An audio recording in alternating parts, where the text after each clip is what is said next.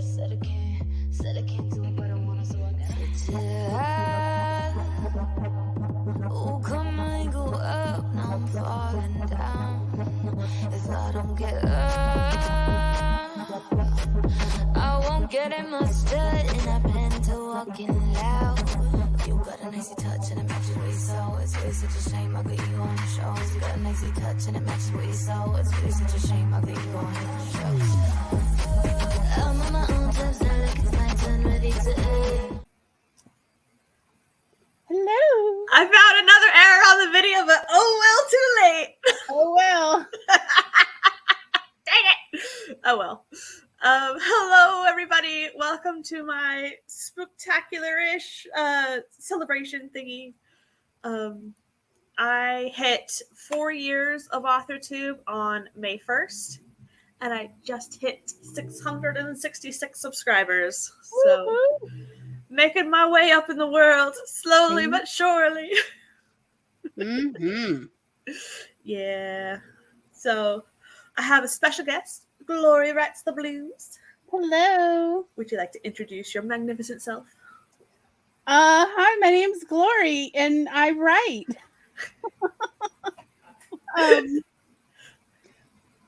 I write sci-fi, fantasy, LGBTQ plus romance, and small town short stories. Mm.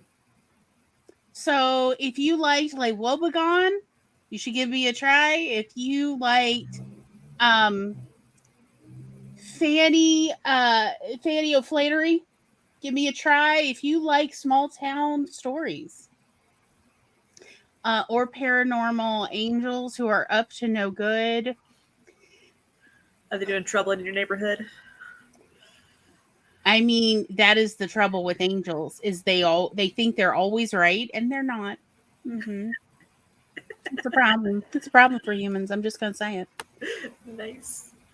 So, and if you are interested in that, my Substack is the place where you will get all of it for free. I mean, you could support my content, but you don't have. The first taste is always free, y'all. Free sample. Absolutely. Nice. Yes, it is both of our birthday month too. Yes. I have aged up. Ah! Yeah. So first person here was Mars, who's at their cousin's wedding, and so can't actually stay to watch. But thank you for showing up. You are fan-flippin'-tabulous. I hope it's a lovely wedding. Yeah, I hope it's... Or at least a fun one to talk about. I hope it's a smooth wedding. Maybe. Mm. Oh, gosh. Anyway. Hi, Sky. Hello. Hello, Nina. Hello. Making dinner right now. JC. Hello. Hello, Cool Gamer.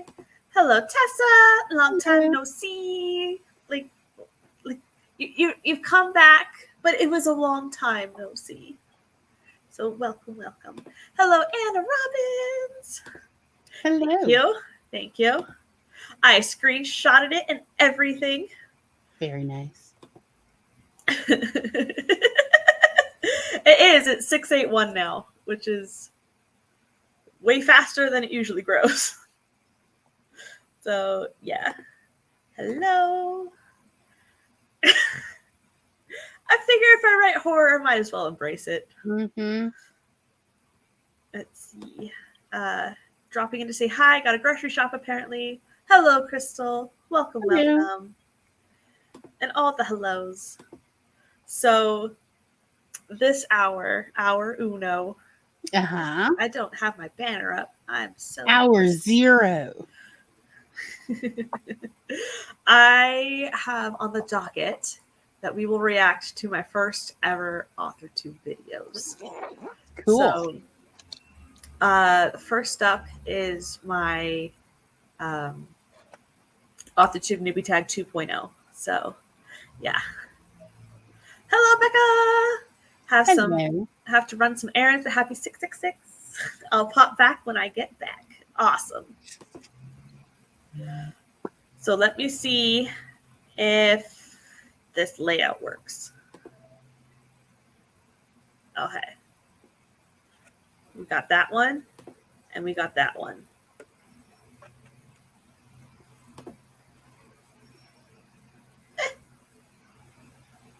Okay, I guess we can do this one.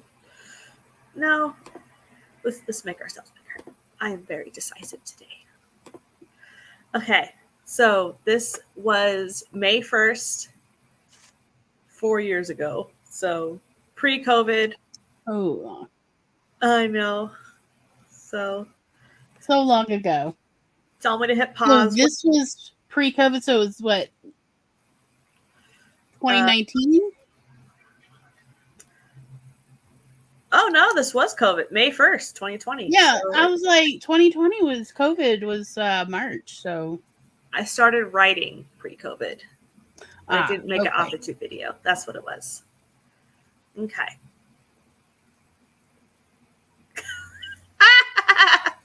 I believe I've gained the weight since then, but yes. Let's not discuss that. When the world was a different place. Exactly. It was. Everybody was cooped up in their house and getting antsy. Yes. And picking up their cameras and making YouTube channels. Uh-huh. Mm-hmm. So I think I started mine in July. Yeah. After the April writing thing, I was very inspired, to do that. Yeah. And the rest is history. There you go. All right, here we go. Hopefully I don't cringe us too badly. Laura.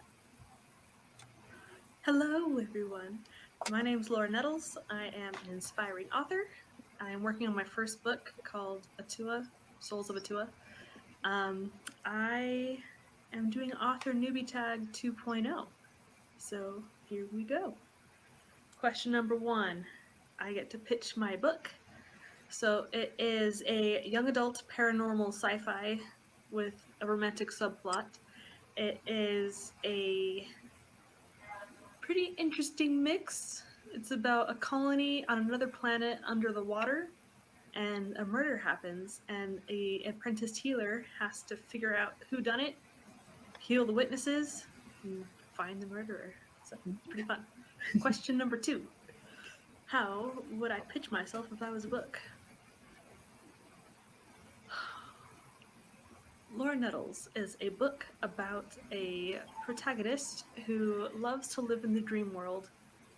She loves to not wake up and come back to reality, and just loves to dabble and lucid dream and play around and do whatever she wants until she finds a way to make her dreams a reality by working in the film industry and writing in her spare time. Question number 4. Something that I will never write. Never say never. Question number 5. What is my goal for starting an AuthorTube channel? I want to document this journey so I don't forget it myself, and hopefully help others along the way on going from writing a book, finding an agent, querying, finding an agent, hopefully getting it published. Hopefully. We'll see how it goes. Still Question hopefully. number 6. What made me want to start writing? I had some dreams that were really awesome, and I wanted to write them down, and they just kind of evolved. And I found AuthorTube and found out about NaNoWriMo, and it just kind of snowballed from there. So 53,000 words later, I had finished my first novel, and now I'm on draft 3. Question number 7. What is my publishing path? I hope to traditionally publish.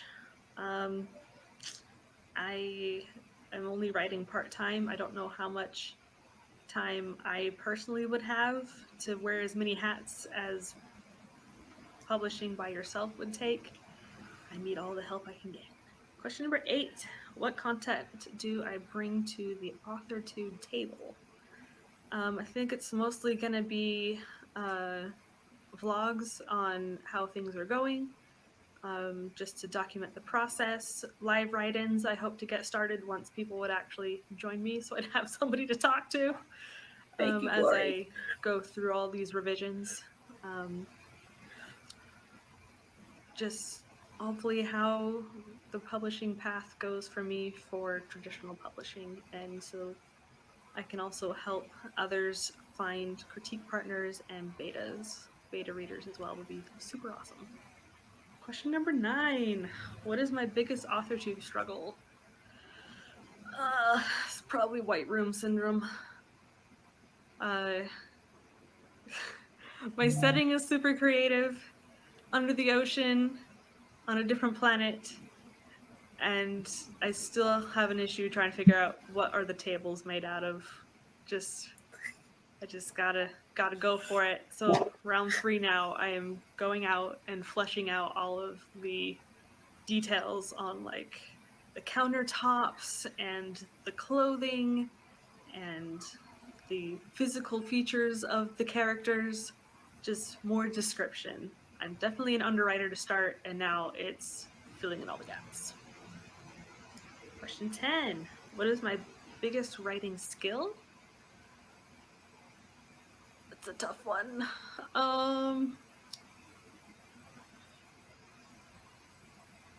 Maybe it's plowing through imposter syndrome. Comes up a lot. I keep on going on that roller coaster of, this is the best book ever. This book sucks. I'm never gonna make it. And then, oh my gosh, I have an epiphany. It's gonna be amazing again. And so I'm consistently riding through the roller coaster to try and get to the end instead of giving up when the imposter syndrome strikes really hard. So I get to skip question 11 and go to question number 12, which is, what's my biggest author tube question?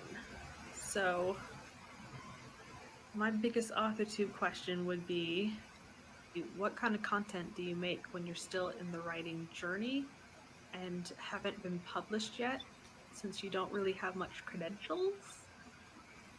So craft videos wouldn't really be applicable yet, and so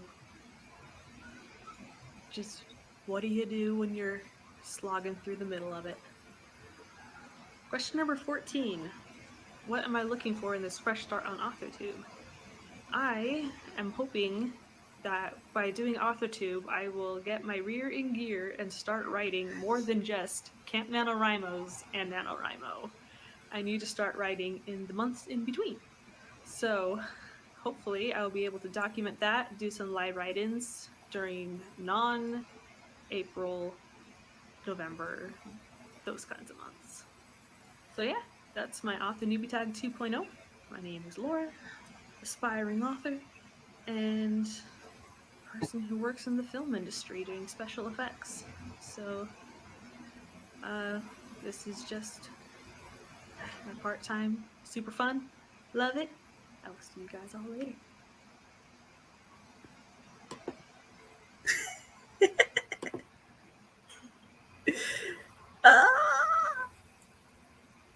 So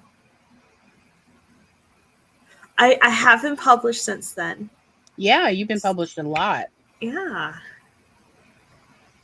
I didn't remember if I said traditional or hybrid or whatever back then, but yeah. I have since then gone hybrid. Yeah. I am trying to do traditional right now for middle grade. Mm-hmm. But yeah, I totally did have White Room Syndrome in my first book. It was... Yeah, I remember. Yeah. It's like, I would say you've gotten over that, though. Yes. Like, there's been so much delicious descriptive text. And the cops They're coming for you, Laura. Be careful. I know.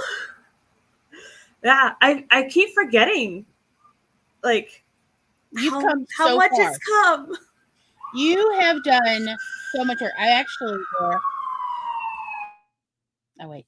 I was thinking about you this week because I was watching Masterclass. I was watching Neil Gaiman, and then I finished that this week, and I started Walter Mosley, and I thought about you because I was looking through all of the master. I was thinking about Laura, who's like, Glory, let me know if you need a login, if you need a code, and how you've just been so encouraging about furthering education, as writers. And why have you been that way? Because you have been that way for yourself. Like, since I met you, 3.5 years ago, you have been doggedly determined to further your own education about creative writing and everything you need to know. And I remember you were very much at one point early on when I met you, frustrated with your white room syndrome. And you were like, I was like, well, there are books, you could just, What? you could read it about it. And you were like, oh yeah. And then the next year was just Laura's just obsessive rabbit hole deep dive into it and practicing as you went. Remember, that is where I believe that is part of the journey, was you and me reading about Captain Bacaw. Yes. Remember? Yes, I do. And the chicken armada. I don't remember. The chicken space captain and his armada. Yeah. And we were practicing what you had recently learned in some writing sprints. That's how determined you were, and you were unstoppable. And it really shows now in your work, in your writing, how determined you were to improve, and you did exactly that. And you encouraged everyone else to do that, of what is it you want to improve? So we've all benefited Oh, thank you. from your good example and support. Yeah.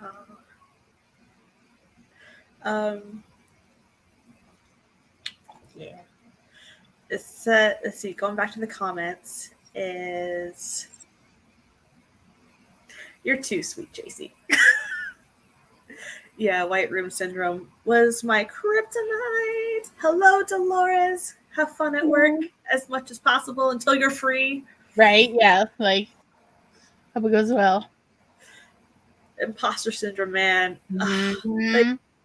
It's something I still struggle with, is even though I get stories published, when I have the physical book in front of me that my story is in, I'll be reading the book and be like, oh, these are cool stories. I'll get to mine, I'll be like, intense laser vision, what is wrong with every word? Oh, no. No. That's the only emotion reading my own words back to me brings once it's published, usually, is just critique, extreme critique. It's why can't I do that before it's published? I know imposter syndrome all too well. I feel like I still feel weird making any from writing tip or craft video. I don't think we ever feel qualified enough. Yeah. It's true. It's hard because it means people hold back from sharing what they have learned through the hard way, through trial and error, through lived experience. And that little voice is oh, but who are you anyway? Who are you to share? It's no, please share. You're like me. I need to know. Save me a little time and effort, because life is hard. Yeah. Especially around this time was when people were critiquing on who's qualified to teach a writing course. I remember 2020 was like the Mean Girls table at the lunchroom in high school. People were vicious. I honestly, that really pushed me out of a lot of the general group was like, I'm not here for that toxicity. Sorry, no. Yeah. I'm just here for support. Because, like, life is already too hard. Why aren't we just supporting each other? Also, you know, I've done the math. Literally, if every single person who wants to write wrote just one book, there would still not be enough books to satisfy all the readers' needs for their whole lifetime. So there is a story and a reader for everything. Do not worry. So there's plenty of room for everybody at the table. Yeah, so I used to only write during nano months. Mm-hmm. And then I don't know what clicked, but I was like, I can write during non-event months. What is this? So, yeah, I just started. It may have been because I started doing flash fictions. And because I felt like the 2 months between event months were supposed to be you plotting and world building and brainstorming and gearing up for it only. And so my first story, I learned about it in like late August. Mm-hmm. I learned about nano and I was like, I could write a book.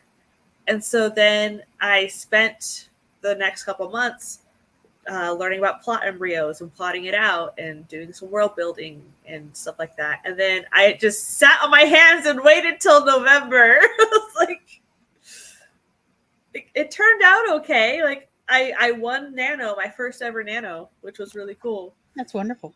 But it was, I think it was because I had built up the anticipation of sitting on my hands. So my brain was like, okay, we've percolated this. Let's go. Mm-hmm.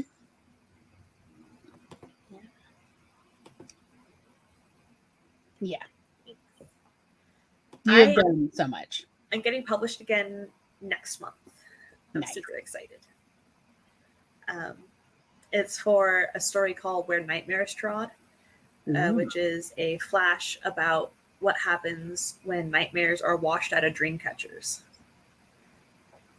So, yeah. Hey, Esther!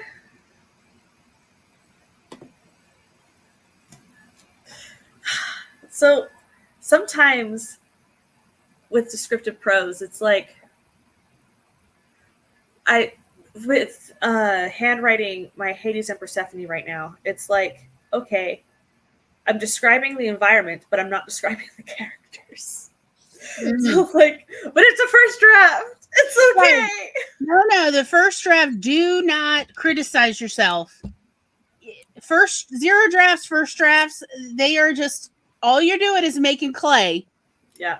And you can't, like, the biggest mistake that younger writers make, newer writers, I really want to say it's not really about your chronological age, it's about your writing experience.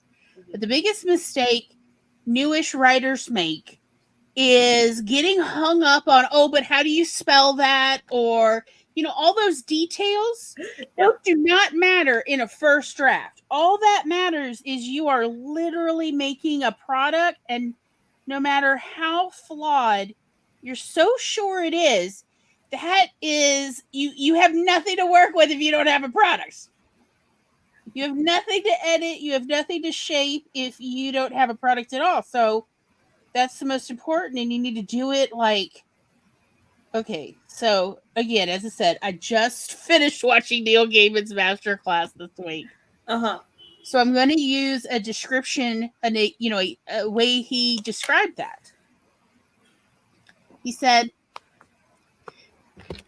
the way you do it, the way you have to do it as a writer when you're making your first draft is need to be like Wile E. Coyote when he's chasing the Roadrunner and he runs out past the cliff. And, as long as he doesn't notice there's no ground beneath him, he keeps going. The moment, though, he looks down, he goes, oh, no, that's when he falls. And that is exactly what and he's like, that is exactly what it's like when you are writing successfully your first draft is you just have to absolutely just be in the moment, be in there and just let it type away or write away, however you're doing it, and not look down. Whatever you do not look down or think to yourself, what am I even doing here? No. Like, and I'm like watching it going, he means dissociate. He means first level dissociation. You need to just have like a bit of mental ability to dissociate so that you don't become self-aware in your writing process of, what am I even doing? I'm writing nonsense. Like, of course you are. That's literally what people want to read is we all write nonsense. That's the point. It's fun. People want to read nonsense. But like I thought that was actually a pretty good illustrative point of you need to absolutely be unaware of where the ground is when you are making your first draft. Yeah. Because if you think about yourself or even the story too hard rather than being in the story, rather being in that moment of telling the story, then it'll stop that creative flow. Yeah. The only reason I finished that first draft was because I was in the story and I wasn't rereading and looking back and seeing so many tense shifts. It was atrocious. I was like, okay, I'm going to print it out and edit it. And I printed it out and I started reading it. It's like, I can't deal with these tense shifts. I just got to fix them as I read it. So that went out the window. But because I was like in the zone writing it, I flew through it and it was really cool. Nice. That's lovely. Hello, Nia. Hi. Thank you. Let's see. You gotta believe it got published because it is hella good. Oh, thank you. Let's see. Hey, Nina. One else is the Queen of Description had struggled with white room syndrome. I don't believe that. Oh, I still have the draft printed. I have never read someone's work who has managed to immediately make me terrified of everything. Yeah, I remember reading your I can't remember now. It was like the second draft of it. But you were like complaining it's white room, and I was like, well, send me some and I'll read it. I was like, oh, you're right. No, that is white room. Okay. Yeah. You are correct. You have correctly diagnosed the Look.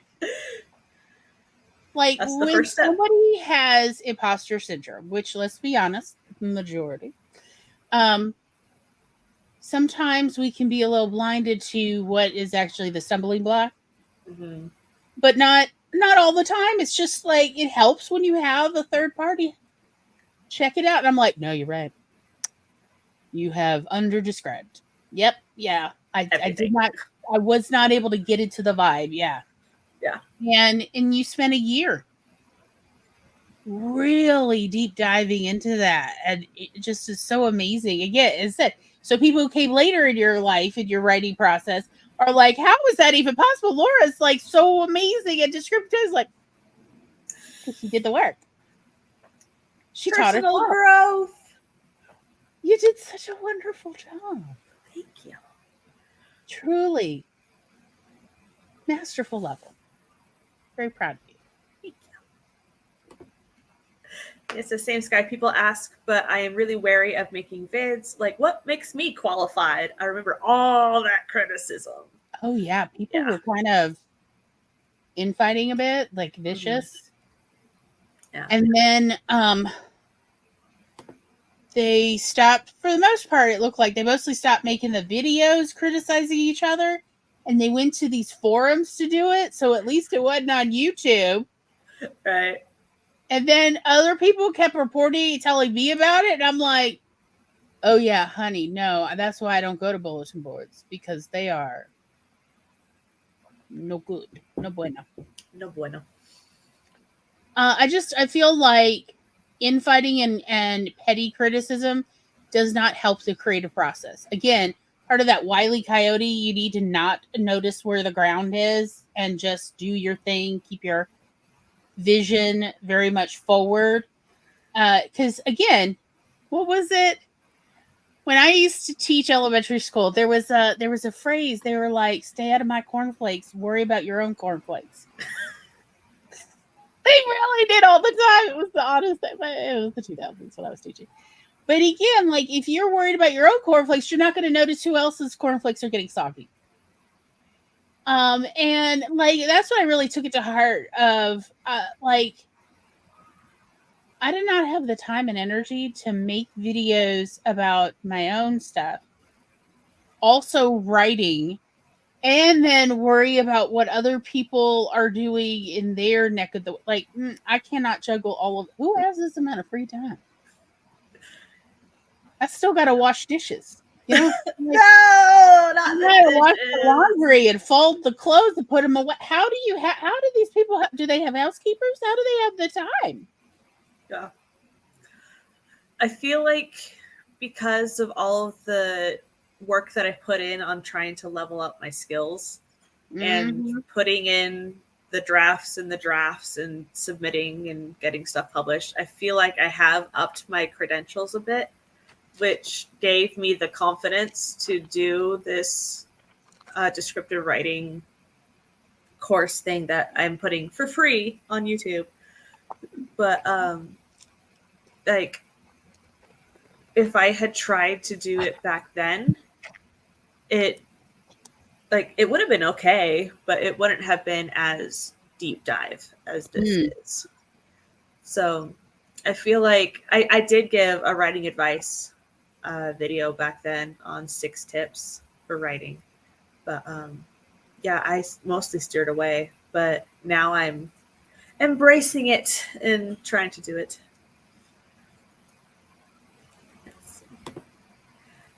See, Esther says, I don't do many tips and tricks videos, but the ones I have, I tend to make disclaimers for the disclaimers. Gotta cover your butt. Thank you, Dia. Like you legit compartmentalized the months, so your brain was saying, gotta wait till November. Exactly! Hello, cat! Oh, my first drafts are hot trash. See, I have been a perfectionist my whole life. So it's like I gotta address everything in every draft and make everything as perfect as possible. But when I do that, I tend to just keep re-going over what I've already done. So yeah, I know. Haley says hi. Hi, Haley. Hi, Haley. My first drafts are a hot mess topped with dyslexic fun. No one sees that for the most part. Exactly. See, I don't know how to dissociate, but I can see how it would make your life easier. I literally had the thought of like, some of us actually accidentally picked up some skills in our traumatic childhoods and some that worked out. Okay. They don't mention that, but cuckoo. So I can lucid dream.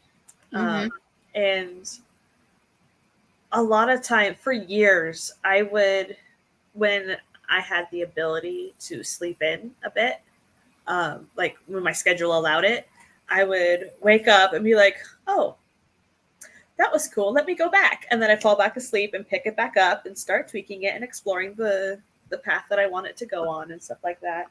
So I would do that, and that would help me, I don't know, get story ideas or just, I don't know, I just lived in my dream world for a bit. So it was fun. A lot of it was Harry Potter, to be fair. I was not me in a lot of my dreams. I was Harry Potter. I was Alan Walker. I was Loki in a couple dreams. I was Batman in a dream. Like,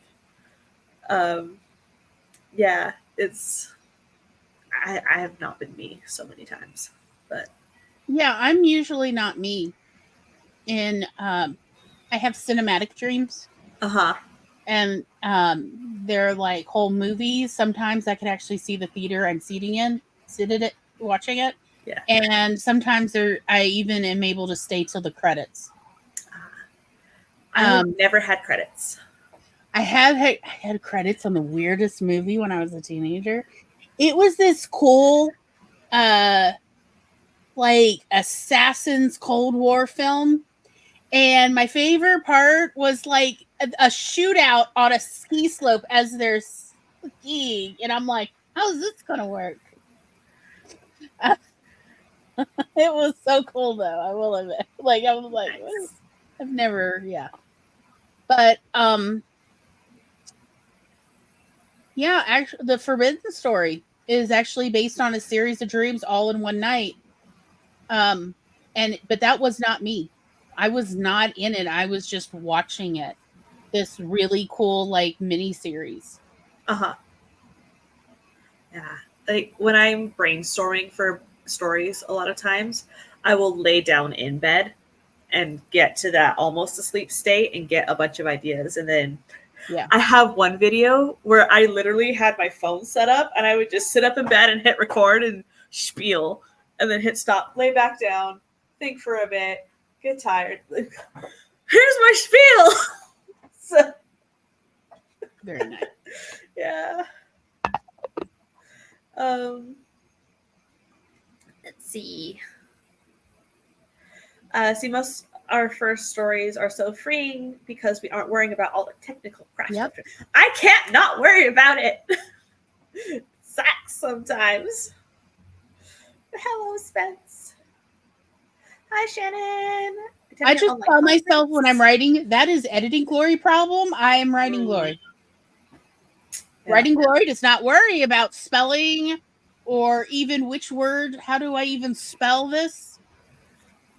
That is an editing glory problem. She will take care of all my problems. She is not here though. So that is what I tell myself in order to like kind of give myself permission to. But I mean, obviously everyone's mileage will vary. I don't. Yeah. People who can list a dream can control them usually. Yep. Yeah. Let's see. I remember that video.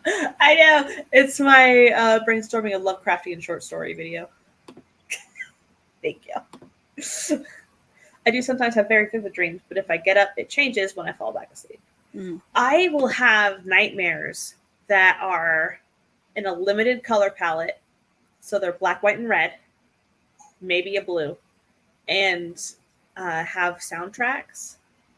And when I get stuck in one, it sucks. Because every time I fall back asleep, it just picks right back up. And it's like, get me out of this. Ugh. Yeah. Like, I'll have to get up, maybe go get a glass of milk, walk around the house.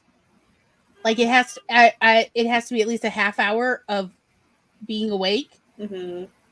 Before most of the time I won't then fall back into a dream I don't want to be in. Right. Like, I hate it when I have old work dreams. Like, excuse me, I don't work at the library anymore. Why am I still being haunted by it? I do not need to worry about check-ins ever again. Why am I should be paid. I should be paid for these stress dreams. I should not be having these stress dreams. I don't understand it. I no longer work there. So that is what I have to do. So I think we can react to one more video. Okay. It's less than 10 minutes. Let me share my screen. This was the second video I ever made. Oh. Hello, everyone. Welcome back to my channel. My name is Laura Nettles. I am an aspiring producer, and I work in the visual effects industry in film currently. I have 4 years of experience, and I just like to film this get to know you video. So I've already done my author tag 2.0, but now this is a little bit more personal. Who am I? What kind of pets do I have? What kind of documents do I work with, like Scrivener or Google Docs or whatever? So here we go. First off is the most important question. Pets.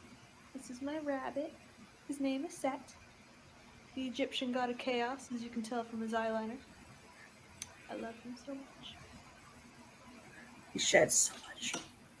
He's a rabbit. Not covered in rabbit hair.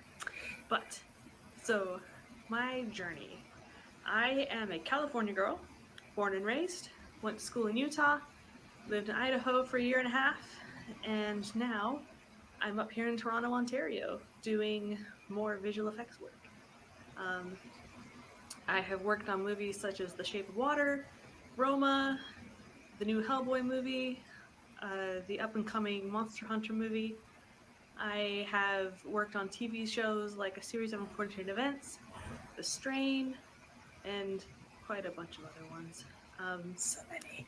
My favorite director that I've worked with, not personally one-on-one, but on his shows, is Guillermo del Toro.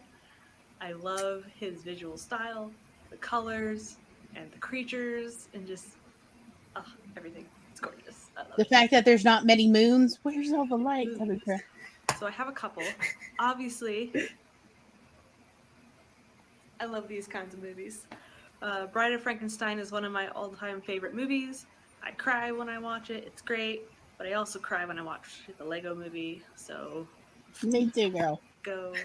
The Dark Knight is one of my all-time favorites. Of course, Lord of the Rings, Harry Potter, particularly the 5th movie, is one of my favorites. Seriously, So dark. Come on, guys. It's amazing. Set. My favorite monster. Out there causing chaos. Oh, yes. Frankenstein's monster.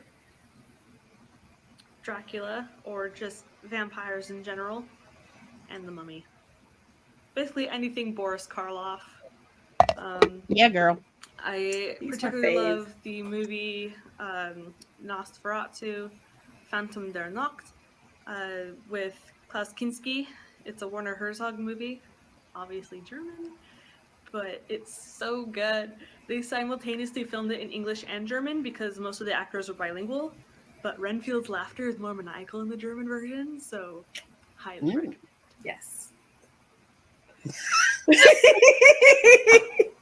The visual effects in this Books are I'm mwah. reading currently. Thank you. I am in the Red Rising series by Pierce Brown. It is so good. Kind of dystopian on another planet. Hunger Games going on. It's just so good. I am on book 2. Don't eat that cord set. Bunny's gonna chew. He loved all my chords. He's sniffing at the light. I am a huge Disney nerd, Disney geek, whatever you want to call it. I grew up with a annual pass to Disneyland in California because my grandparents used to live around there, so we just hang out with them at Disneyland. It was great. Last year, I finally went to Disney World for the first time ever with my sister, and it was a blast. I signed up for the Run Disney Star Wars half marathon for 2020, and then it got canceled. So my only physically there run event has been canceled, but I did the Marvel 5K virtual run series over the summer, and I did do the virtual half marathon, so at least I get that medal because it was sent to my parents' house in the States, so I still got it, even though they're not sending it out to foreign addresses. So I also like to draw and paint for fun sometimes. I do custom shoes for myself. So the custom shoes I do for fun are ones like these where I do Weasley's Wizard Wheezes. My rabbit is going crazy. Where I tea-dyed and hand drew the Marauders map. And then I got them autographed by Fred and George Weasley, who I got to meet. Super exciting, super fun. I also have done some Star Wars ones where I painted an X-Wing on canvas, cut it out, and hand sewed it to this painting that I did. And I got this one signed by Mark Hamill. The other shoe still needs a ship and a signature. Nah, it's fine. We're working on that. So, disclaimer, I did used to write fan fiction, but I never actually finished any of my stories except for a one-shot. So this is the first thing I've actually finished to completion of a full draft. And to do it, I did what was called a plot embryo.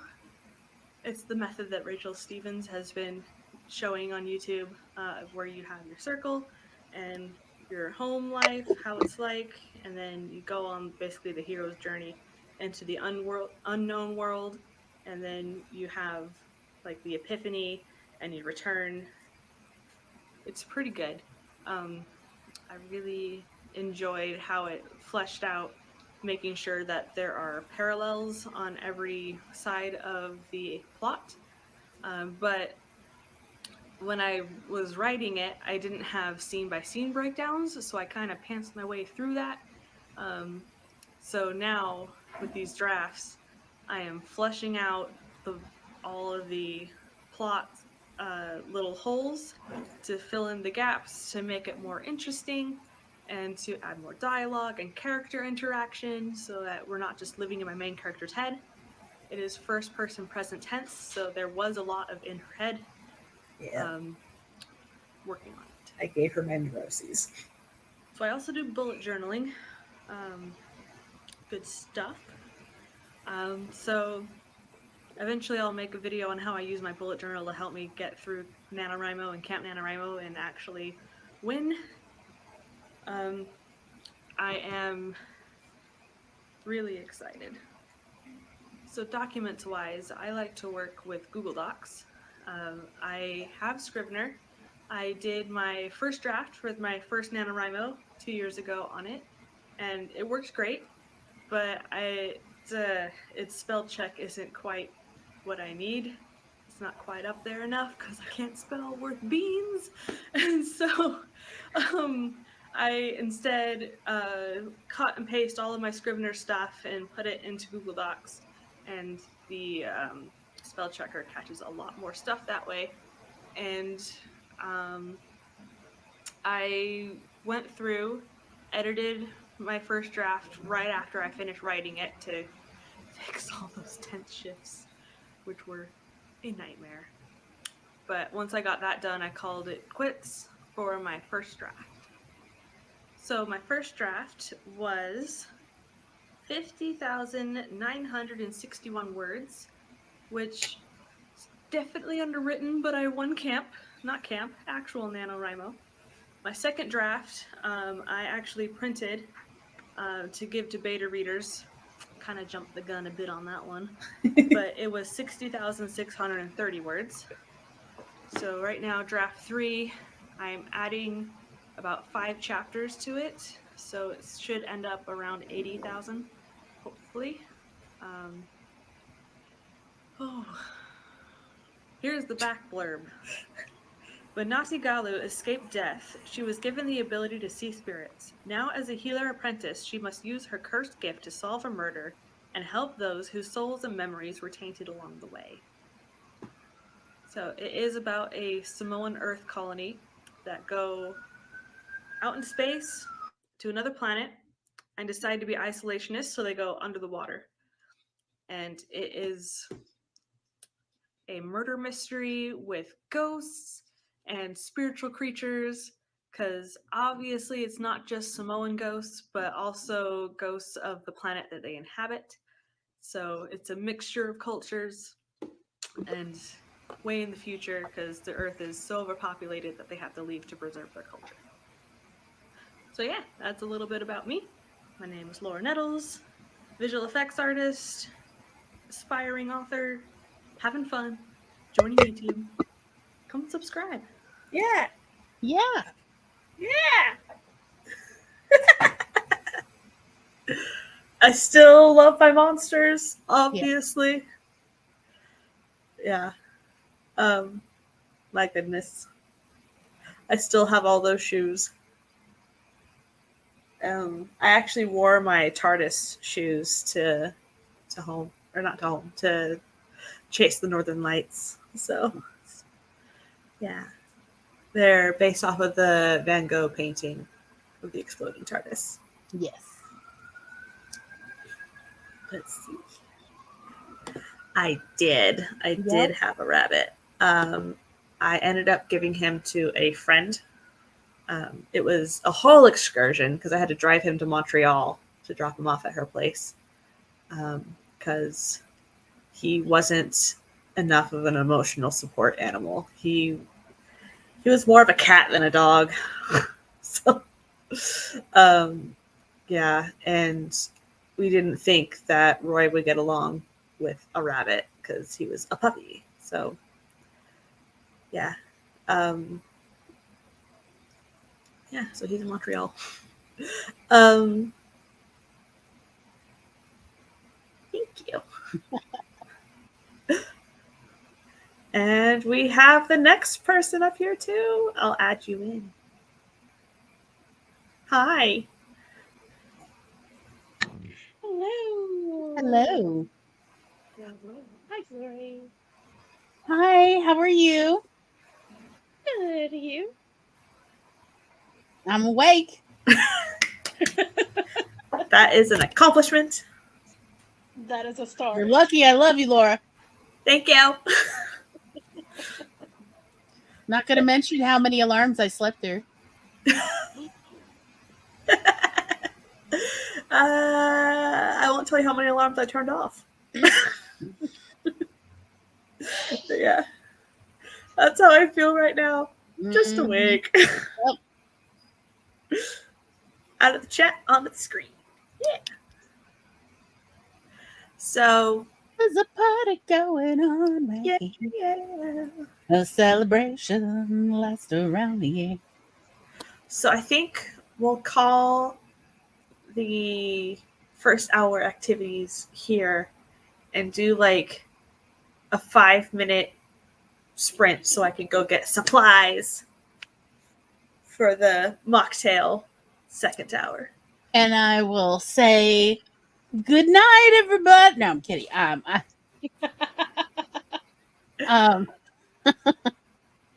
I'll be streaming this evening over on Twitch for Coffee Buddy Cafe. If anybody wants to hang out with us, that's 8:30 p.m. Eastern time.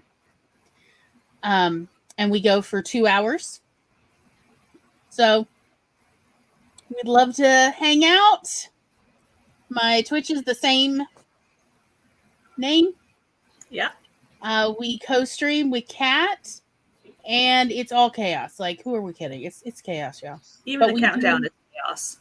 But we do 30-minute sprints each hour. So, technically you could be productive. I'm just throwing that out there. Or be chaotic. If you really want it to be. No promises made. So I'll say goodbye, everybody. See you later. Hi. Hi. Hi. Let me find a timer real quick.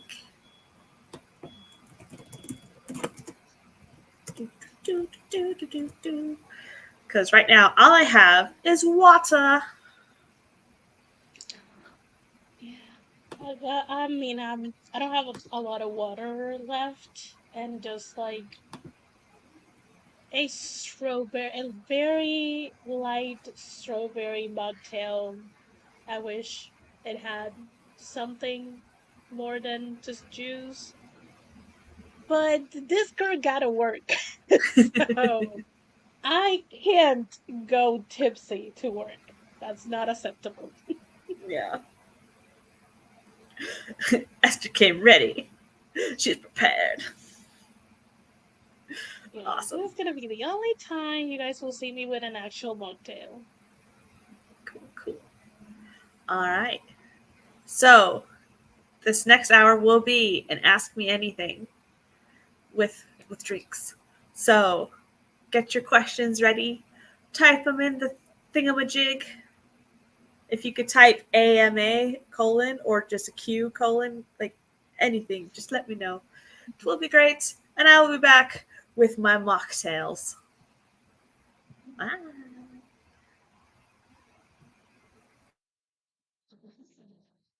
I'll be here looking pretty.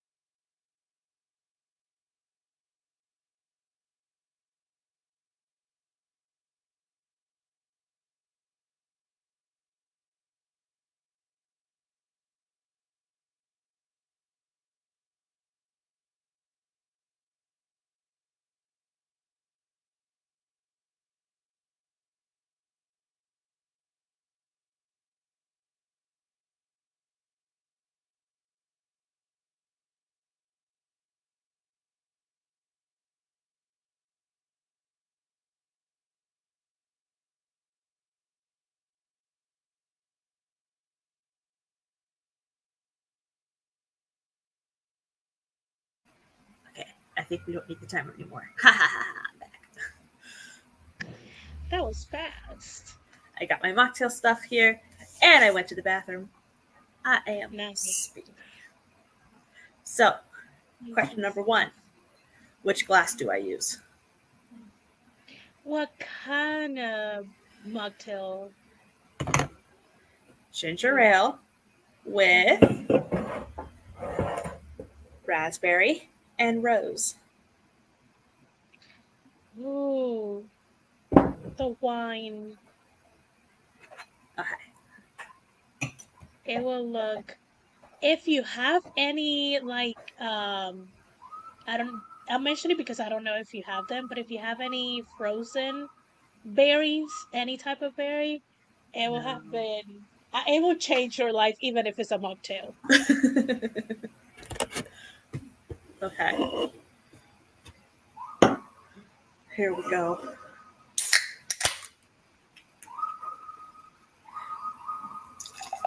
Please don't overflow. La, la, la, la, la.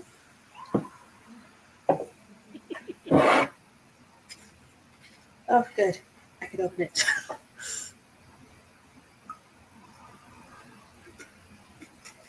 It looks like blood.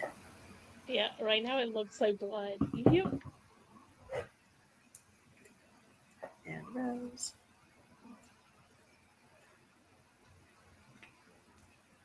And a bit more ginger ale.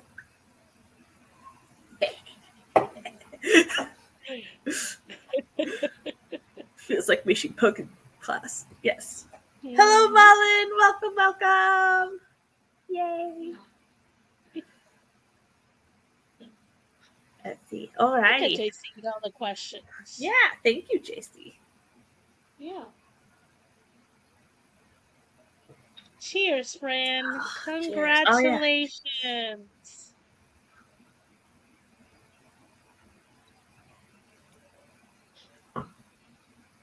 Tastes good. It's missing the alcohol, but it tastes good.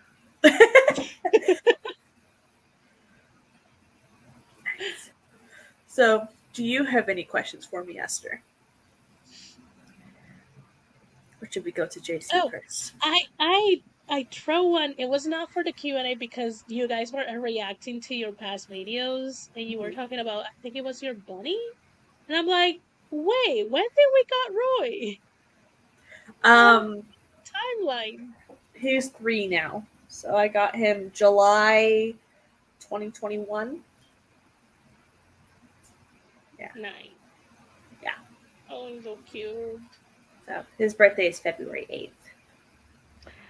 Oh, nice. Oh, I had a question. Ate my French fry. Lost my question. It'll come back eventually, maybe. Yeah. So, Ooh. The questions will come naturally.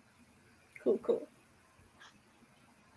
If you could have dinner with your favorite author, dead or alive, who would it be and why? I mean, I don't have any dead favorite authors. I have said it many times before. Susan Dunner is my favorite author. I just like how aware she is, and like aware not only about the mess of a world we live in, but also how aware she is of how she writes her story can influence negatively or positively to the world. So I like that, and I like how open she is with her knowledge.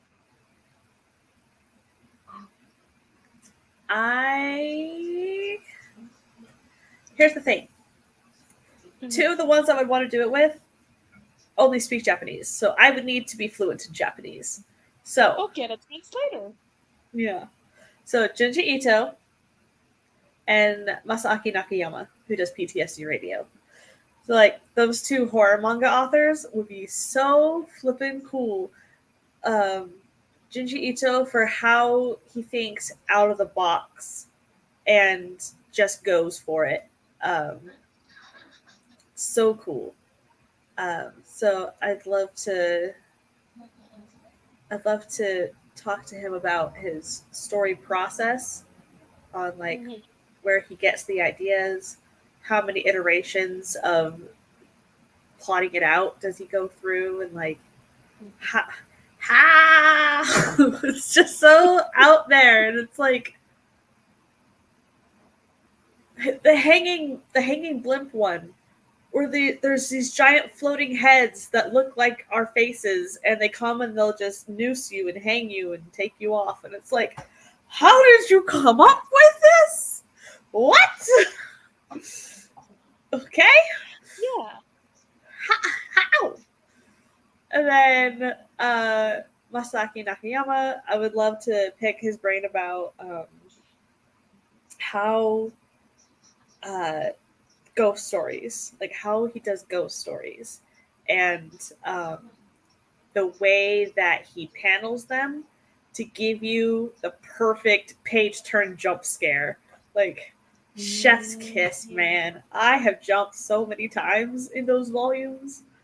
They're just so good. English speaking, probably S.T. Gibson, who did A Dowry of Blood, or Felix Blackwell, who did Stolen Tongues. S.T. Gibson, I would like to pick their brain about how they do vampire romance, because she actually did hers epistolary, and it works so beautifully. And it's, if you don't know, A Dowry of Blood is the story from the point of view of one of Dracula's brides. So it's her, another bride, and a husband, and Dracula. So it's very good. Nice. All in one of the martini one. Maybe my next one. Yeah.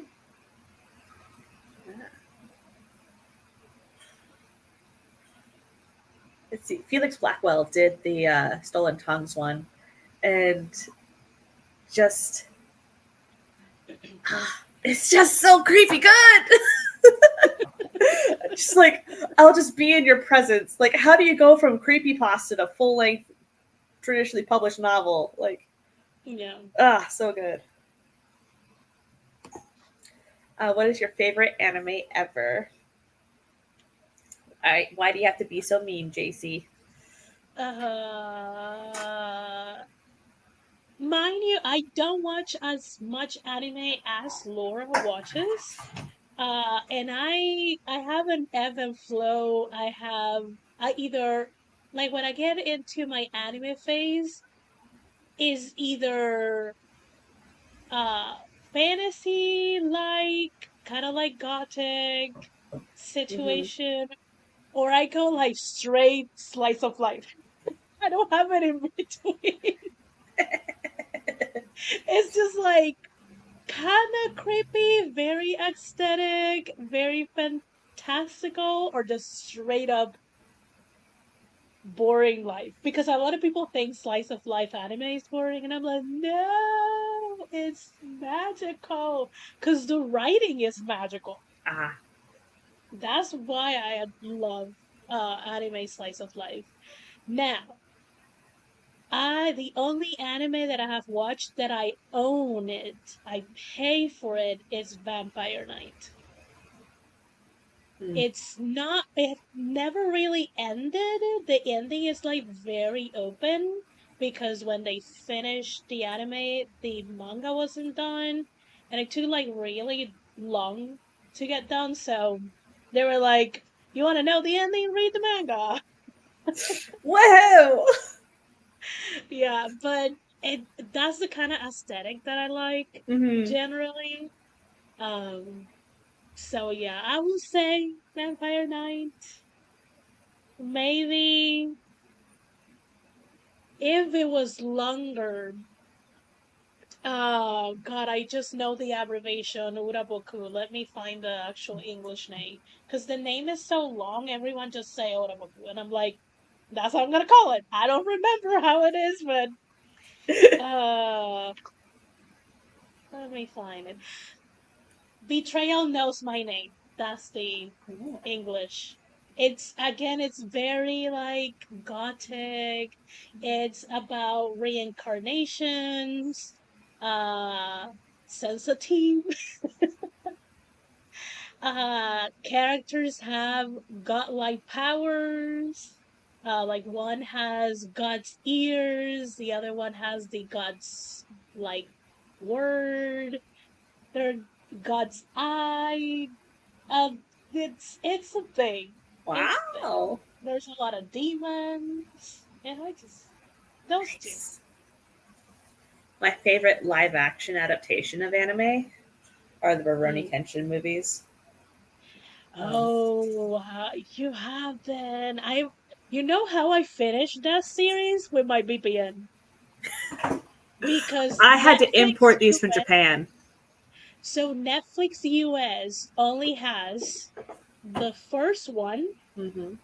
the very last one, and the prequel. And I'm like, I need the you're other missing the two. middle.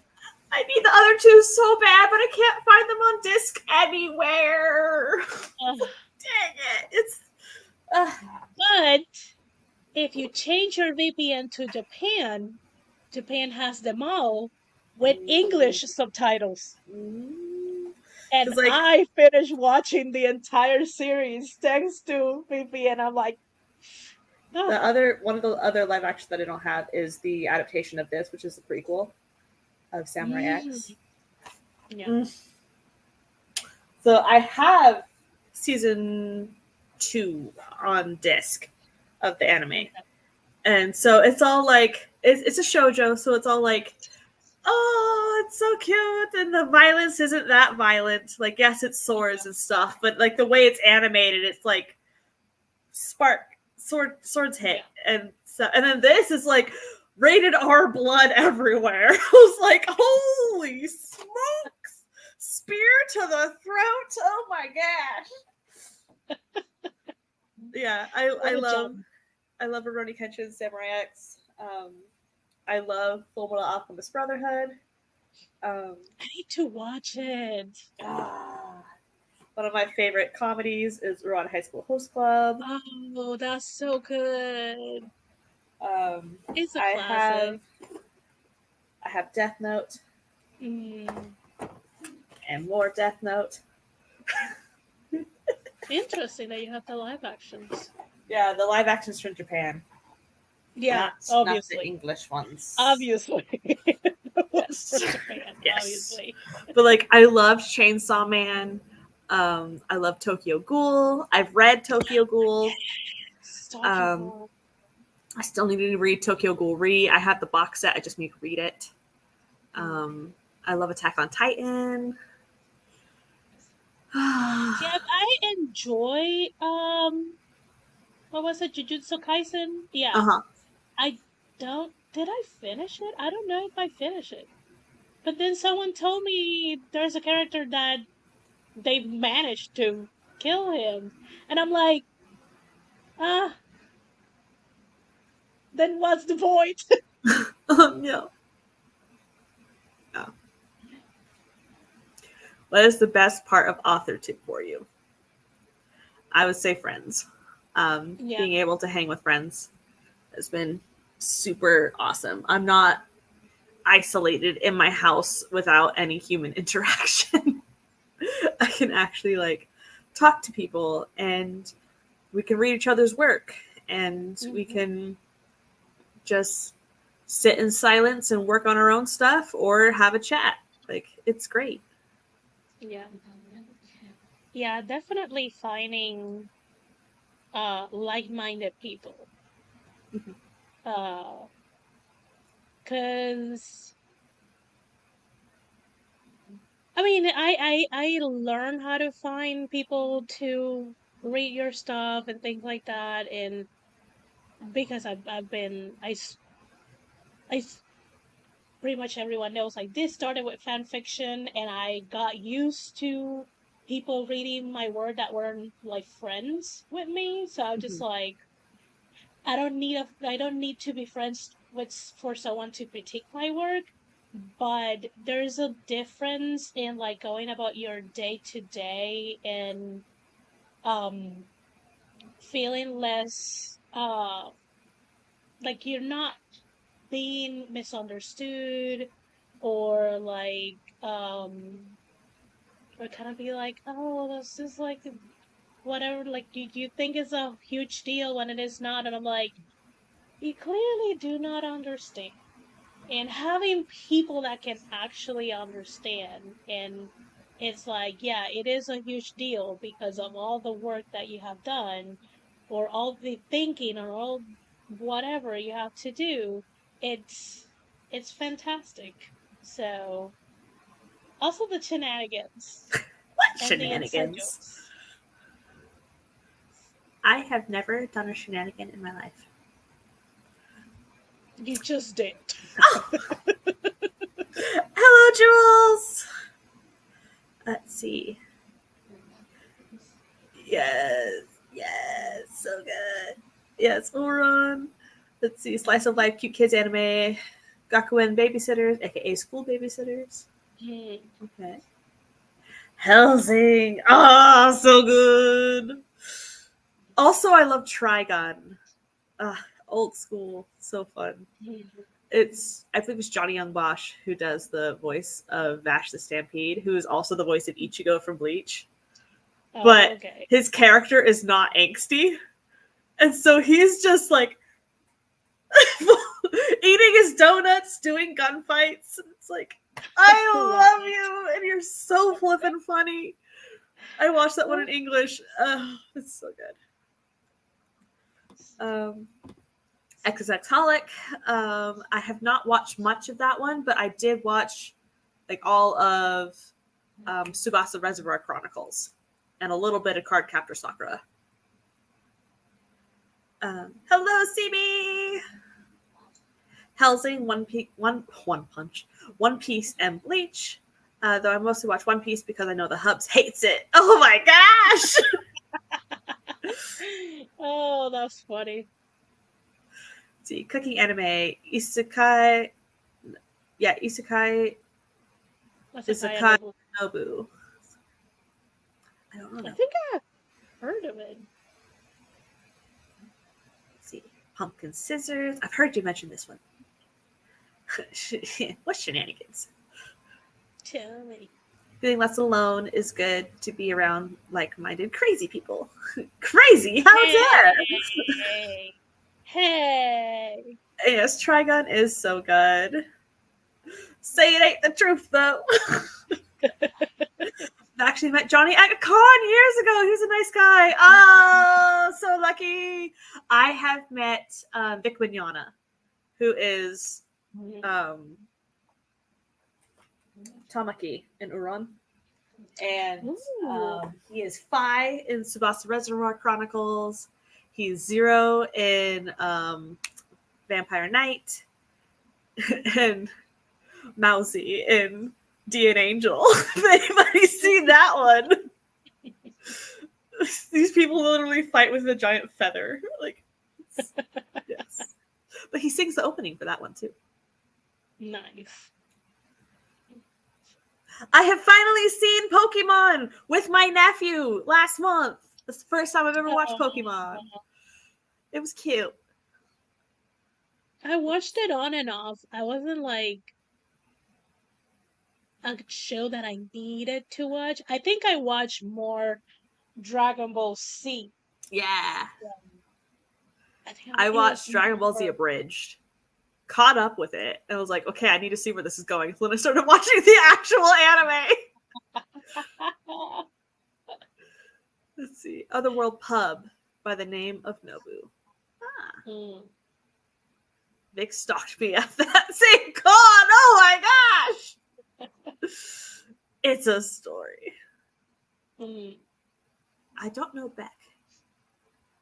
Let's see. I grew up on Pokemon, Dragon Ball Z, and Sailor Moon. Yay, Naruto. The only one shot that I finished writing was a Naruto fanfic. Ooh, interesting. Yeah. This is gonna be like everyone's gonna be like, "How dare you?" I never seen Sailor Moon. I have seen the first 5 episodes. Mm. The next question is, what's your favorite horror movie trope? Mine is the sympathetic monster. So, the Frankensteins. Do I have a big horror trope that I like? I don't think I have. I watch enough of it to have a preference.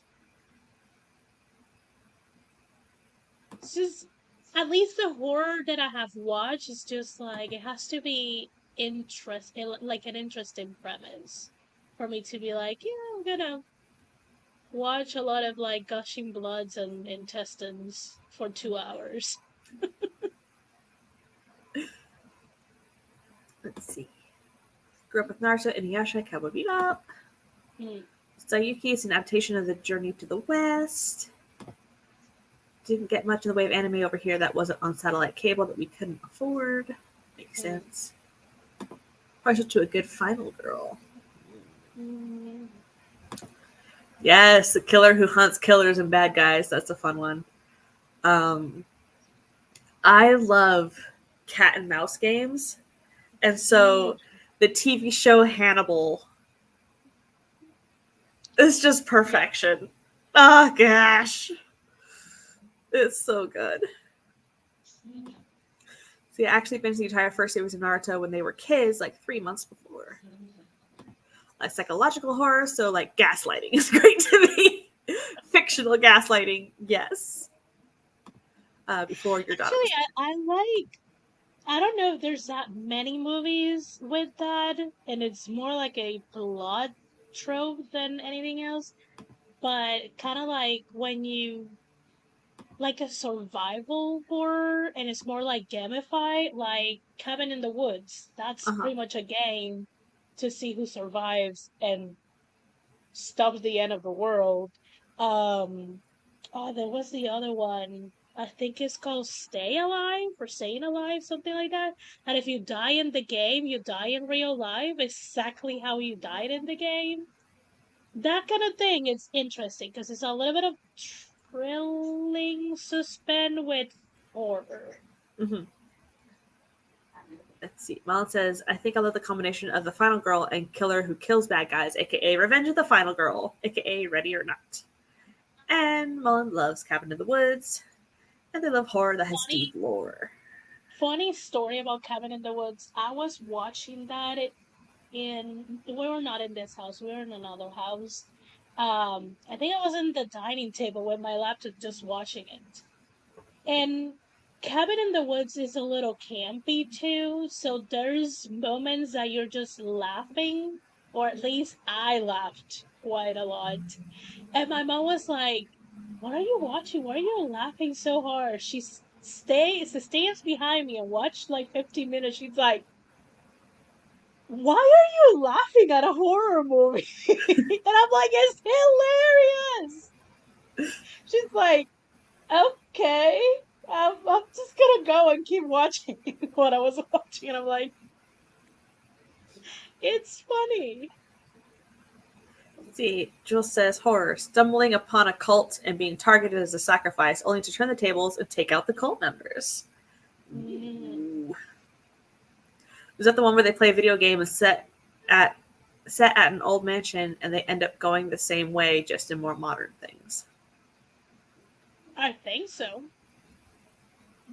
Yeah, because I think the game is in a funny enough is in a plantation.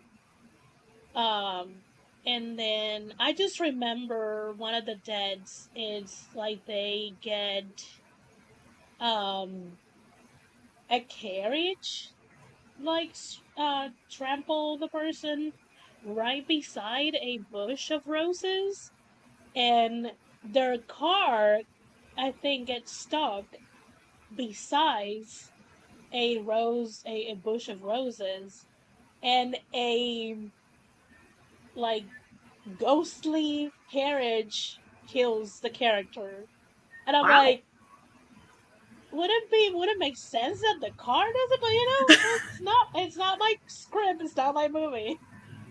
Yeah. Yes, The Exorcist is horror. Yeah. Yeah, The Exorcist is most definitely horror. Yeah. Yeah. That's it. I saw it forever ago. Mhm. Nice.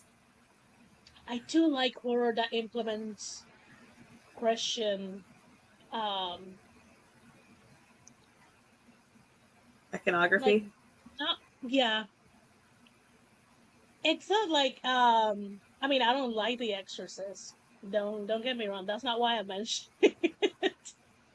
And I know like Constantine is not really horror, but when you use religion to really play with the psychology of the viewer, well that's good. That was really good. Satisfying as hell. Welcome from your nap. And Shaun of the Dead is a great comedy zombie. Train to Busan is a great tragedy zombie. It's so good. I own it. My mom cried her eyeballs out and swore not to see the movie again. I love Keanu Constantine. Let me make clear that's the Constantine that I like. So the next That's question the is, I have never seen Constantine. I have never seen Underworld. I have never seen any Addams Family except for the one episode that I worked on. I have never seen Saw. I have never seen Titanic. I have never seen Golden Girls. I have never seen Angel or Charmed or any of those. I've never seen Vampire Diaries. I've never seen True Blood. I've seen one episode of Buffy the Vampire Slayer. You're out for my heart, Laura. I know. I need an entire weekend to show you all of the things. All the things. And we still haven't figured out when to see Battle Royale. Mm, And yes. that is a little bit of a Japanese horror. A little bit. Mhm. It's more like gore. And it's so good. Let's see. I've seen Shaun of the Dead and I've seen Hot Fuzz. I haven't seen Yes, zombie movies are horror unless it's Warm Bodies, which is Romeo and Juliet. Which is a romance. Recently started watching Reality Z, Brazilian show based on an older show by the guy who created Black Mirror, where the survivors of the zombie apocalypse are contestants of a reality TV show. I did see Squid Game. I really liked it. Oh, gee, I watch horror. Surprise! I haven't watched Squid Games, and I have a couple of friends who are like, you watch Korean dramas? And I'm like, yeah, but I had to be in the mood, and I'm still not in the mood. CC says, I'm watching The Dark Knight Rises just now. I saw that in the cinema when it came out. Same! I saw it opening night. Yeah. We did a marathon to midnight release in theater, so we saw all three, and at midnight was the third one. Yeah. Darn it, I need to figure out because I own all of the Underworld movies. And I own Old Buffy. And I've never seen Lost Boys either. I haven't seen Lost Boys. Or The Crow. You haven't seen? That's a quote? I know! I know! That's like not seen The Craft. Have I seen The Craft? Laura Nettles.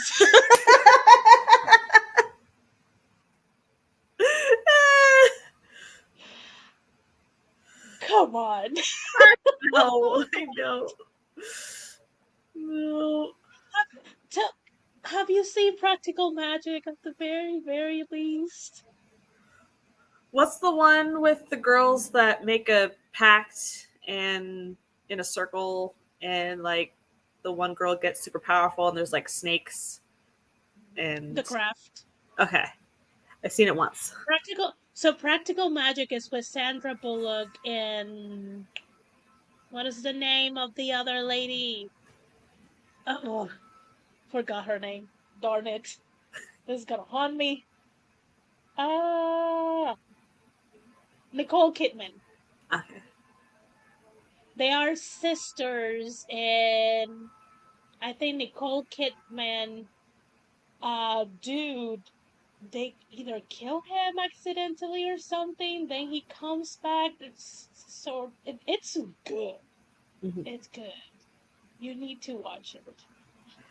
I should watch Constantine. You Yes! will really like How dare! Constantine. Is it on Netflix? Stop the blasphemy! I've heard Golden Girls is hilarious. We're gonna need more than a weekend, Esther. Those to be watched shelf just got really long. I'm trying. I'm just trying baby steps. Baby steps. Let's see. Mom says, but she's jealous. When you set up to watch those, you'll have the best time. Sky says it sounds like a whole month. Mom's like, I wish I could watch those for the first time. You do have a to be watched list because if not, you just started one. Okay, Constantine is on Amazon Prime. I don't have Prime anymore. I do have it. The Crow.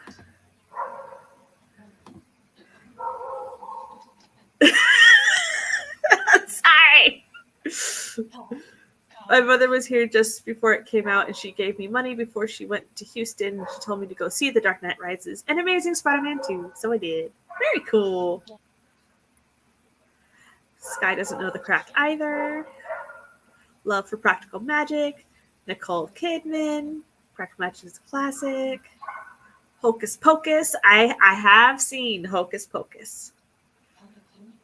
And I was obsessed with Nightmare Before Christmas. Okay. Practical Magic was amazing. Watched it on repeat. Golden Girls is 7 seasons long, so I reckon I'll take you a week. It's on Disney Plus. Under Star. Cool. You did not answer my question. Have you seen Stigmata? I did say I saw Stigmata. Pretty much any movie late 90s, early 2000s that had any religious undertones, I watched them.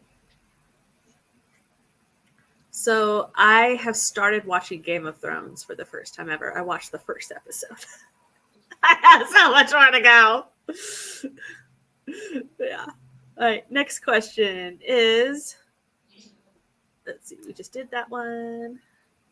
What would you say your identifying factor as a writer is? Like someone would read it and know that's an Esther or Laura book.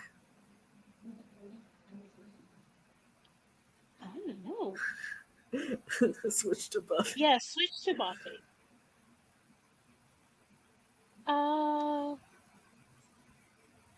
I mean, I would say, for Laura, the way that she does, like, her descriptions are, like, almost have a sound to it.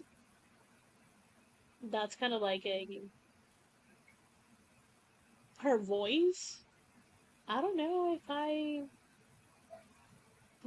think probably all of my characters have some sass and spice in them. Like, so far, I don't think I have written any character that is mellow. They are all a little saucy. Little saucy, eh? Yeah, at least. But I don't know if sentence-wise there is. I don't know. Yeah, I do use a lot of onomatopoeia in my writing.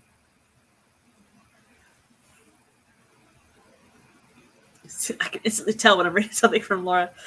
I don't know. It's like I use a lot of the same vocabulary, but it's kind of a crutch. So I don't know. Was writing sucks you in and it does not let you go. Oh, thanks. Esther, after reading your work, I would definitely say you have a certain sass that sounds like you. Like it sounds like your sass. Yeah. Yeah. I'll probably just get through season 5 and then watch House of the Dragon or something. Yeah. I have 1 month subscription to the streaming service that has it on and up here. Yeah. I think I can explain it better to you in person. No, watch all Game of Thrones. It's all worth watching. JC is a huge fan of the entire series, so she will advocate for you to watch it. I don't have any thoughts. I think I watched the first 1 or 2 episodes and got bored. So it's just like, eh. Same with the books. Read the first, I think, 5 chapters, and I was like, no. Boring. Move on. Life is too short to read those hella chunky books. So chunky. Question: do you have an overall writing playlist or different playlists for different projects? How eclectic is your playlist? Well, that is not Spotify. This is Spotify. So it depends on the whatchamacallit, story. Project. Yeah. Like, this is my playlist for Hades and Persephone. Window, Spotify. So, it's Thanatos by Soap and Skin, Achilles' Heel by J. Maya, Icarus and Apollo by Ripto, Persephone by Tamino, Pomegranate Seas by Julian Moon, Greek God by Conan Gray, Persephone in the Garden by Iadonius, War of Hearts by Ruel, The Fruits by Paris Paloma, Me and the Devil by Soap and Skin, From Persephone by Kiki Rockwell, How Villains Are Made by Madeline Duke, Beautiful Crime by Tamer, Dangerous Games by Clergy and Beginners, and The Last Beautiful Thing I Saw Is the Thing That Blinded Me by Paris Paloma, Bailey Pickles, and Beck B, Sunlight by Hosier, and Notre Dame by Paris Paloma. But like my Nightmare Lane one, so my Seeds of Doubt, is The Graveyard Club, and then Fiddlesticks from League of Legends, and like Goosebumps soundtrack, and Scary Stories You Tell in the Dark soundtrack, and Are You Afraid of the Dark soundtrack, and then the theme song from Erie, Indiana, because of course, flippin' love Erie, Indiana. Like my Crimson Strings playlist is all more romancy stuff. So it's got Shameless by Camila Cabello, I'm Yours by Isabella Rosa, got Daddy Issues, Unholy, Dirty Mind by Boy Epic. Yeah, lots of stuff. So it totally depends. Like my sad vampire boy TM, Face of Decay, is all like gothic instrumental. And then I have my Davy Jones one, which is all sea shanties and pirate themed. It has Davy Jones by Colm R. McGuinness, Hoist the Colors by Bobby Bass, Warbringers, Captain Gangplank, Quiet Moon, Norwegian Pirate, Dragonborn, Daughters of the Sea, The Kraken, A Song for the Sea. So like it's all ocean stuff. Yeah. My first book, Atua, is all Samoan and Hawaiian. I mean, I've talked about it. Let me just show an idea. Yes, I also use Spotify. Where is it? Here we go. So the most well-known playlist so far is Marina. It has a variety. It has Alanis Morissette, Evanescence, Ailey, which is a Korean singer, Coldplay, Demi Lovato. It has Within Temptation, EXO, NCT 127, Loveless, Bet Crowler, um, Tommy Prophet, Adele. Like it's a lot of things. And this is like mostly angsty music. Pretty angsty music. I also have like when I'm writing sexy scenes, then I go to my filthy scenes playlist. Nice. It's just a lot of raunchy music. Nice. But then this is something that I'll eventually it's just on a brainstorming phase. This is just mostly Taylor Swift, Love, Shawn Mendes, Jesse McCartney, All City, One Direction, very pop music specific. Yeah, that's I use Spotify for everything, so there's a variety. Like this is once I finish Marina, this is the next one I'm gonna focus on, and this is a lot of like angry music. Mm-hmm.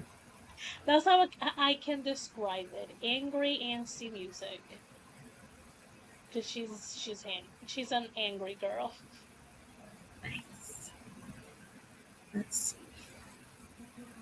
Sky says, I just got to the forest in the opening scene of Game of Thrones. Yes. Playlists are very well curated. My book playlists are just, this is the right vibe.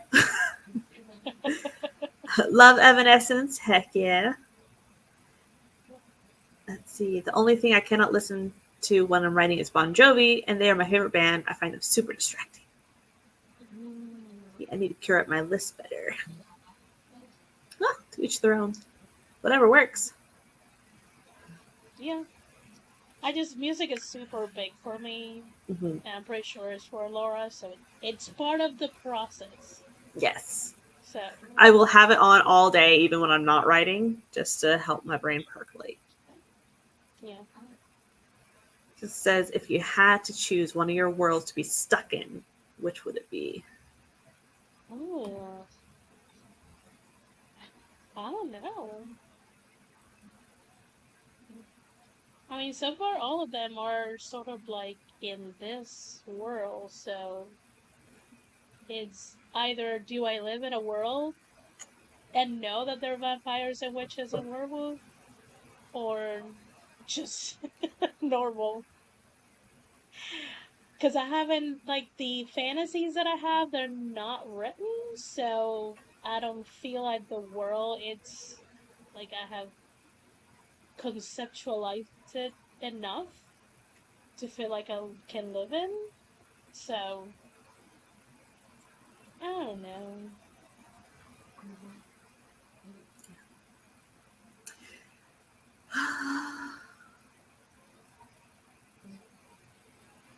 Like, I could live in my pen name romance world where life is hunky-dory. But I want to escapist. But all of my like fantasies and stuff have like murder and demons and stuff. It's like, Yeah, the only, like, fantasy that I was thinking, I was like, well, not really, because you are just a normal human having to deal with people with powers. And not people, teenagers with powers. So I'm like, or be the teenager with the power? I'm like, oh, I don't know. I don't think I create wonderful fantasy worlds to live in. maybe my Davy Jones one, where the golden age of piracy was extended. But I like a comfy bed. So I don't know. I don't like to be on a boat for long periods of time. So I don't got Like sea legs. Dark Academia would be cool. Hmm. To go study demonology in a castle school in England. Hmm. That would be pretty cool. Yeah, I don't know. Which characters would you want to hang around with? Ooh, my wishing wishes. They're cool. I would have to fight. No. Zuby says, I exist in some form in my Stark for President universe. Very cool. Nice. Yeah. So, yeah, just depends. What's a favorite line from one of your projects? Do I have to? Way too open. I can find.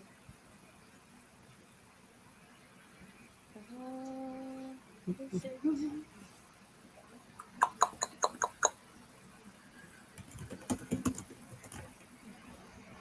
Is it in this one?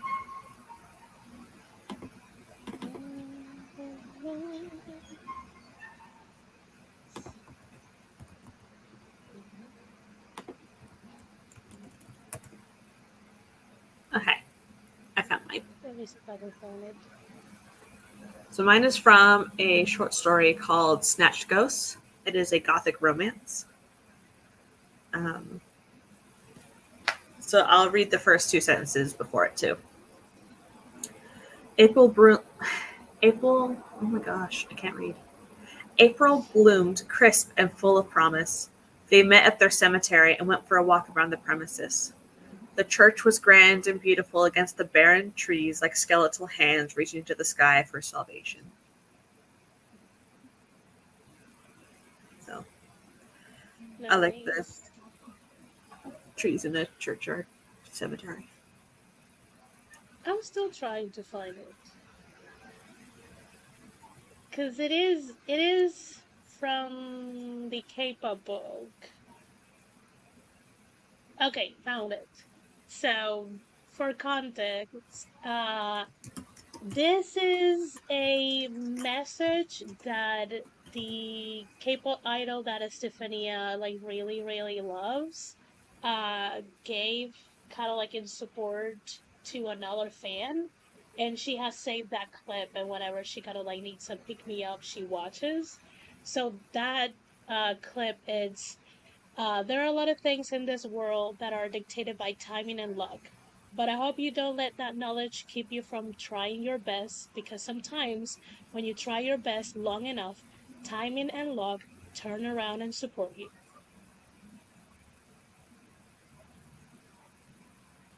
Nice. So that's the line that I'm like, I wrote that. Like it.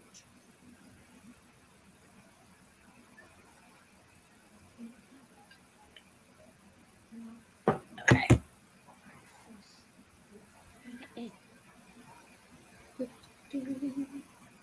CB's favorite line is, there was a buzzing noise and the opening chords of No Chance in Hell erupted from Pepper's phone. She blushed, looked decidedly sheepish when she saw the caller ID. She went chalk white. Oh wow.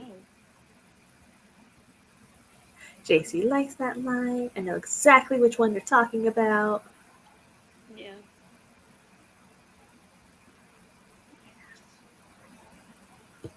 I don't know. I like the opening line of the prologue for my Hades and Persephone.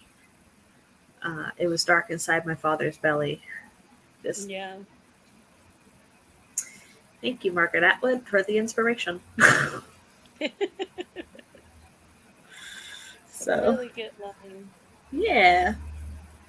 Um, hmm.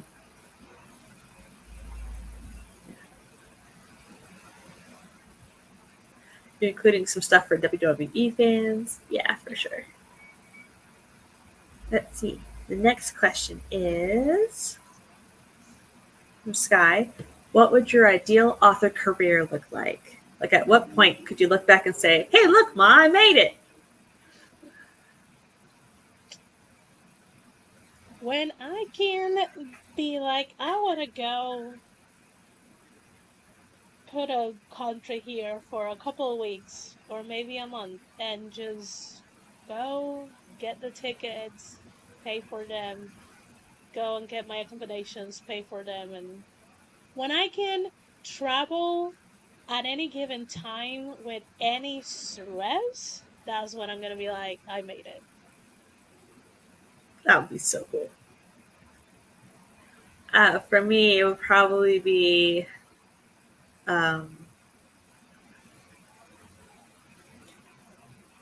when I have a book traditionally published on the shelf somewhere. Nice. Yeah. Like, look, I did the thing. I got the agents. I got the book deal, and it's been published. It's out. Hello! See my work. Buy my work. See my work. Mine and mine alone. See my name there? Mine. Ta-da! Yeah.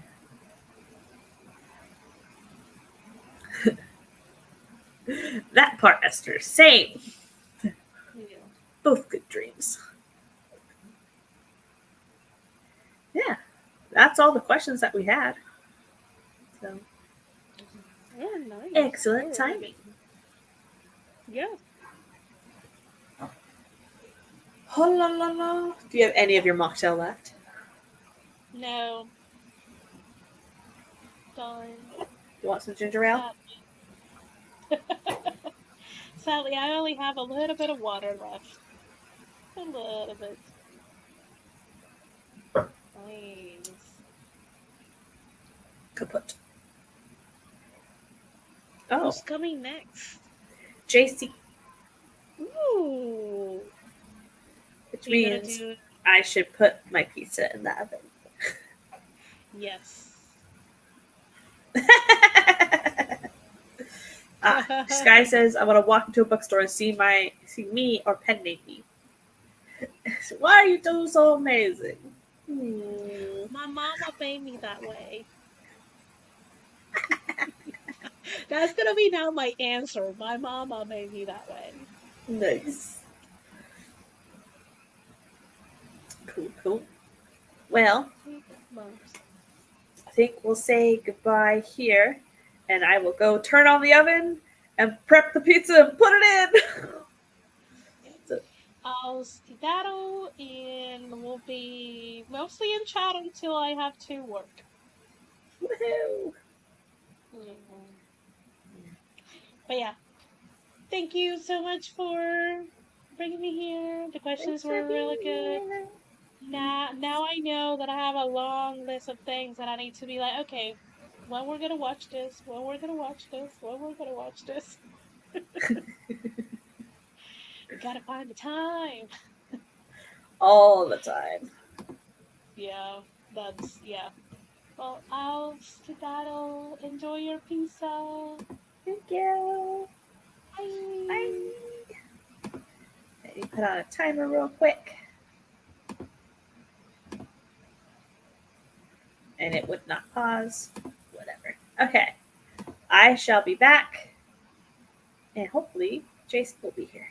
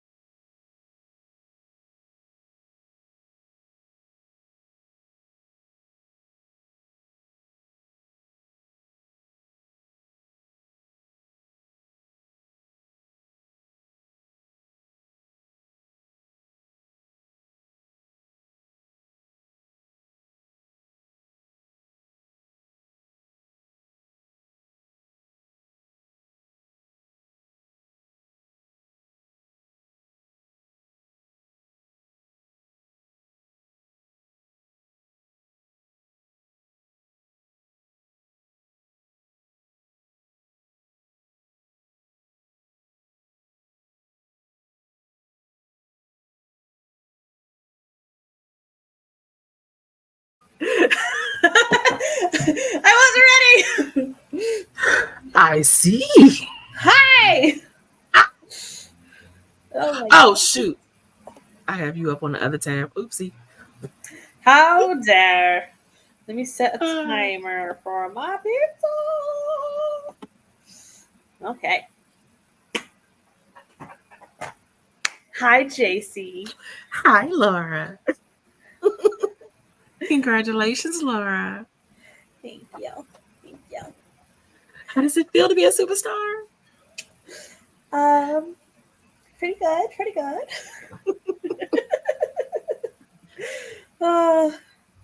So, for those who don't know, JC is super snazzy, fantastical.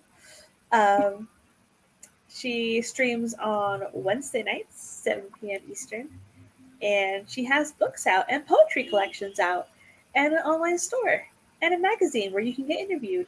And she's just super fantastical, amazing. Oh, she did my intro for me. Yay! I did. She know I hate them. Exactly.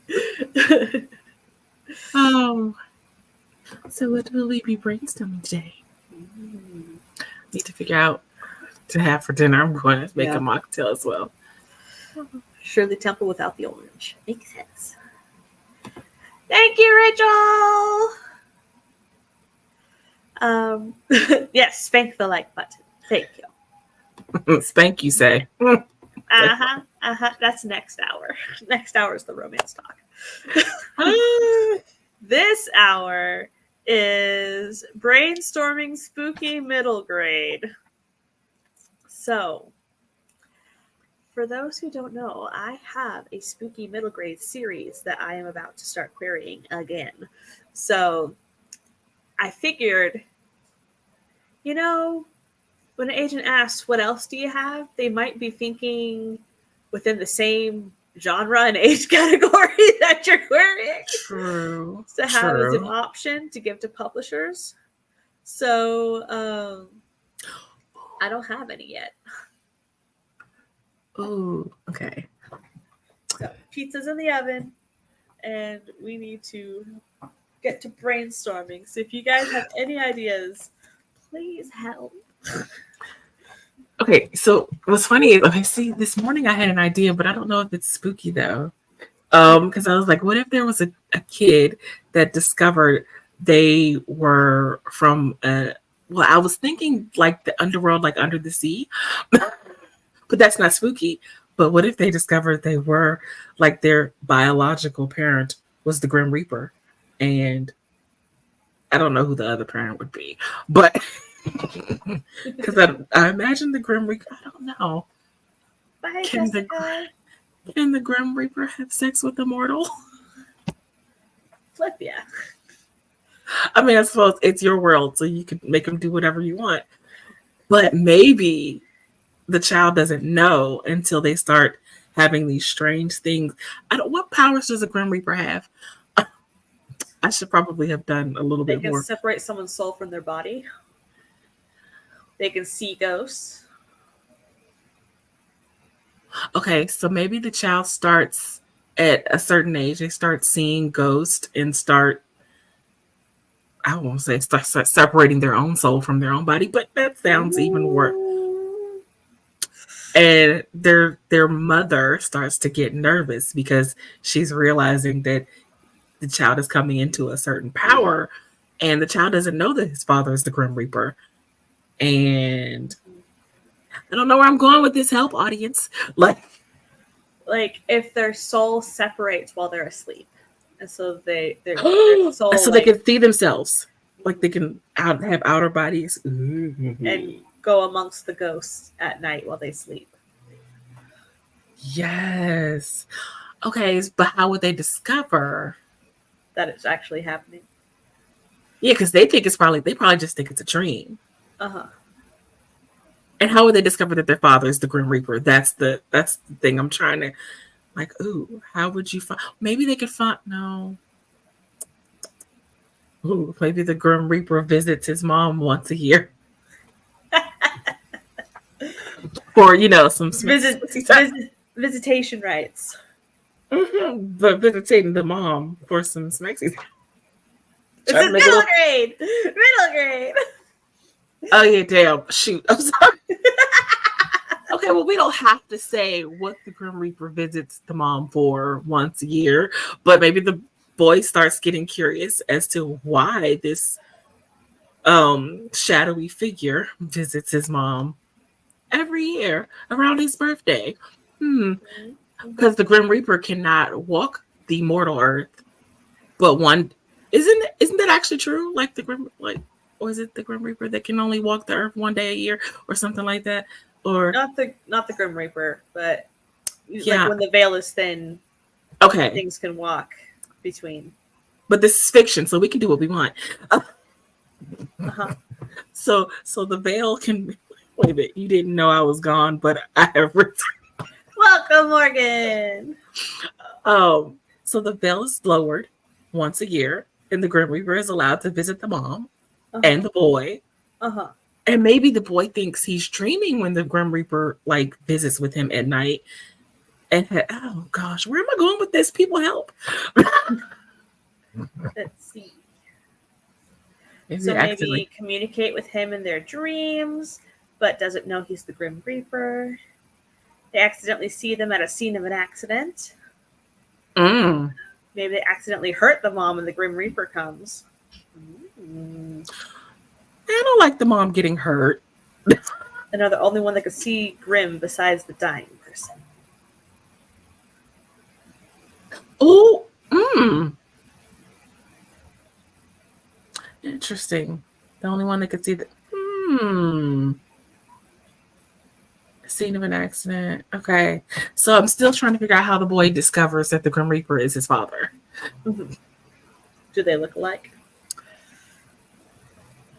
I don't know. The Grim Reaper usually wears a hood.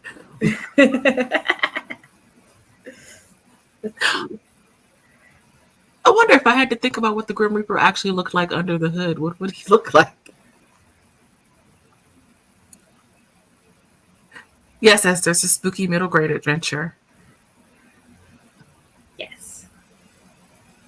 Okay, so, But the kid can see ghosts all year round, though, right? Yes. Okay. Starts asking questions like, why can I only see him? Why can I? Yeah, okay.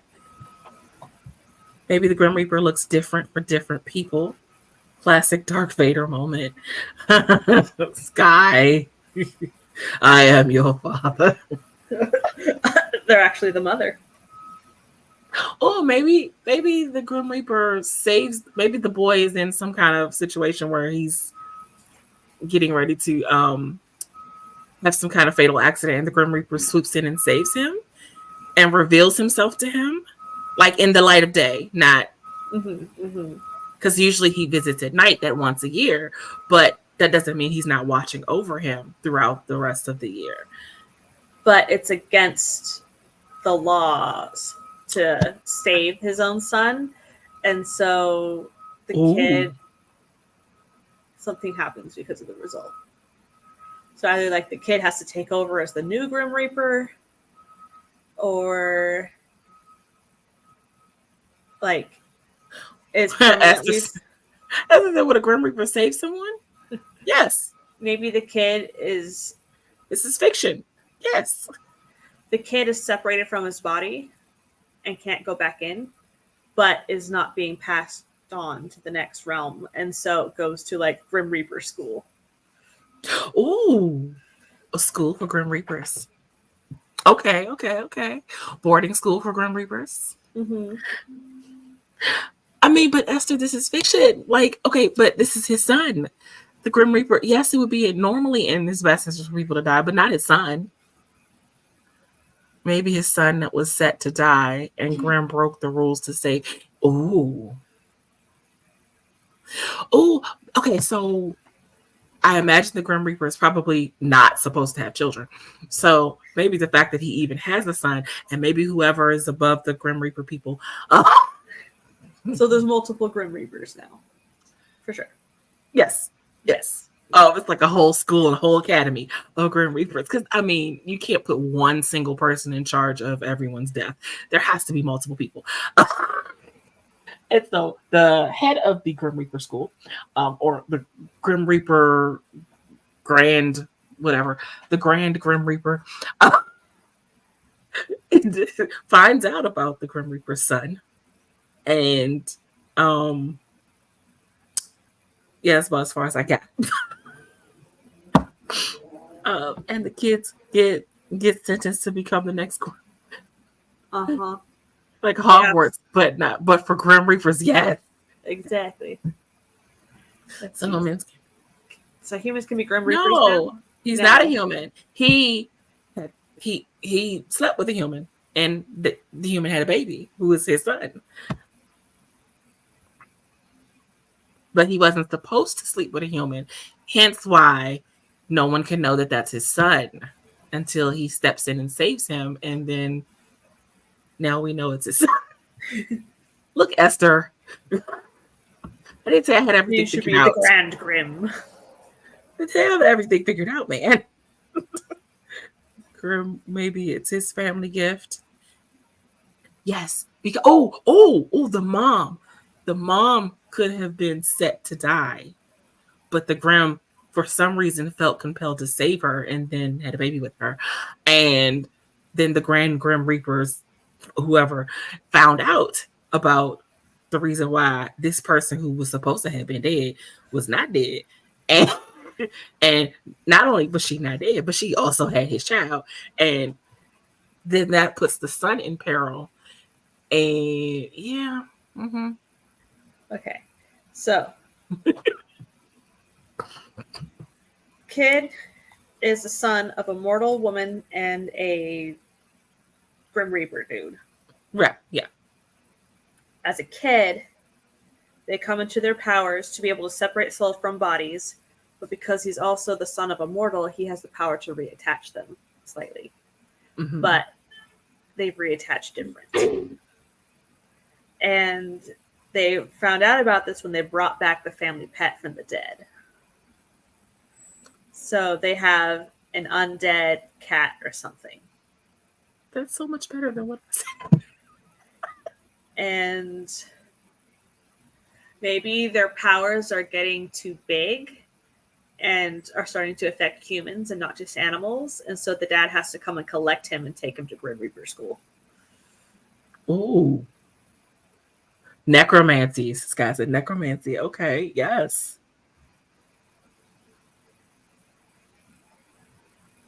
But it's fiction, Esther. Like, doesn't necessarily have to be totally believable. It's horror and fiction.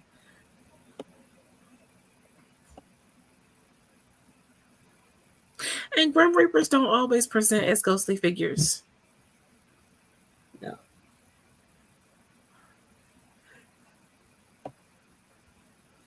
I like the whole necromancy thing. Yeah. Sky said maybe the mom was once in the Grimland and left when she got pregnant, and they cursed her to be human and live forever. You can't live forever when you're human. Humanoid. Yeah. The Grand Grim could be based on the fiction still has to make sense somehow. Most fantasies don't make sense to me, so I don't necessarily. So Mother is not human, but is still like she has to somehow have the ability to give life, so that the kid can inherit that. So maybe she is like one of the angels that. I still like the mom being human. Yeah. I mean, this is your story though. But I still like the mom being human because that kind of makes it even more forbidden because he wasn't supposed to be with her in the first place. He was supposed to be ushering her to the other side, which didn't happen.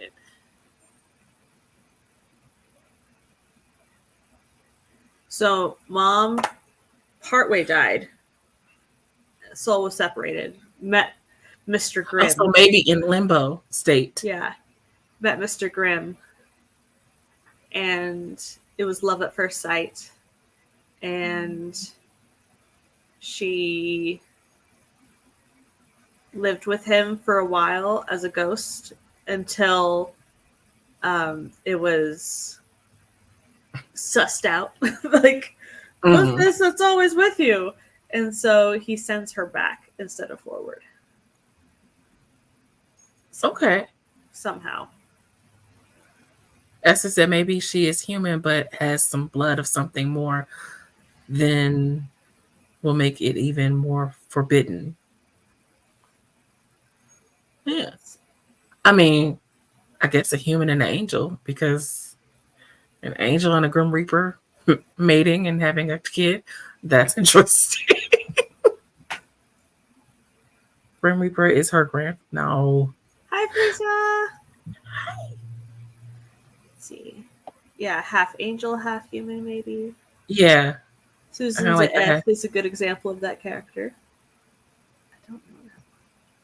Let's see. Maybe she is human but has some blood of something more than will make it even more forbidden. Mm-hmm. But we don't know that in the first book. What if she was half human? The way she could have a kid, and her punishment for having a kid is immortality. Huh. Oh, that's an interesting concept. Also, I like that Alice is already thinking, that this is serious too. So we don't know what that's the first book. So maybe like the Grim Reaper, the original Grim Reaper, is the grandfather. Mm. Let's see. It could be that Grims are not supposed to get together, but these do, or Grims get together with a death god. Hold on, wait a minute. Read that again. It could be the Grims. So she's the female Grim Reaper too, and they're not supposed to.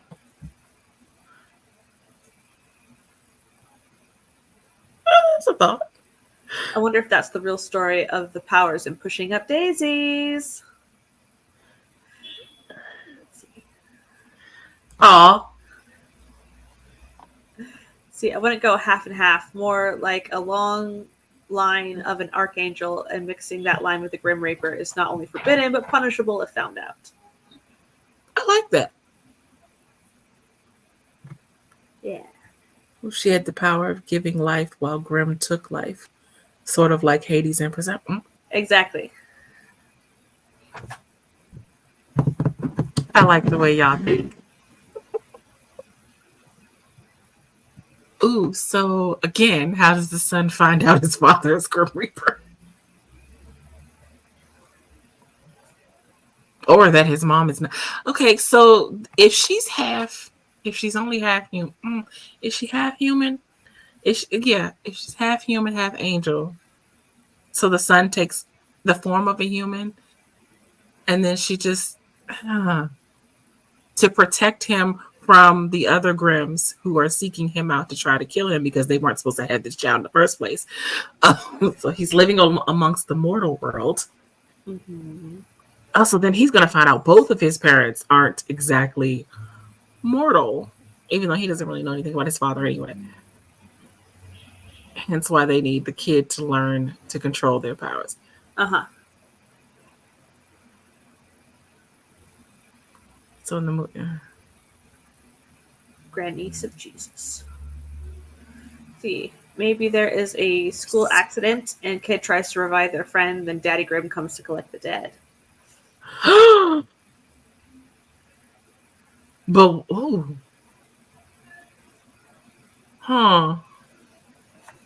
But what if the kid's powers are stronger than they should be at his age? Mm-hmm. So the Grim is coming to take the child, but the son ends up reviving them. It reattaches it.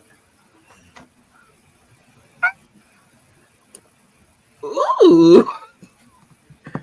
See, or the Jewish angel of death falls in love with the Grim, and she has to fall because she got pregnant. The kid finds out because maybe heaven is coming after him because he has powers. Maybe the son gets angry at a bully at school and has a large surge of power and hurts the bully by the and the Grim. And the Grimm is forced to take the child to Grimland. Ooh. To keep the secret of their existence. Welcome to... I love Bleach. I know. See, the kid peeks under the hood and sees the face of the only photo of their dad that mom has at home.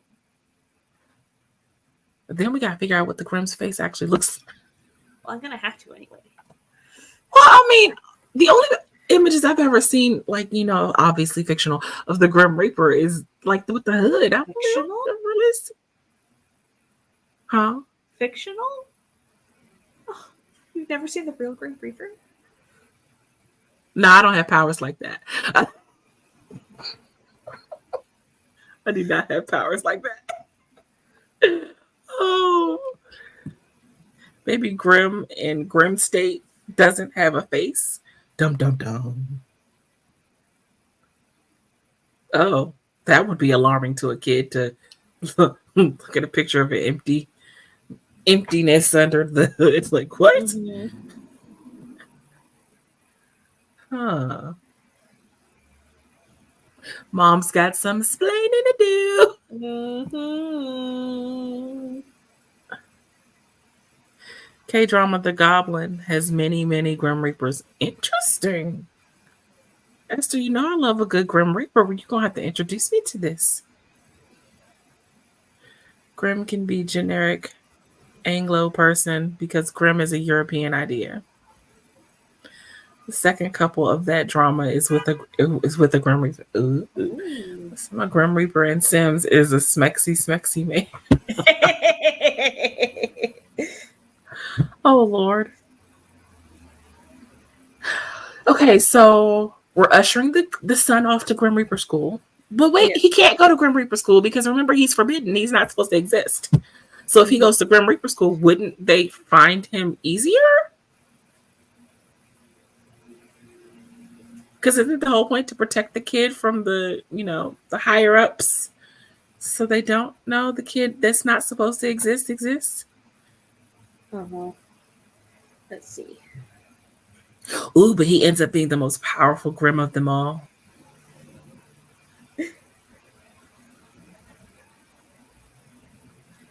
Okay. So the kid gets in trouble when his powers start to work on people. Mm-hmm. So and not just pets. Dad has to usher in. Oh, okay. I see Morgan. Maybe going to the school will hide him better, like Percy Jackson. I've not seen Percy Jackson, but I believe.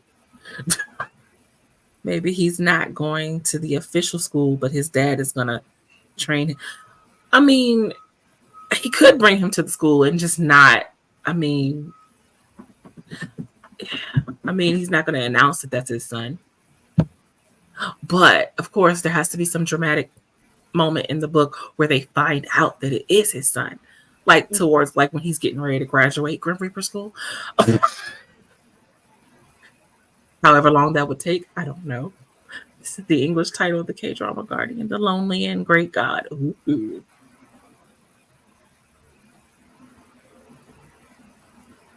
Okay, if we pull a Mandalorian where they always have their hood down or up, they always have their hood worn, so you never see their face when they're on duty.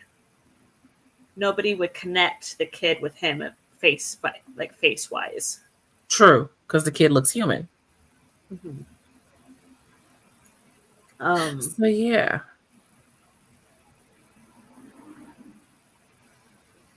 Oh, and the mom has the only picture of his face that he's ever shown. Yeah. Aww. So does mom freak out when she realizes that the Grim has her son and is taking him to Grim school? Because I'm feeling like that's kind of like on the spot decision that the Grim makes when he comes for the kid, that the son, reattaches their soul. Maybe there are different types of Grims, and the kid has to go through like Grim trials in book 1 and be placed in a sect at the school.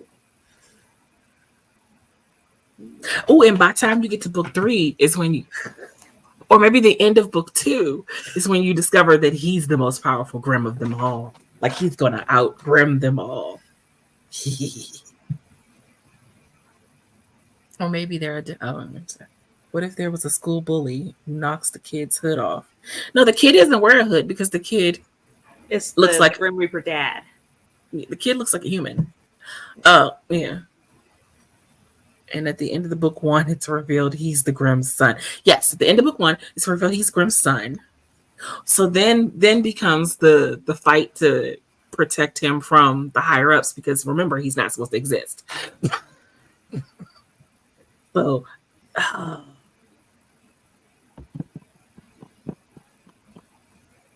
somewhere in book 2, we can discover that he's the more powerful. Like maybe they try to come after him because he's not supposed to exist, and he ends up killing one of the main higher up Grim Reapers because he's more powerful than them, even as a kid. So then they start to realize just how much power he has.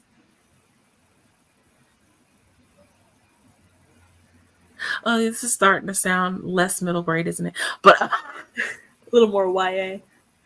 Well, I mean, it could start as a middle grade, and then as you get into book 2 and 3, grow up with the kid. Let's see, maybe there's a myth of a powerful Grim species that no longer exists, but he's one of them. Oh, so now we get to discuss. Oh, now we get to come up with other Grim species. Yes, Esther. Yes. Ooh, we get to come up with other Grim species. Ooh. I like this idea. The last of his kind. Oh, yes. Oh, like a Grim. Maybe he had a stepdad or was adopted, so he didn't know. Okay, yes. Okay, so the mom remarried. Well, the mom married. So the kid doesn't know that the person who's been raising him is not his real dad. So when all these powers start happening, he's like, what the fuck? I mean, not what the fuck, because it's middle grade, but I mean, kids curse.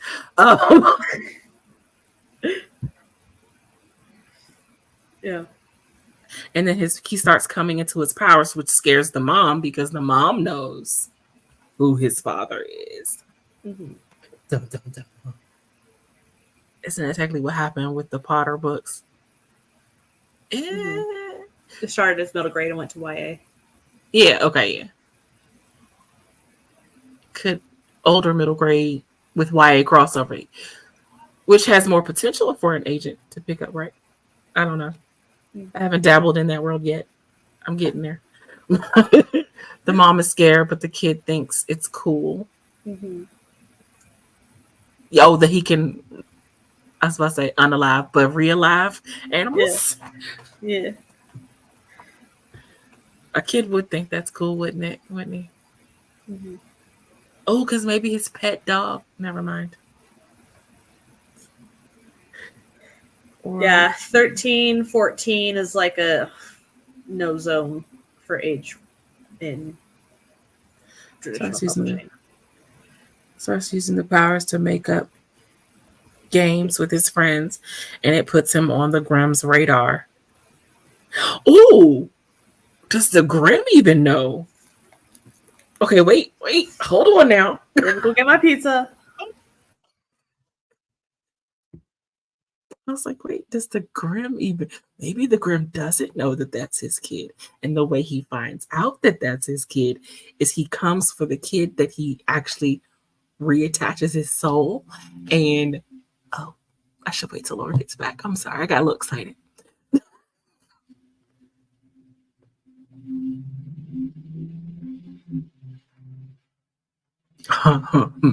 Oh, God, Sky. Not a middle grade secret, baby. No. Oh, yeah, I probably shouldn't do that. But we are only brainstorming, so anything put in, on paper. Right, that's true. Secret identity, Sky. Mm-hmm. I don't know. Should the Grim Reaper know that it's his kid, or should he not know that it's his kid? Harry Potter is technically middle grade. We just grew up with, but not as the books got closer to the end, Dolores. I think they aged him. So I feel like it kind of crossed over into young adult.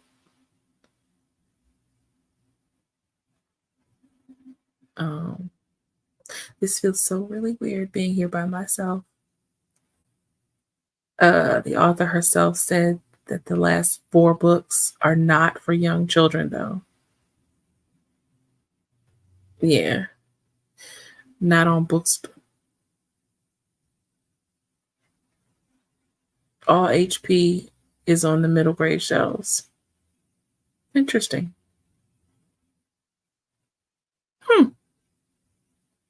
But should it be?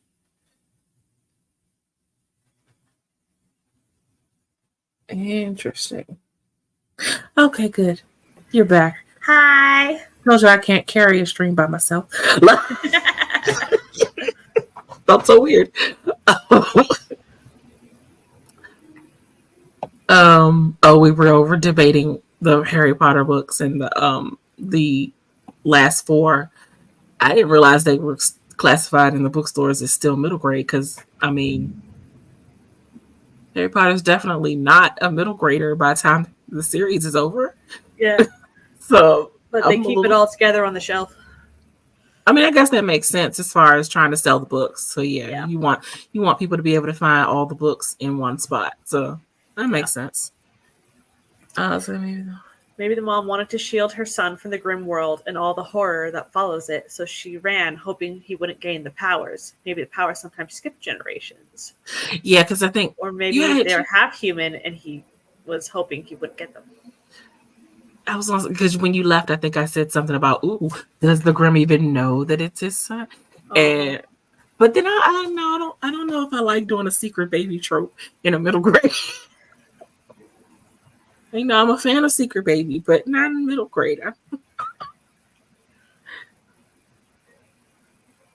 I mean, he could know he has a child out there with the woman, but obviously maybe he's never seen that child for obvious reasons. And so when he comes to take the kid, that the child ends up reattaching his soul, that's when he realizes that's his son. Maybe.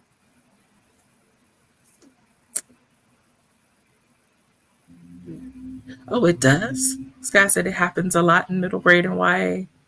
Really?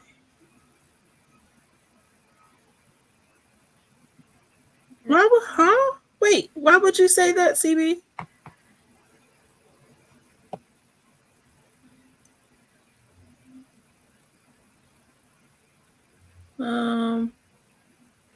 They do get a lot scarier than middle grade books, CB. You are right.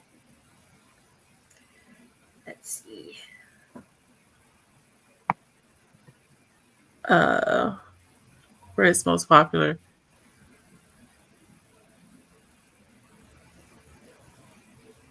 I still read kids' books. I was about to say that's not true because I still read. I feel like one of my favorites recently is Lindsay Puckett's The Glass Witch. Definitely not an adult book, but I love it. It's fantastic. So I'm thinking in the ghost spirit realm, there are monsters. And so maybe he doesn't want his son to inherit his powers so that he'll not have to interact with these monsters. Yeah. Maybe he put some kind of curse or something on his son when he was born for him not to inherit the powers. And somehow, because the son's powers are stronger than they thought it would be, the curse didn't hold. And when he got to a certain age, the powers start to unleash themselves. Yeah.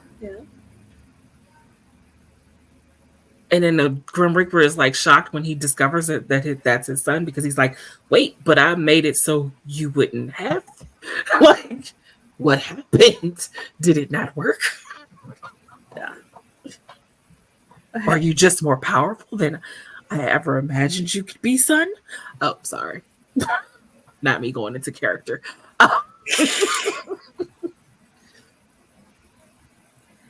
Okay. So they won't inherit Reaper powers. Maybe they also do that binding on the kids so that they won't attract the monsters of the spirit realm. Yeah. But because the kid is more powerful than they thought, he attracts them anyway? Or, well, no, maybe what starts to attract the spirit monsters from the spirit realm is when he actually realized a human. Because up until that point, he had only been doing it on animals, which scared the crap out of the mom. But she's like, it's just animals. And then that day at school, when the kid, passed out unconscious and died, and the Grim comes for him. Oh, and the son can see the Grim, but no one else can. The son can see the Grim because of his connection, obviously, biologically, to the Grim. Maybe the power seeps out because it's too much for the bindings. But yeah, because he's more powerful than they thought. Because the Grim didn't know about the mom's lineage powers. Yes, that she's having. Yeah. So. And he draws what he's seeing, and the mom finds his scrapbook, and maybe she reaches out to the Grim if he's not secret. Ooh. But see, would that be too much like okay, would that be too much like your character in Seeds of Doubt though? Okay.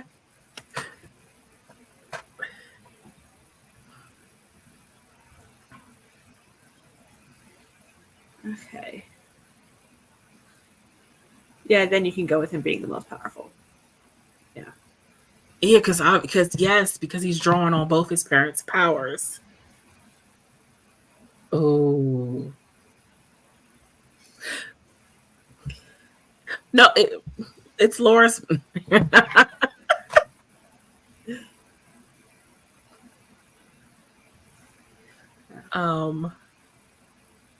Ooh, this is actually coming together.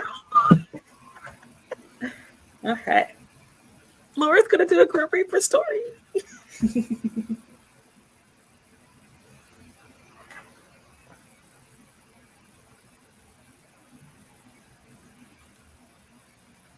Oh, okay, Scott. It's like, wait, you know what Seeds of Doubt is?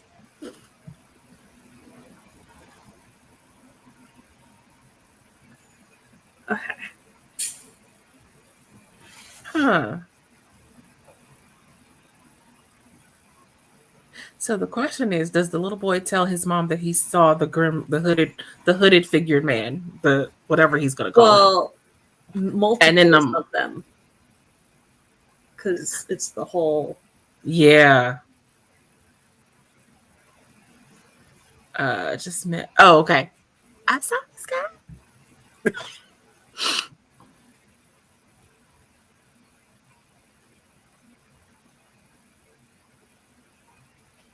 But they can only see the Grim Reapers once the seal cracks. Which him doing what he reattach. Do you call it reattaching the soul, or because I keep wanting to say the word unalive, but that's not. We're not unaliving him. We're realiving him. Yeah, which sounds weird to say. So him realiving the kid at school is what cracks the realm or whatever, and opens the portal, if you will, for the spirit realm. And that's when the son can see all of the Grims, the multiple Grims. Dolores wants to know what kind of pizza you have. I have pesto pepperoni. Ooh, that sounds delicious. It might be cool enough to actually eat. That sounds delicious.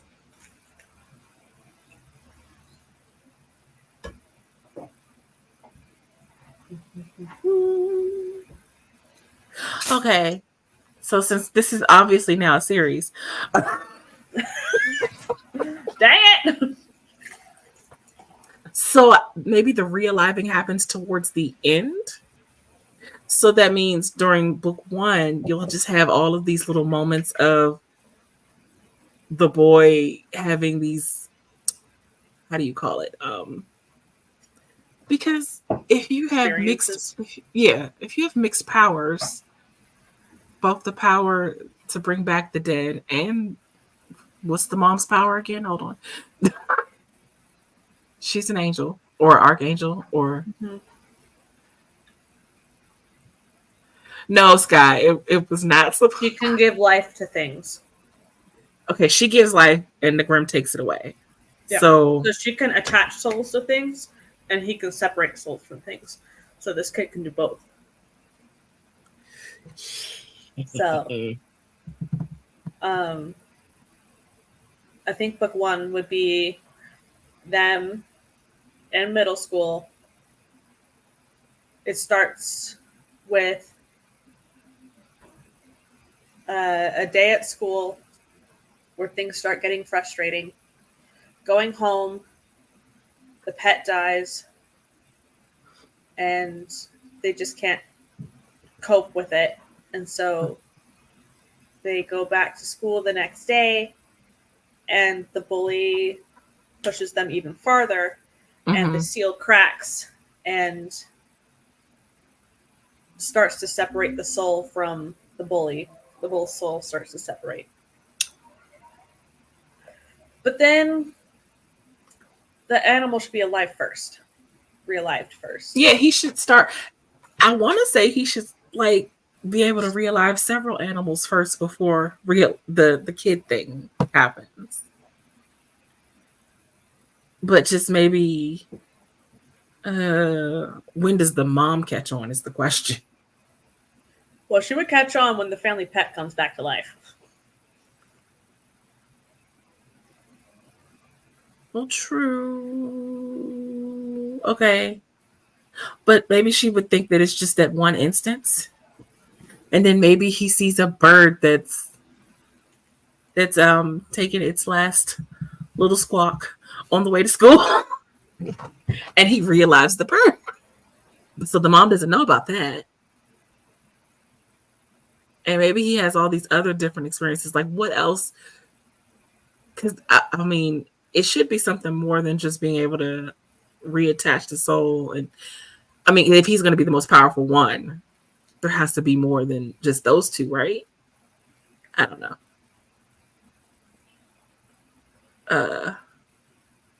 Then just let's see. So she gives life, he takes it away. So she attaches souls. He the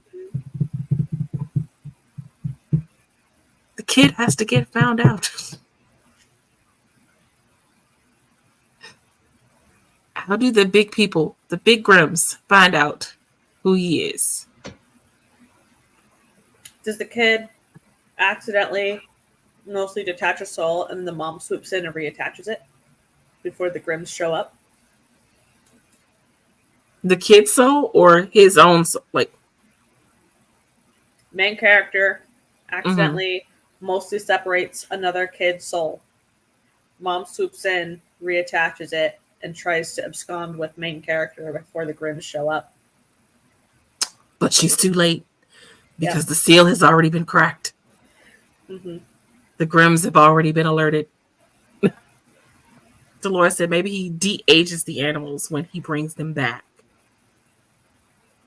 So I'm thinking they come back, but not quite right.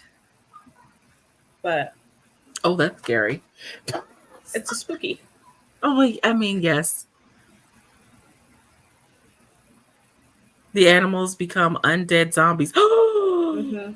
Shut up, Morgan. I mean, not shut up, but you know what I mean.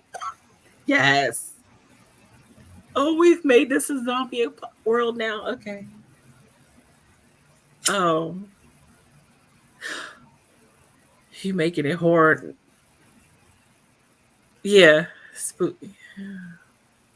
Ooh, zombie animals. What if... hold on. Oh, because that's creepy as hell. What is? Well, no, I mean, I'm thinking about... I just had an image of a zombie animal in my head. Sorry.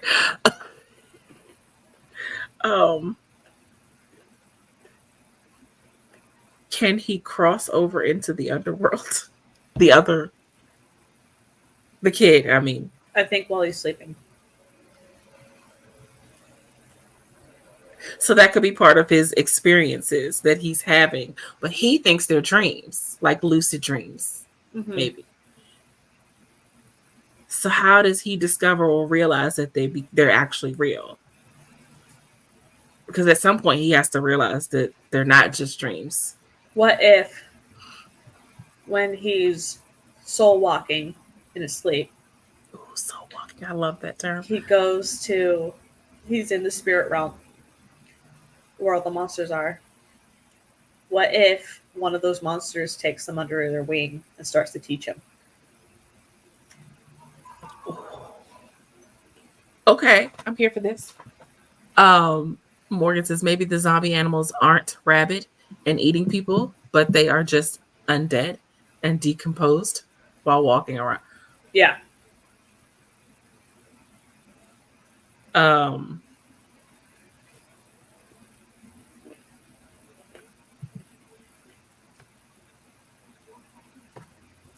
Oh, what if the spirit person that takes him under his wing is like Grimm's arch nemesis or something?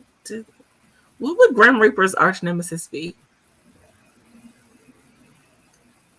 A soul, something that destroys its soul instead of making it go to the next realm. Okay. Does that have a name? Not yet. Okay, we got to make a name. But yes, that arch nemesis. Oh, and the arch nemesis realizes that this is the Grimm son. I don't know how he would realize it, but maybe there's some kind of birthmark or something. I don't know, but somehow he realizes that that's the Grimm son. So he decides he's going to take him under his wing and train him to do the exact opposite of what the Grimm does. Which, okay. Morgan's idea is back to spooky, not horror. Right. Maybe he's the kid's uncle. I'm querying a middle grade horror, so I mean a middle grade horror. Scott said maybe he's the kid's uncle. Oh, shit. Oh, that could work. And maybe the Grimm and his brother, they don't talk anymore. They don't speak. But the uncle knows, again, no. How is he going to know that that's his son? Because he's of human form, because he looks like his mama, or, maybe not looks like his mama, but you know what I mean.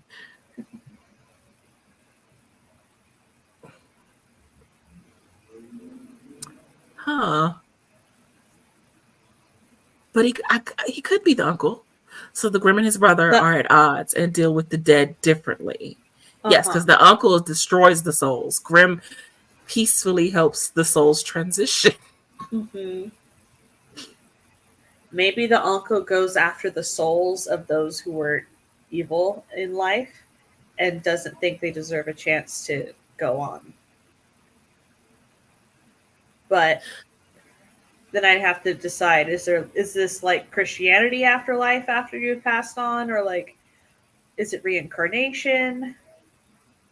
What if the boy is that's dark. Tell me. Have you ever seen the movie The Good Son? No. Shoot. Okay. I was going to say, what if the boy is not a good child? And so the uncle comes for the boy because this is not a good person. And so he thinks his soul should be destroyed. But of course, the Grimm is like, this is my son, though. What do you mean? We can't destroy my son. This is my son. Okay, so in The Good Son, does anyone in the chat remember the movie The Good Son? Macaulay Culkin is in the movie. I forget the name of the other kid. But Macaulay Culkin is the evil child. I'll just say that. And but they don't think he's the evil child until they start to realize the good one. You know what? It's too hard for me to explain. I'll explain to you later. Or we'll watch the movie. We'll watch it later because I haven't seen it in a while, and it's a really good movie.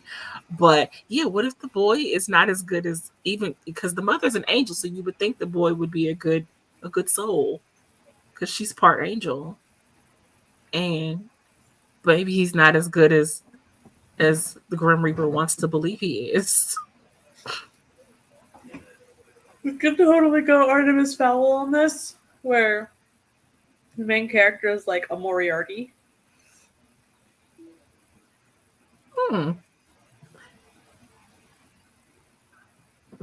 Maybe the son is set to destroy the souls of humanity, but the mother believes he can be saved, and the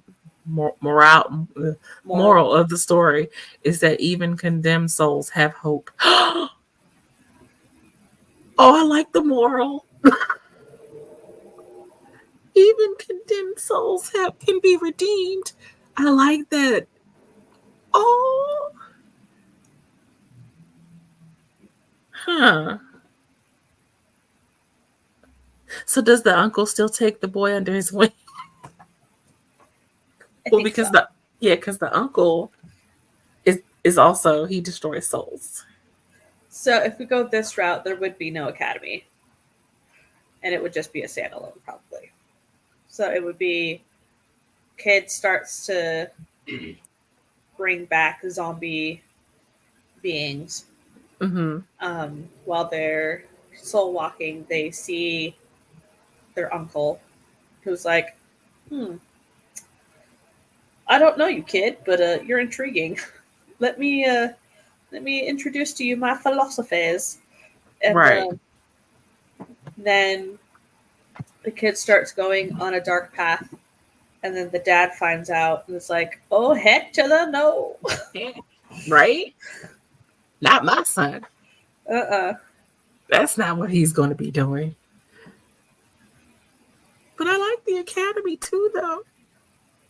You have two options. Mm-hmm. Maybe the uncle is the one that visits him in his dreams.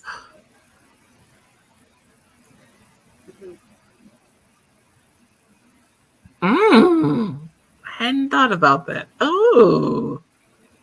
Maybe the uncle is the one where his post, like his area to patrol, is where the kid lives. And that's how he finds him when he starts dreamwalking. Yeah. Dreamwalkers not knowing they're related. Oh, the mom is going to freak the F out. She's like, how did I let this happen? No, not my son, not my baby. What if the dad was banished from the Grim Reaper realm to the mortal realm to learn a lesson because his brother set him up? And that's how he gets together with the mom. Okay, that right there. I love that. I love the whole banished idea. It was just because I still was trying to figure out, how does the mom and him get together again? Yes. Is there still an academy? Could the uncle be patrolling around the academy and looking for a grim kid to raise up? So then we can still have the academy with the uncle storyline. So he wants. That's what the academy was for. And teach you how to utilize your Grim Reaper powers. I still need to put this away. To be able to control them, basically. Yeah. And learn the code of conduct and the whole, like, what your duties are going to be when you graduate. Yes. If the uncle... Maybe it's like Will. Huh. Snake. Let's see. Maybe it's like Wheel of Time, where different people in the academy mentors different grim paths. Okay, so then we got to think of different types of Grim Reapers.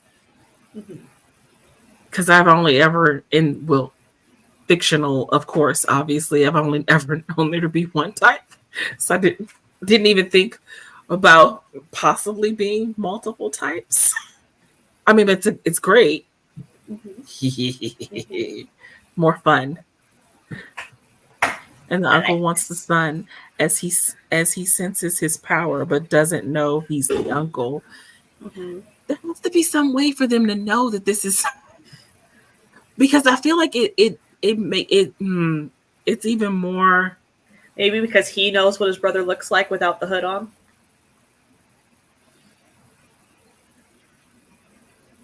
Okay, so the son could look like the father, and maybe the different types has to do with the different types of people's souls who die based on what type of person they are. Ooh. Mm-hmm. It could be that way, or it could be like some of them, because that would preclude that they're already somewhat judged to know where they're getting ushered to. True. Are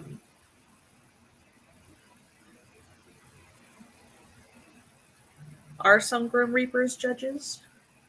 Or are some Grim Reapers guards of the gates of different levels that souls are destined for? What?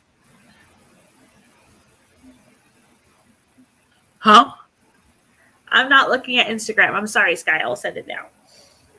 So Katie can't come to the next hour because she's sick. Aww. So, yes. Sky will be our next human sacrifice. Sacrificial lamb, if you will. Yes. Cool. Ooh. I'm loving this whole Grim Reaper thing. Mm-hmm. I can't wait to read this book that you're going to write that you haven't written yet. It's fine. Yeah. In case you didn't know, I have a thing with Grim Reapers.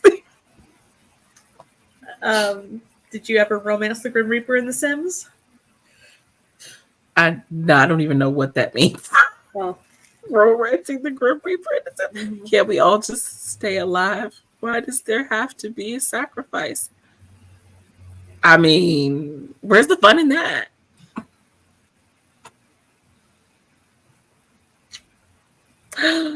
Oh, it must be my time to bid you adieu.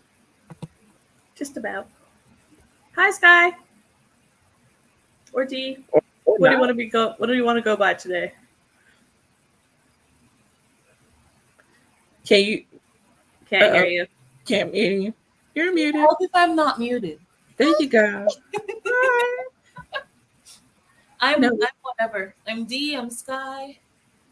I'm the Grim Reaper. You're amazing.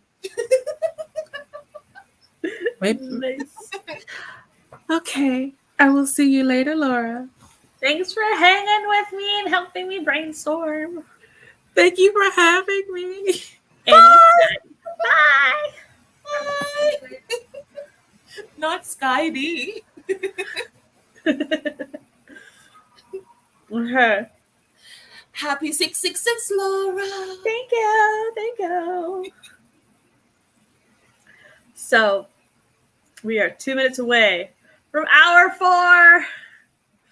Devil's food cake and romance. So, I don't have cake. I have cookies. Does that count? that counts. So sweet. So, I'm going to cheat. I actually bought a devil's food cake mix, but then I also bought a mug cake mix. So, I'm just going to do a mug cake. But yeah. Have you made them yet? Or are you gonna make it now? I'm going to make it after I finish this slice of pizza. Okay. I'll send a FedEx guy for some of the mug cake. Okay, sounds good.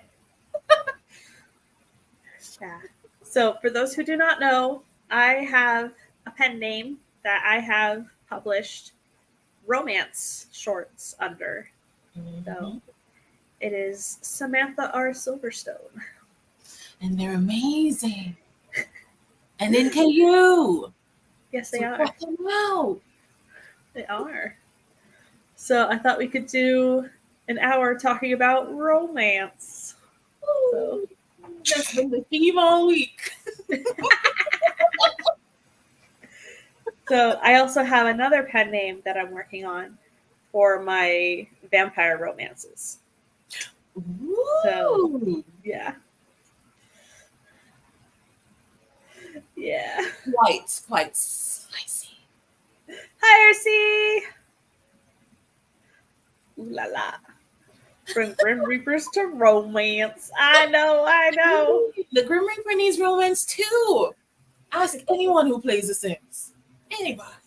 I have only ever played SimCity, so I've never had a Grim Reaper experience. Oh, the Grim Reaper visits my house very often. I keep forgetting my Sims and they die. My Sims die from lightning, from laughter, and the Grim Reaper is always there. So why not start a romance? Can you pick what the Grim Reaper looks like? Well, if you add him to your household, because that's what I did for mine. So my Grim Reaper is a very, very, very, very attractive man. But I have the Grim Reaper and I have Santa. Oh, Sold.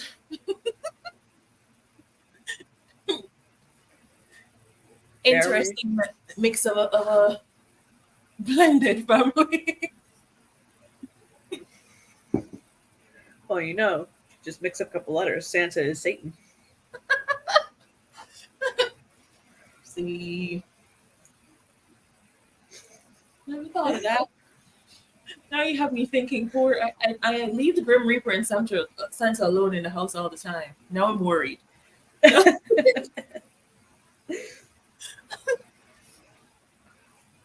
One of my Sims had a baby with Santa, but I didn't change Santa in Cass. My Santa still looks like Santa technically. Well, he's in Santa clothing. Interesting. So, romance. I'm not sure what to talk about this hour. I was hoping somebody would have. Is there anyone in the well, let's meet. I'll ask you. What made you want to write romance, Laura? Because this is about Laura. So let's learn about Laura Nettles. Well,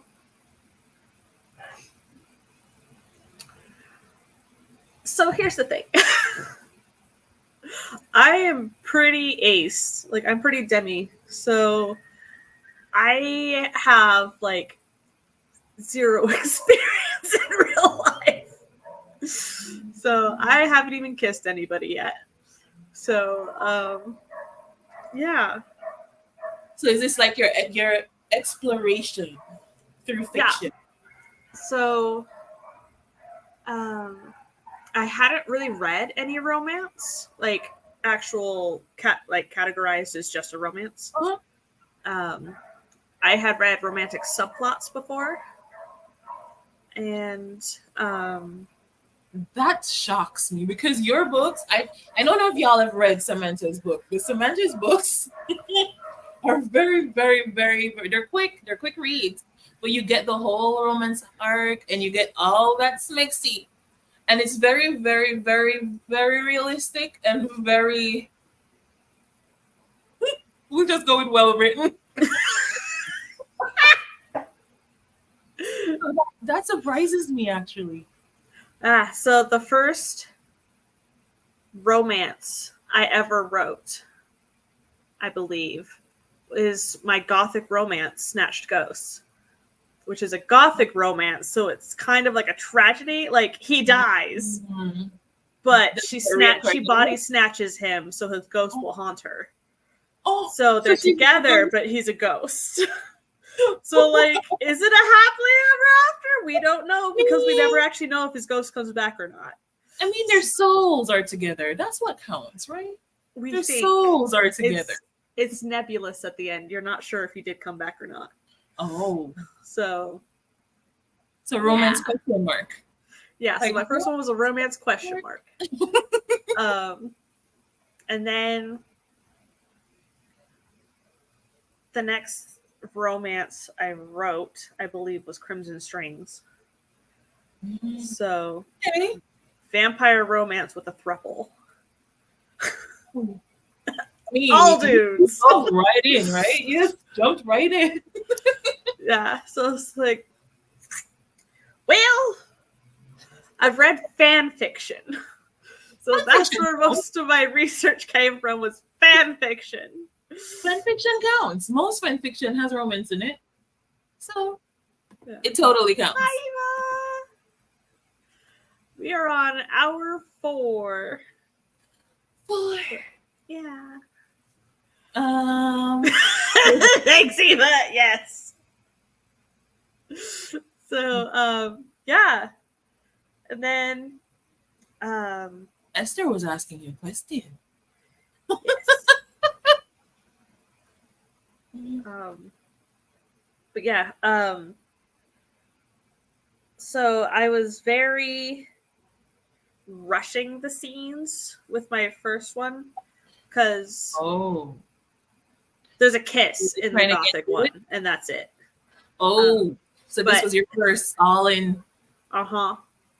So it was, I sent it off to Nick, and they're like, seems a little rushed here. Like, you were just trying to get it over. Yeah, you want to get it over. It's like, you might be onto something there. Intentionally quick. So I reworked it, and then actually, yeah, I had somebody else who is much more experienced than I read it and give me pointers because they write erotica. So they helped me figure out where to add more description here, and like you can drag it out with these types of things. And I was asking, like, is this position even plausible? And they're like, yes. I was like, okay, thank you. So, yeah. See, I love that. See, a lot of people wouldn't know, but I am technically ace. I don't go around telling people because people look at me like, you're married. You've been this. I'm like, well, you do know ace people do get married. It is possible. But, I mean, when I was writing my first Mix 16, I wrote it in parts. So, like, I would research and then write and then research and then write. And I was just so up in my head. I'm like, let's not write anything that I do in my real life. No one should know this. This should not be public information. So it's like, but I would not, what surprised me is that you said you've never written a romance outside of that or read. So I was like, oh, then that's just natural talent, because do really good, guys. I have read Romancing the Beat. And since then, I have read a couple of romance books. I actually own a couple now. Ooh. I know. I have a naughty shelf. A whole shelf. Oh, half. A third of a shelf. I don't know. Still counts. Yeah. So Evolution. I'm working on it. But It's the evolution. But again, it's still surprising. No matter how you try to tell me, it's going to surprise me. They're good. And I'm not talking just about the romance arc. Like, those scenes. Like, if anyone that's read it in the chat can back me up, those scenes are really good. So, and guys, I just like making Laura red. So if you see me saying anything overly, it's just to make her red. It's the romance arc.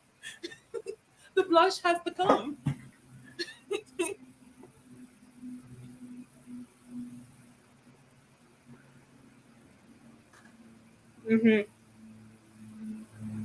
Right? yeah. So it's trying to avoid the fan fiction stigma of like the things we let slide in fan fiction. It's like, okay, if I'm going to publish this, it should be a little bit more professional and put together.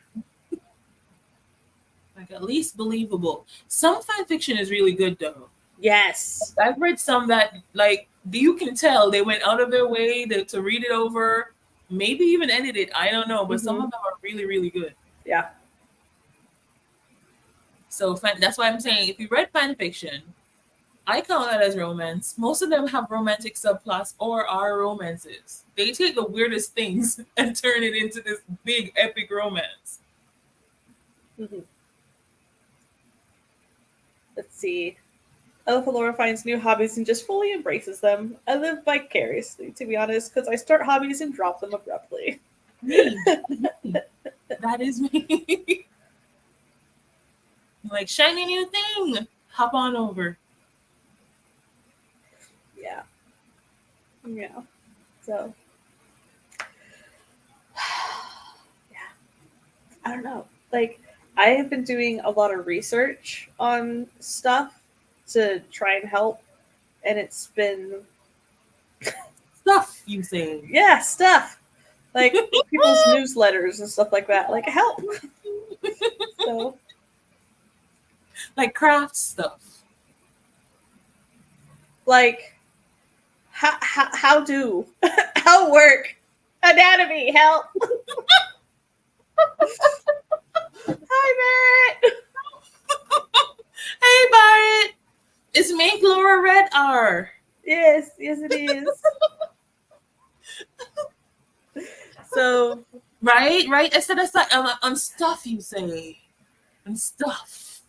yes, limbs. The anatomy of limbs.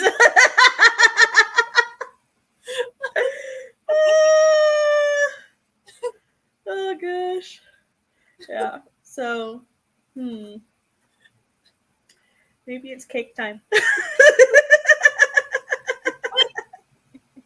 Sure. Go. You can go make your mug cake, you know? Your Should I nice, gooey mug cake. Should I take you with me? Sure. Let's go make a mug cake. We're traveling, guys. We're traveling. My And if dirty you have kitchen. any questions for Laura regarding to romance, drop it in the chat. Please. Yeah. Field trip, yeah. We're gonna learn how to make a cake. Because cake is sweet and romance is sweet. Sometimes. It should be sweet. So Esther did have a question, which was writing romance when you're in the spectrum. So,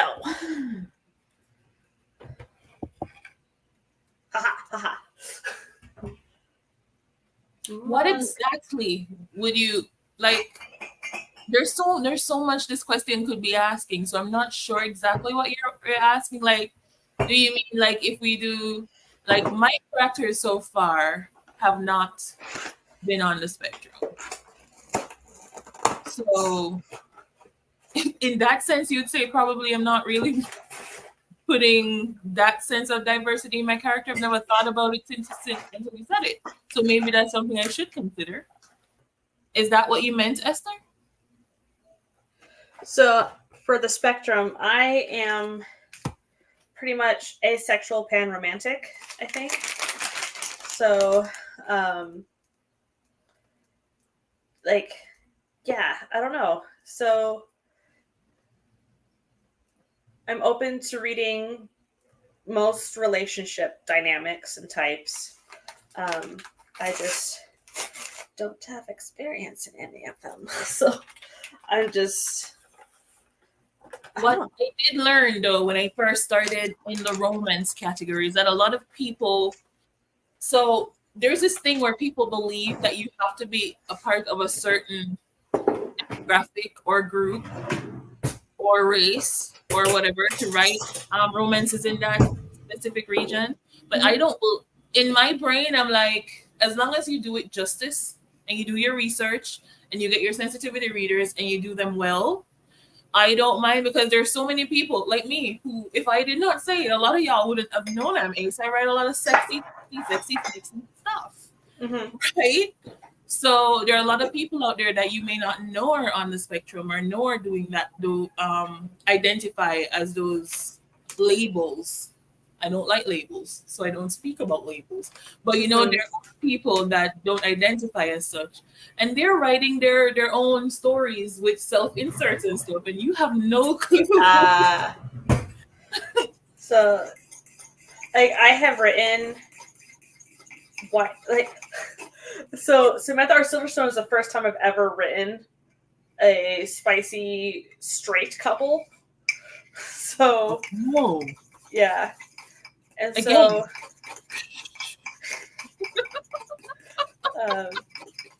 yeah, it was interesting. And book 2, I believe, is African American couple. And so I'm as pasty as mayo. So, yeah. But you see, like, I remember I read that book, and like you have other people, and that's one thing that I like about your brand is that you're diverse, and you went out being diverse, like from get-go. You have a lot of people try to maybe make it in one lane first, and then they try to sprinkle in a little diversity just to get the not clout, but just to get the accolade that, hey, I have diverse books, but you just started this, right? And you started out that way. So I respect that so much, right? Not a lot of people do that. We have some crazy questions here going in the chat. I'm just looking at them and laughing. They're not real questions. But like Eva, we asked for questions. So Eva's asking you, how do I romance? But you know, there's stuff like that. Anyways, sorry. How do I romance? Well, here's the thing. I kind of went straight to erotica at first and I had to pull back. I'm like, wait, dang it, out. So, oh, and we got some clarification from Esther about the question. So she was basically saying like both writing the characters on the spectrum and writing romance as someone on the spectrum. So for me, the characters, as I said, I've written people from the spectrum and from the LGBTQIA plus community as side characters in my story. But because I wasn't publicly like announcing that, hey, I'm asexual. So I wasn't publicly announcing that. So I didn't want the backlash of writing a character that may be on the spectrum and then hear, oh, this is not your story to tell, or this is, I just did not want the drama. So they've never been main characters in my stories. I have almost always included them as side characters. And that was for that reason. But writing it, I'll tell you, so right, I'm sorry guys, I get excited over food. So writing it for me is a little bit of hit and go. I'm always in my head, especially about Sphinxy Scenes, and I'll get multiple people to read it. Or then, and then even now, I just wrote a book last week where a lot of the lovely people in the chat right now were saying, oh, I don't think like men think like this, or I don't think this is how this goes. I'm like, oh, okay. And I just laugh and write it off because most of these things that I'm writing is either from research or I was just never interested as a child to look into those stuff. I lived life. I could live life now without putting that as a part of my life. It's just, I don't know. So it does sort of hinder me a little bit when it comes to just mostly not the romance writing. I could write romance regardless, but the smexy stuff, that part is a big struggle for me. Like doing the romance prompted with Barrett has been super helpful because you're just doing quick little stories and you can do any pairing, any gender, whatever, and just explore it real quick. And it's really fun. And usually I'll see, okay, which one am I vibing with? And then expand it into a full-on short story for Samantha. So that's where I wrote my first ever sapphic, was through the romance prompted. And then I expanded one, and it's out for Samantha, Warm in Her Arms. So I've published a sapphic, I've published straight. I have not published a male, but I have written them. So my vampire ones are. And so I am not sure what to do because a lot of people are like, well, a lot of people say that when women write male pairings, it is fetishizing it basically, Yeah, and writing it for the female gaze only. And so it's like,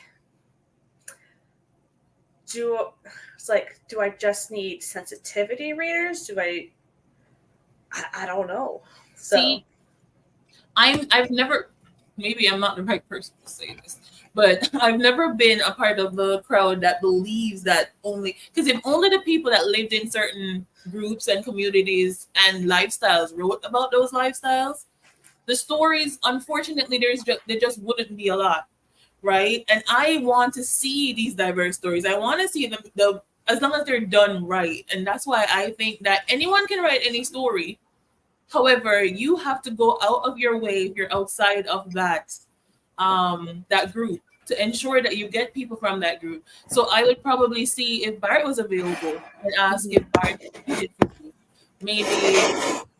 Maybe Barrett would also know other people that could read it for you, or maybe you would have other people, and not only people in that community either, because everyone is offended by different things.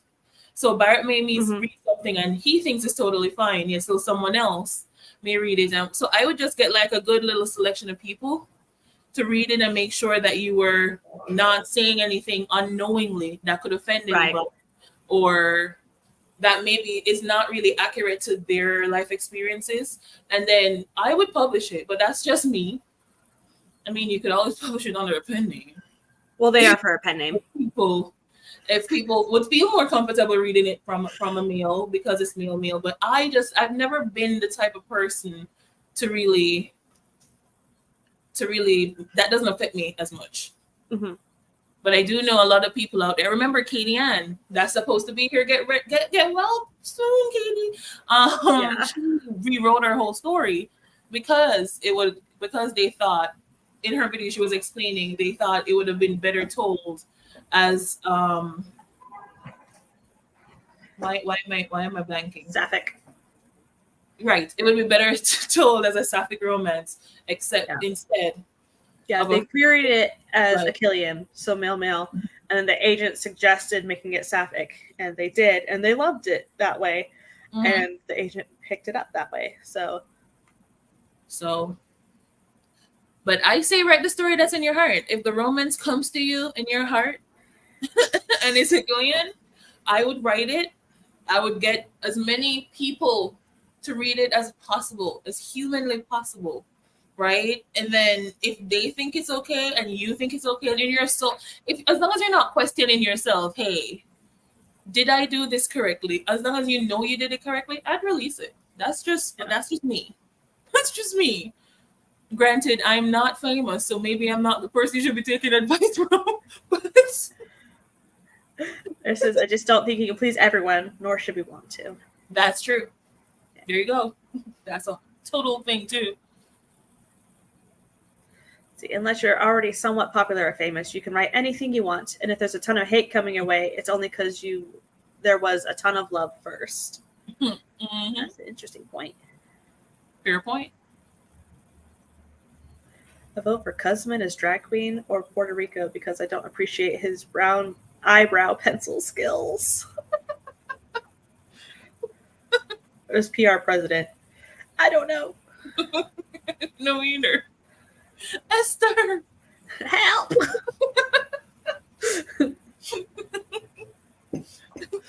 I have first bite. Oh, it's so chocolatey. It looks not me looking, first bite. Hold on. Tension.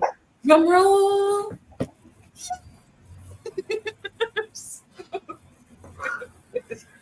so good.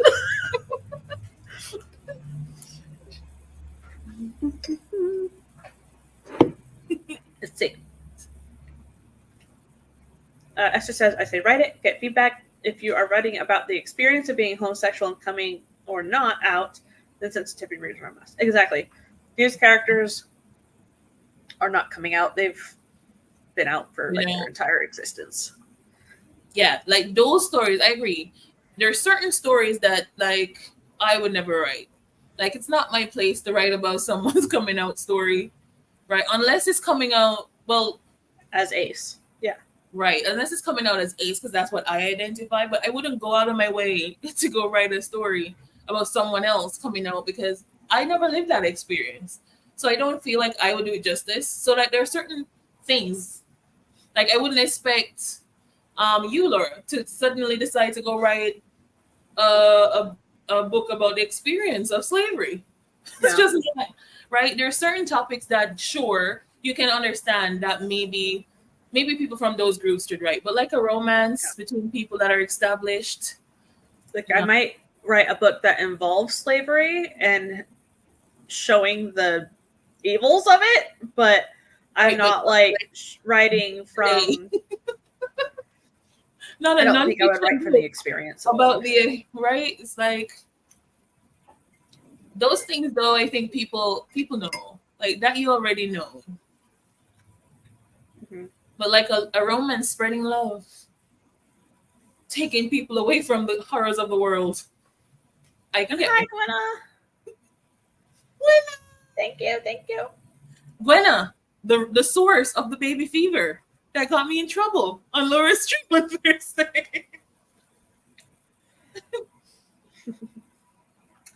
Nia says, how do you decide how much of the story is dedicated to Smexy? I am the strange one that gets bored or starts skimming over with overly long Smexy scenes, and I find it challenging sometimes deciding what is enough or too much or not enough. Interesting. I think it depends on what you're writing too, because the thing is, especially in a short romance, if you put too much Smexy in it, then it becomes erotica because there's not enough story. I used to think about like, oh, it needs one scene, oh, it needs two scenes, oh, it needs whatever, but now I don't. I'm like, whatever the story leads, like if it makes sense for them to have Smexy there, then I'll put Smexy there. I've written books that doesn't do anything until way at the very end, but it didn't make sense throughout the story to just throw it in. Because I too skim over Smexy, reading romance, as I said. Yeah. I'm not really a romance reader, but I skim over Smexy in most books because it's just too much. But yeah, in my 6,500 word ones, there are 2 at least Smex scenes in these for Samantha.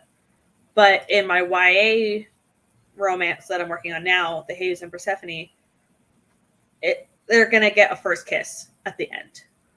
Like it's gonna be a very sweet, pushing up daisies, can't touch kind of romance. Right. And the story leads to that because writing in Smexy, that would be a bit difficult if you don't know what happens when he touches her. So I can understand that. Mm-hmm. So for my secret pen name, the one with the scammer, I have, it's erotic romance. And so I have some Smexy scenes in there where it's an interrogation at the same time.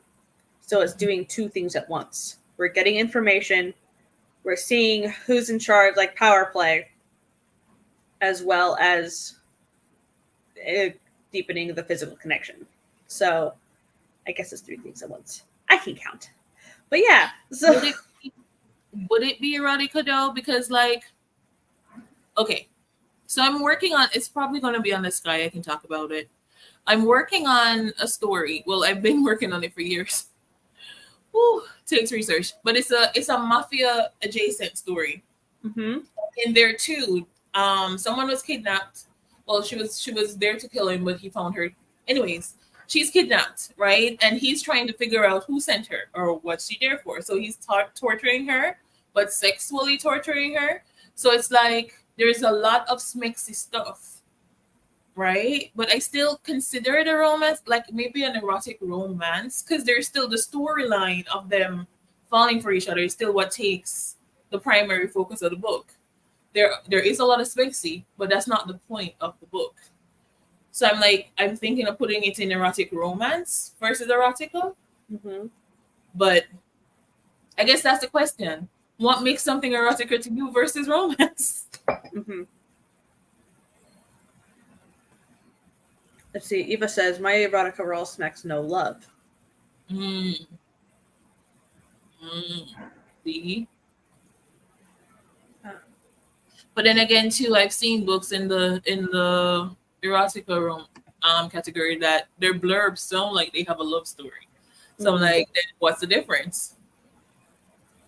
I think it's the amount that's explicit in it and the ratio of the explicit scenes to Like B plot, A plot versus B plot.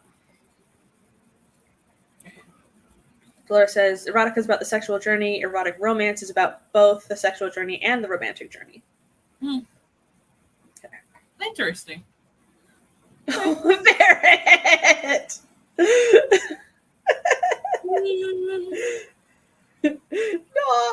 make it all stop. I'm doing a video on it now that my voice is back. Yay. Oh, yay. I'll look out for it, Dolores. Well, you survived, Barrett. You survived. Look at you now. Yeah. Married.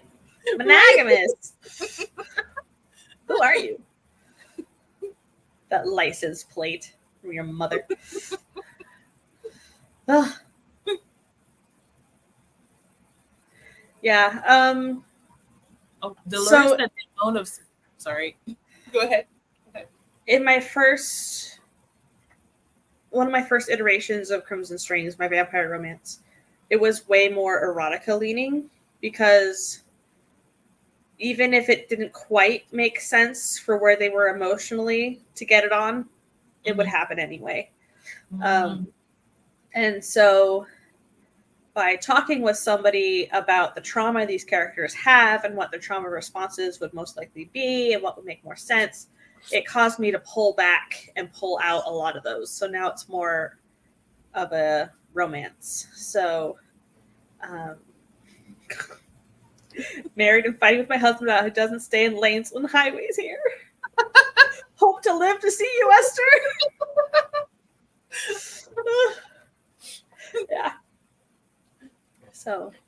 Well, that's interesting because I'm like, you said that even if it didn't make sense, there were. So is it like, because in my brain, when you say that, you're like, somebody would just come up to each other, hi, hello, Smixy. No, not that bad. Not that bad. But like, it was making a plot hole. Okay. So I was like, okay, there's this whole curse thing that needs to get broken, and yes, but there's also a red string of fate involved, and who knows about the red string of fate and stuff like that. So it was making a plot hole. It's like, okay, you guys gotta keep your pants on for a while longer here. I see. So they're supposed to be solving something else, but instead they're up in Smixy. Okay. Got it. Like, but then I've read those too where like I got the aphrodisiac scene in there, so it still happened, but in the right spot in the plot. An aphrodisiac scene, you say? Yes. At a nightclub. At a nightclub, you say? Uh-huh. Okay. I may want to read that scene one day. But I also have a scene where Victor is summoned to his parents' room, and his parents are getting it on, and he's like, flip, no, I don't want to see this. So he's staring and counting the ceiling tiles while his dad is being his dad. So the details I go into in that one are more sounds and things like that because he's specifically staring at the ceiling tiles. So yeah, but that's something realistic though. Like I mean, when you're traumatized, you focus on whatever, like the weirdest things. So I could see somebody sitting and counting the tiles. Like, okay, when they're not going 1, 2, they're still going 3, 4, Yeah. blah blah blah. But then when the table breaks, of course, you glance down to see what happened, and then I get the visual description. But then it goes back to just audio and stuff. So I thought that one was really cool to write, just because normally it's all touch and sight and taste. Not so much sound. But I couldn't use those because he's over here trying not to see. So, Poor Victor, right? The table breaks. Like, poor Victor, he can't get a break. Yeah. Like, he's been traumatized. My poor He's character. trying to cope. The table breaks. So, so I would definitely suggest switching up on what senses you're focusing on. I'd be so uncomfortable reading that and simultaneously unable to put the book down. No. Yes, I stand by it. My parents conceived me the old-fashioned way, by stork. Y'all were born? I hatched. You're a snake? Oh, no. Yeah. So. Yeah, it'll be fun, though. It's just like I've written with blindfolds where the blind, so you can't see, right? But then there's still, because you're still feeling, so that's still touch, that's still like smell, that's still other things. But to not even be in the room, that's interesting. Yeah, like I read a book and it had a sexting scene. So it's like interesting. Like it's mostly sound as well from input from one another. So it's like, interesting. So it's been really cool being able to just explore different scenarios of like what I love descriptions. So just like, okay, what do I want to describe? And how can I pull on the character's emotions? How can I make this also advance the plot by showing who's in charge versus who's like holding back information or substances. Yes. Substances. Yeah. So that's been really cool. See, now I have a question for you. So how do you, having never experienced like these things, you just said that you like descriptions. So how do you get the descriptions to be what they're supposed to be without like, I don't know how to ask this for YouTube, but how do you still be descriptive in those scenes, seeing that you're not? I read a lot of fan fiction for research and stuff, and then toned it down a little from the fan fiction extreme stars. Okay. So like there's this booktuber, I won't call her name. Yeah, I won't call her name because I don't know how much. Yeah, anyways, there's this booktuber where she's in a similar boat where she's never done anything, but she reads really, really, really dark romances. And she's been asked, like, why do you do this? Why do you do that? And she's like, listen, I'm grown. Not because I've never done it doesn't mean I don't know what it is. Yeah. Like, I've seen movies, you know, she didn't say movies, but you guys know what we're talking about. She's seen the movies, right? Yeah. So, but I just like I could understand that with reading it. I've just never thought like writing it. Like then again, my YouTube, there's things you can find on YouTube that you'd be surprised you can find on YouTube. So even I can see how researching would give you. I'm not very descriptive. So, and you are. So it'd be good to figure out like the processes behind that. When it says, I mean, I've never been murdered before, but I'm pretty good at describing it. Okay. So sorry. Bye. Good analogy. Yeah. So having like an almanac kind of thing of poses helps to know how people fit together, because it's like how do, and then yeah, just like I love like in a lot of movies they will do more artsy versions of the love scenes, and so describing like the way that the soft light shows off the warm skin tones and stuff like that. So just you can go more abstract and more artsy of the emotions and the lighting and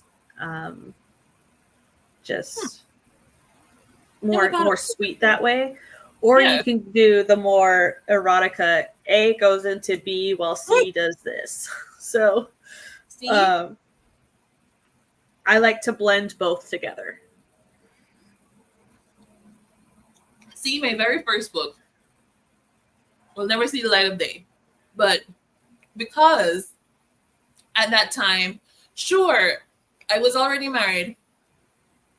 But as I said, because of how much do I want to share? I was already married, but I wasn't like doing anyways. I had to do research, okay? And in my brain, right? So at that time, what was available to me to read, because again, I wasn't reading romance. So I was reading thrillers and mysteries, but I opted to write romance. Why? No one could understood, because I'm like, but anyways, I found 50 Shades of Grey. And so that was my introduction. So when I started writing this mix of scenes, I just went like from A goes to B, goes to C, goes to D. And then when I gave it to my husband to read, because I wasn't comfortable enough to give anybody else that to read, because in my brain I was like, I don't want nobody reading this from me. So I gave it to my husband. He's like, so you wrote a porn? Like, wait, what? Like, yeah, you basically wrote. I'm like, oh, back to the drawing board. And then that's when I started reading like outside of 50 Shades of Grey and different romances, and I found different stuff. So I'm sort of like you now, where I try to mix the emotion with the A into the B and C. But yeah, interesting stuff. Yeah, I never thought about this before. This is every romance author ever. Nah. It is research, Buena. It is research. It's research. And my cake is gone. Sad day. That's it. I'm still eating the one cookie. No. The one M&M cookie. There's only one. Morgan, editing everyone's romance books is my main research.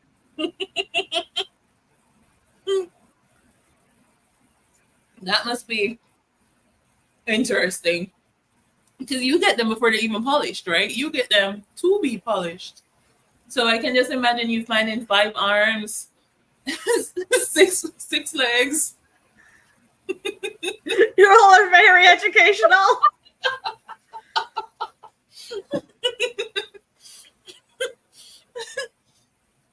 Oh gosh.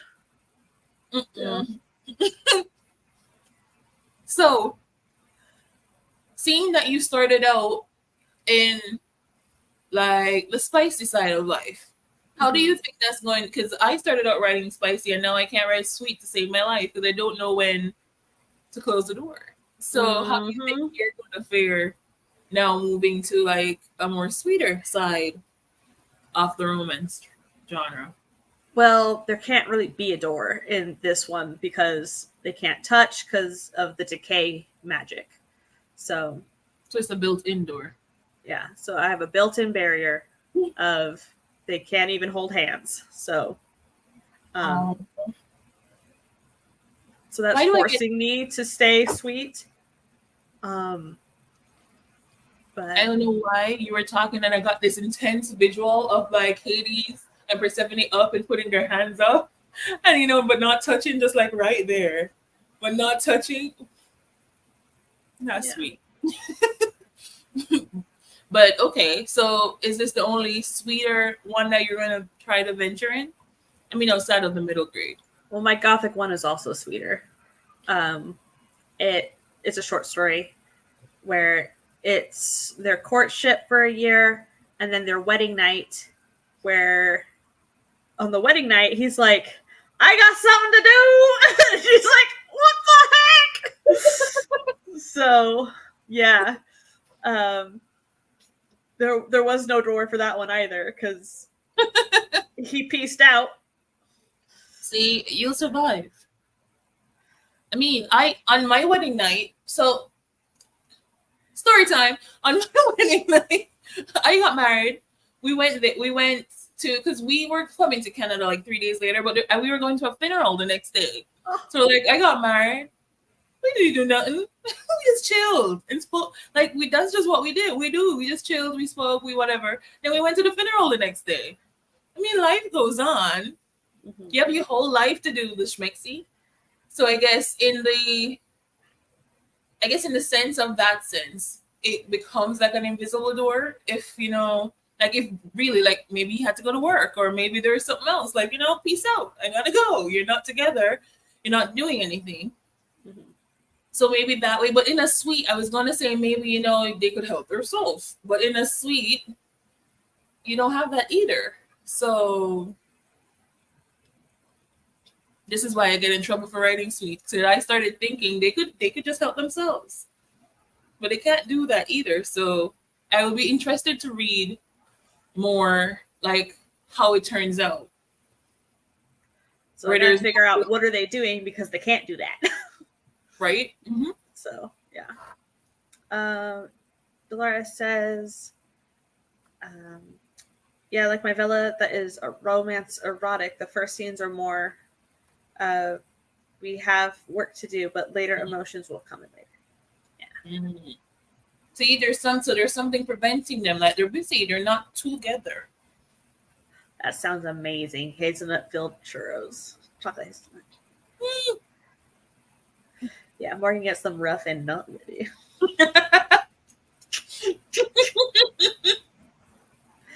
I can't use gloves because he'll dissolve right through the gloves. Yeah.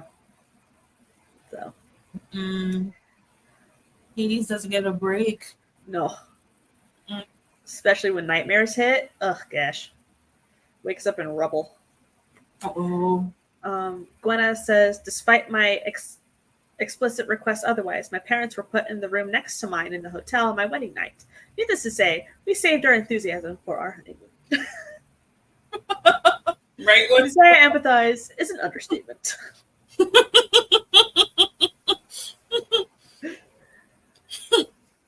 Nice. Not the parents, though. No. Like, mom and dad will have a whole different view of their little baby. I lied. I did read a romance in high school. I read Twilight. Twilight. Yep. See, I didn't know, this is going to sound real dumb, but I didn't know Twilight was like a romance until I was like much, much older. I just counted it as a fantasy book. But then again, I didn't know much about romance. I wouldn't know about paranormal and all the other. I just figured, listen, vampires, magic. Vampires, fantasy. Magic, fantasy. Mm-hmm. And to me, romance were like the Harlequin books with the man with the bent over woman bending their backs. That's what I thought romance was. Yep. So yeah. So. And in high school, I did read Pride and Prejudice for class. I was so confused reading it because it didn't have enough dialogue tags for me, so I didn't know who was saying what. And then I watched the BBC miniseries and fell in love. I was like, oh my gosh, yes. And then I read the book and it made a lot more sense because I could hear what happened in the movie, like in the TV show in my head. You can see it. I think in school I read, well, I guess those are tragedies, but I read like the Shakespeare stuff. That was on my curriculum. So I read those, like Hamlet and Shakespeare, Romeo and Juliet, and those were on. I don't think they gave us romance books in school. I don't think they wanted to. Believe me, I went to an all-girl school, so, but in our year group, they didn't need to teach you romance. They were discovering it on their own. But so I got mostly like adventure books, or we got like the silent what was it called? It was similar to The Silent Patient, but it wasn't. So we got like psychological books and stuff like that to read. And so it was like, cool, not romance. So how I ended up writing romance, I don't know. Let's see. Gwen says, I have been reading so much erotic romance by the time Twilight came out. I should preface that I was too young to be reading that it was. Then I thought Twilight was too vanilla. Oh. And honestly, Twilight is written so cringe, I couldn't get through the first book. Like, fan fiction really raised my standards too high. Maybe. You see, fan fiction raised your standards high. Remember when we were saying there are some really good fan fiction out there? There is. I only read like a third of Twilight. I watched the movies when they came back out. I read all the books of the original series, and then I've seen Midnight. What's it called? I've seen the first 2.5 movies. Oh, I've seen all the movies. Didn't read the books. Have you read Midnight Sun, the new one that came out a couple years back? There seems to be like mixed reviews, so it would have been interesting to see if you read that, what you thought. There seem to be mixed reviews about the new Twilight book. Midnight Sun, I think is what it's called. Not sure. Yeah. Like, I also read Hunger Games, but romance is the subplot for those. I read the Hunger Games. Well, see, now that you talk about it, I realize I probably didn't finish Twilight because it was heavy romance and I didn't realize. I read Hunger Games, quite fine. Yeah. Read Divergent, quite fine. So it's like, look at me. I'm in the wrong. Is this me realizing I'm in the wrong genre, guys? Your life is a lie. Myself. I've learned to watch horror movies. I'm learning. I'm more into the fantasy half than the romance half. Like, who am I? See, I read all the Twilight books, but it was a hate read. And I can't comprehend people who find them to be a pleasurable read. Okay. In the dorms in college. So Twilight had come out like a year or two before, I think. When did Twilight come out? I believe I was in 2005. Yeah, I was about to say I was in 4th or 5th form, which is 10th or 11th. So this was 3 years after the first book came out. I'm in the college dorms. And one of the girls was so obsessed, she had a cardboard cutout of Edward that she would sleep with. I'm sorry. But she was some of the movies, though. Because, like, my husband is obsessed with the first book, but that's because he read it when he was younger, when it first came out. I like the movies. A lot of people don't, but I never read the books. So I don't have anything comparing it to, so I just enjoy the movies for that reason. I wouldn't say I'd go as far as getting a cardboard cutout. So I guess 2008 was the year the first movie came out. So yeah. Yeah.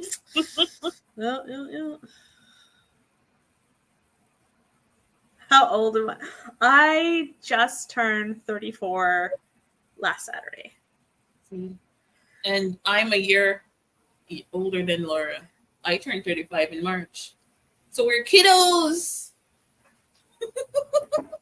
Young kiddos. Skyrun Epic Fantasy. With us. Oh.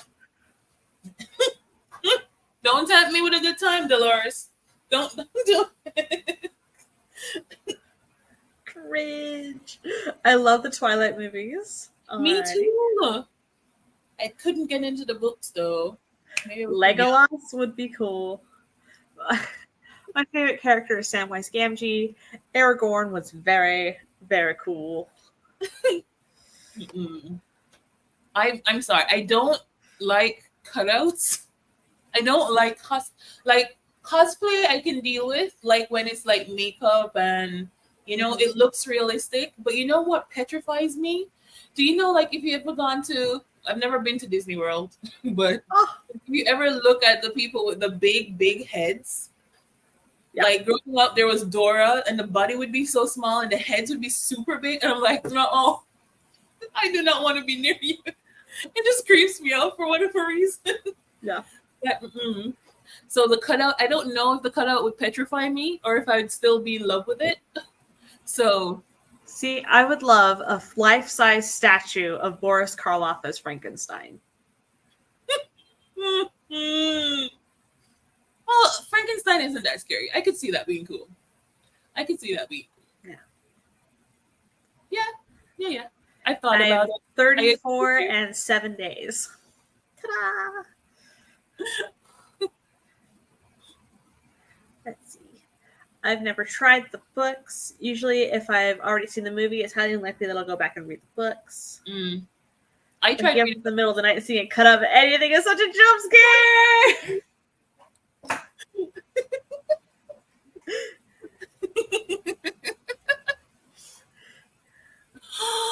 Are you saying I look younger? Is that what you're 65. saying? I'll take it. Are you saying I look younger, or are you saying I look like how I feel? I feel like I'm like pushing 80. So nah, you look younger. But I'll take it. Nice. Who's next? Who's on with you next? Barrett. I wonder if he got there. He was in traffic, remember? Yeah. So hopefully Barrett can make it. Are you doing like, what are you discussing? My query package for Seeds of Doubt. Oh, yeah. Okay. I'm excited. I don't even know why this excites me so much. I don't want to trad pub, but just seeing your never say never. I've learned that from Laura's video earlier, right? But just seeing your excitement and seeing you go through the process really makes me I'm like, It's like, I want to be excited too, and it makes me excited, and it's just, everybody's happy. Oh, thank you. My body would beg to differ. But I appreciate it. But again, Laura, congratulations on 666 now, 681. Thank you. So Barrett says they are late. They're on island time. But they're on their Island time is like 20 minutes later.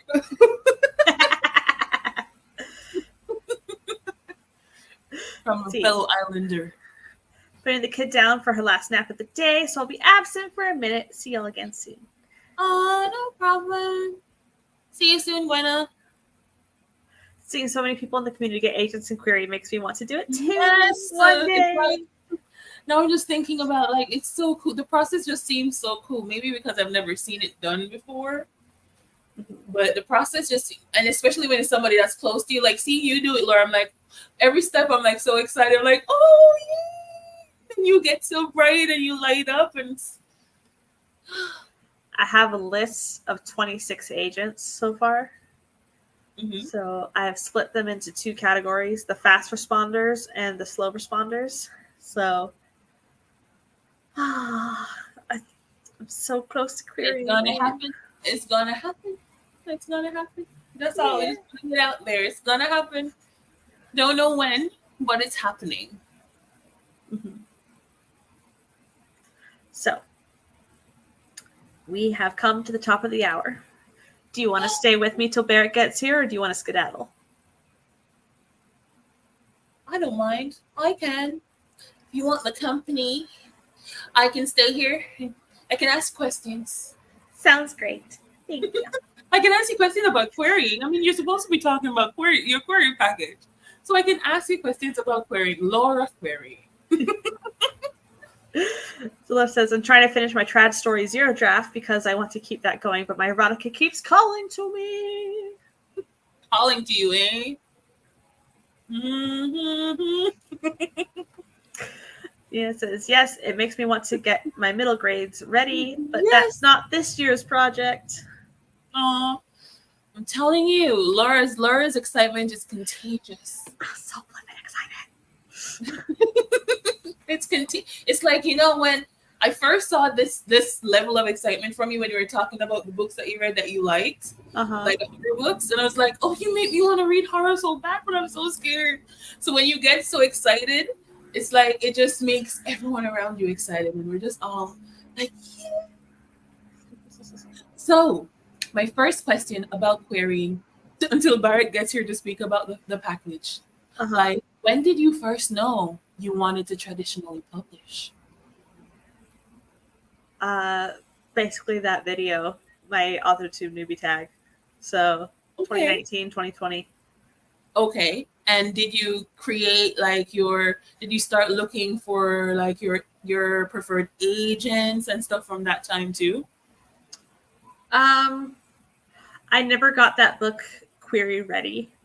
I was on draft 4 of that book, and then I permanently shelved it. So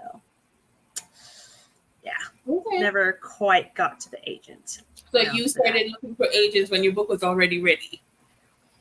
Because like I know I've heard people have dream agents and dream publishing houses. Mm-hmm. So and that's things that they know before they even write the book. Like they write the book to fit the agent that they're trying to get. So you are the opposite. You wrote the book that you wanted to write first. Yes. And now you're very cool. So I have a dream publishing house. I want to be in a Scholastic book fair so badly. It's gonna happen. Just put it out there. Put it out there. So the agents that you're querying, are they people then that have worked with Scholastic in the past, or? They are people that are specifically looking for middle grade horror. Oh, so, okay. Yeah. So I've looked at their manuscript wish lists. I have looked at their profiles and stuff on the literary agency websites to see, like, are they open to queries, and what type of books are their favorites? Are there any tropes or subgenres and stuff that they don't want to see? Yeah. So. Okay. If you could give answer Nicole first. So this one is the most drafts I've ever done, and I am on draft 8. So 8. Yeah. Holy cow. But I guess you want to go out with the best possible book, right? So I guess I can understand that. So this one started out as a short story, and it is published in the Wimbledon Common for a charity in Australia. And so that short story is called Miss Sundew. So that's out. And then I was like, you know what? I want to expand this. And so it's grown into this. Okay. The cops are after me again. Again? Laura, what did you do? Oh my goodness. Oh my soul. Hi. Outside Barrett in Puerto Rico. I am. I had Ricky dump me out. He's very mad at me because I did not let him valet the car. Because I'm cheap. And I was like, we don't know how much that is. We're not doing that. Okay. So are you ready, or do you need some more time? Because I'm just keeping your seat warm. Yes. So we just got here. We have to get checked in, and then I will rejoin. I was just hopping in to say, yay, 666. And as soon as I am in a room, I shall be joining you. Can I tell you the Thank tropical look is fitting you? You know, like Thank you. the tropics. Thank you. I think so Yes. too. I'm Yes, telling yes. you, it's gorgeous Very here. I easy. think Esther's got it figured out. Like we've all got it wrong. All right, cool. I'll see you guys soon. All right. Bye. Bye. Quick camel from that. Yeah. Oh, what was I gonna ask? Right. Okay. Because middle grade is normally around. Because you said it started as a short story, Mhm. right? And middle grade is normally around 35-ish thousand words, Yeah. right? Okay. So, what was that process like? Like from that first draft that was like a short story Mm-hmm. to adding or expanding to a whole 35,000. Yeah. So my first draft of the book version was 19,000 words. I was like, Doubled. So my short story was the climax of the book. And I was like, okay, this is too short. Dang it. So I made the executive decision that finale is now the midpoint. And I just kept going. Expanded. I That's did. smart. So the midpoint is the first confrontation, really, with the plant lady. And then I had to add more, another subplot that would carry it through for the rest. So the first half of the book is figuring out, is this a monster or is this just an old lady? And then the second half is the consequences, like, okay, it is a monster and it's affecting us this way. And we gotta fix it. Very cool. Yeah. And then after draft 6 was fleshing out the characters a lot more. Draft 7 was introducing nightmare magic and stuff like that into it. So introducing nightmare magic and basically doubling the finale. So there was the whole confrontation to like destroy the monster kind of thing. Mm-hmm. But then in fan fiction, there is this thing where it's like, okay, the monster always comes back for revenge a second time at the very end that you had to thwart. So I was like, okay, like we gotta do this. So like we got the whole monster comes back, gotta thwart it, but then the dregs of what they've done to this family has to be fixed. So then we have the save the parents part.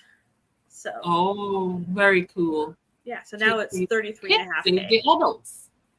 Yeah, save the adults. Very cool. Very, very cool. Okay. More questions. Hi, Eva. Warm up. Okay, so now the manuscript is ready and you're ready to query. Have you thought about different scenarios? Like in the ideal scenario, so you query, so you have 26 perspective agents. So you query all 26, right? And say 15 come back with interest.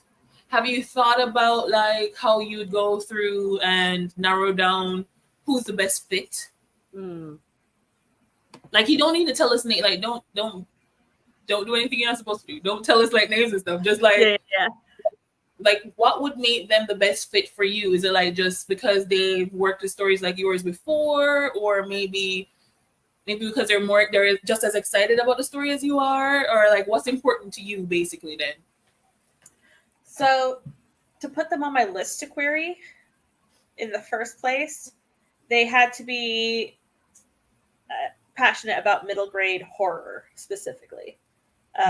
Because there are a few that are middle grade generalists, but they don't list anything about horror. So I'm not querying those particular people yet. Those will be later if my diehard horror fans aren't going to take the bait. So that out there. I hope so hard. So yeah. And then there are some where there are multiple agents at the same agency that both do middle grade horror. And so I will read their summary and stuff on the agency website, and I'll be like, okay, this one represents these types of authors more, and this one does this demographic more, or this one is more into like character driven, and this one's more into plot driven. So like I'll put them against each other in my brain. It's like, okay, which one fits me more? And then I'll put that one from the agency on my list. Yeah. And sometimes it's just which one is open to queries. Okay. Yeah, but then remember, we started out saying like if these are all the people that you chose. So we know they're all open to queries, right? Yeah. Right?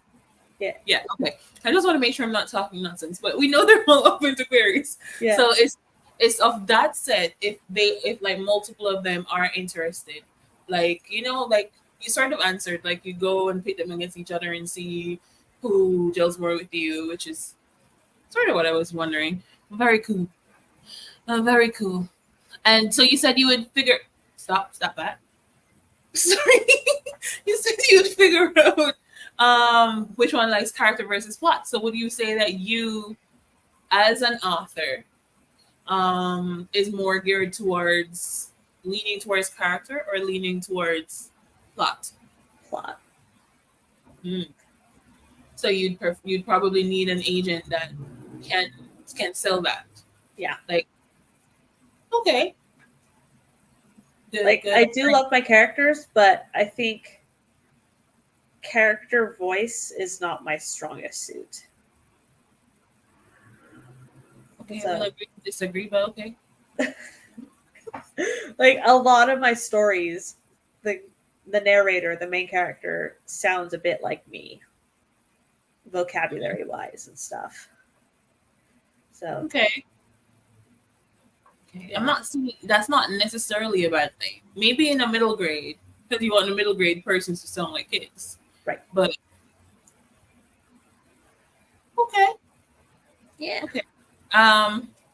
If you could give like us all one tip for like if we were thinking of querying or if we weren't even thinking of querying, right? If you out of what you've gone through so far, if you learned what's one tip from what you've learned that you will tell somebody else so that we could avoid that pitfall or do something earlier that you didn't know about before?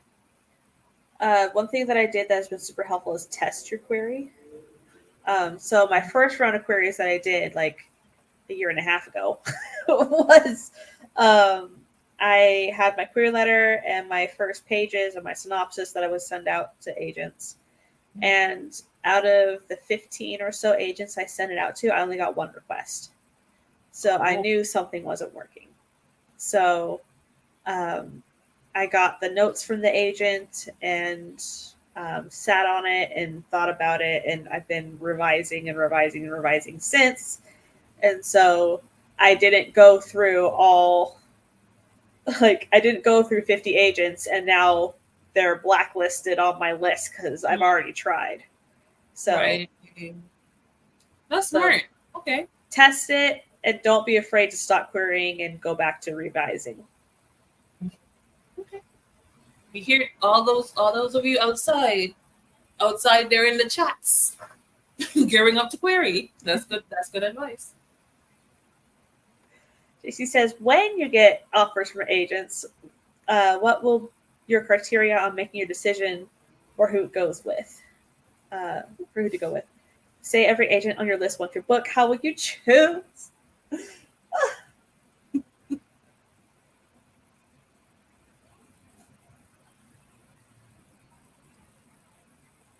don't know. See, and that would mean you don't go with the first one, right? So when someone offers you representation, you give all the other agents that have your stuff notice, like, hey, you have 10 days to get back to me. Oh. And then they'll make full requests or straight out offer representation or whatever stage they're at. And so you could end up with like 5 agents being like, hey, we love it. We want to represent you. So, yeah. So What are you gonna do, Laura, when all 26 people want the Oh my gosh. Cry. Tears of happiness and anxiety at the same time.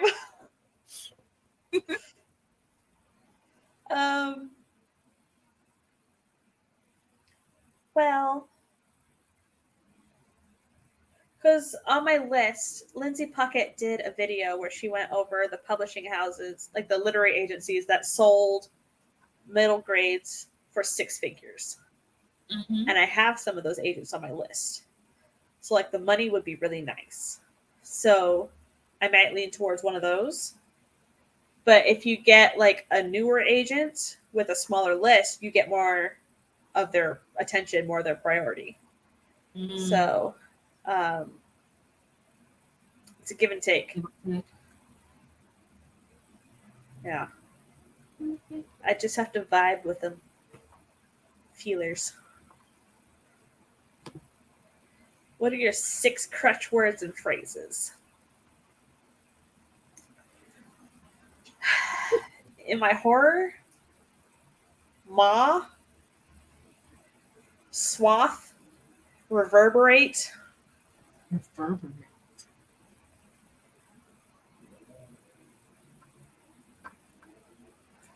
One of my editors said I use bioluminescent a lot. Bioluminescent. Yeah.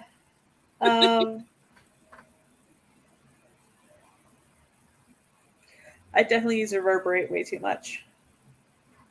I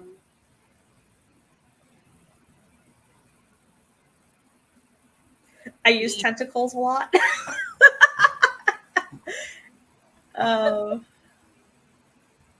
I use inhuman vocal cords a lot as well. Interesting. Yeah.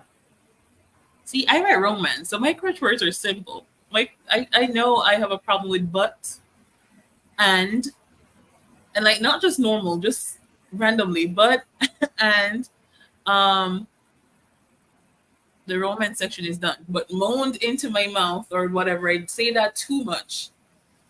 Heat building in my in the belly or heat building in the gut, I say that too much too. And release a breath I didn't know I was holding. I've never said that in a book on purpose. Yeah. What do you do next when you feel like you have a final draft? And how do you know when you have a final draft? So when you don't want to look at it anymore because you're sick of it, it's pretty final. It's like, I don't want to read this again. So I've done revisions. I have had other people read it and give me beta reader feedback, and I incorporate it. And sometimes I'll have a developmental editor. Sometimes I'll just have a line editor. But yeah.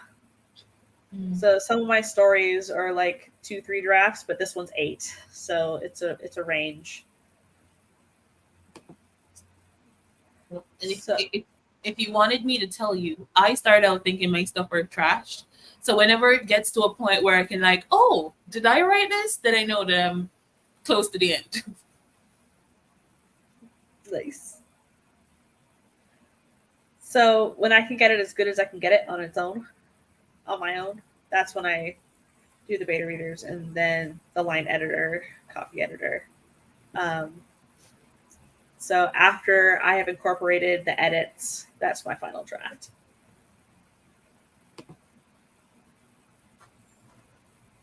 I think I would want someone with a smaller list for an agent, right? Mm-hmm.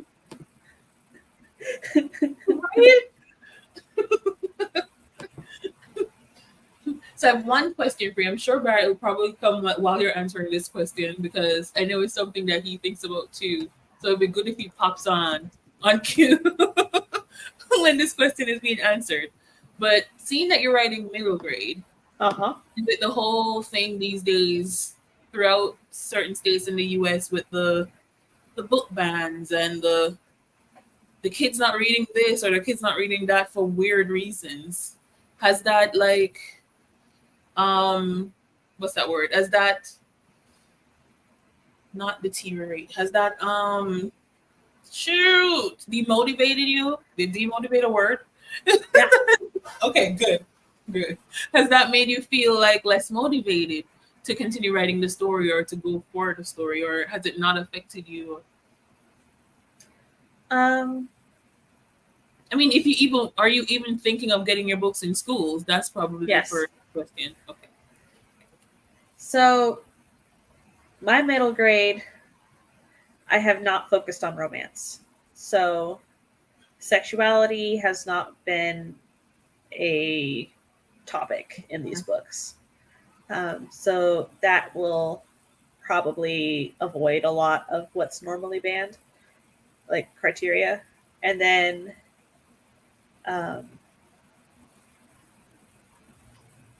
like it is a diverse cast. So there's an Irish American, an African American, a Chinese American, and a Latina American that are my main cast. So I don't know. Like, I mean, I'm not writing middle grade, but if I was, I can imagine myself. Well, saying I wouldn't let it affect me, probably would, but it's like I would try to not think of that. Like, luckily you have your book written, it's completed, it's at that stage where that negativity can't cloud like your judgment while writing. You've already written the story you want to write, so that stage is perfect.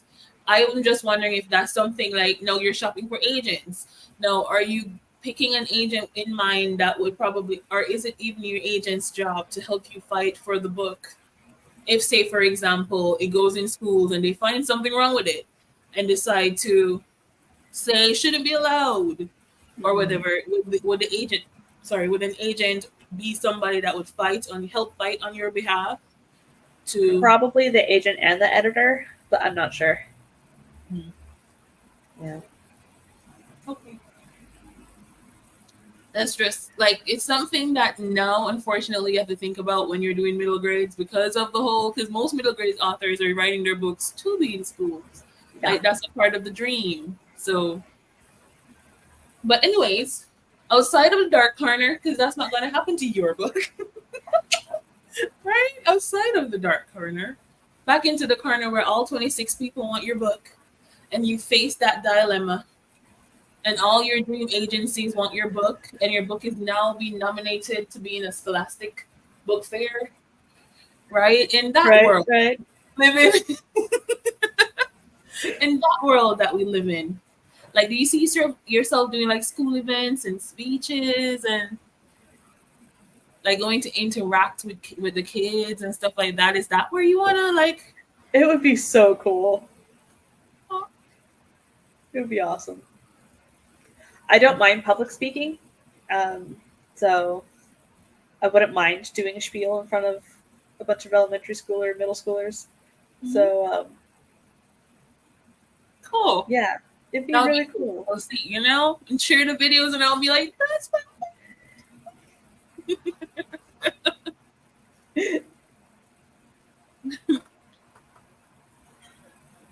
Let's see. I wanted to do a reading for my son's kindergarten class, but I didn't have a book done at the time. Maybe first grade. Yes, that would be so cool. Hi, Jocelyn. And yeah, the banning is rough. Oof. Mm-hmm.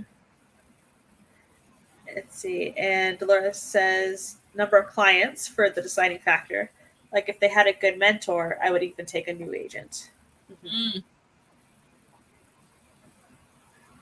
My thing though with the new agent is like, I've always heard that they want agents that have more connections. Like, the newer agent may not have as much connections, so they may have to work. Well, they may have to work like a little harder to get through to the editors at the bigger.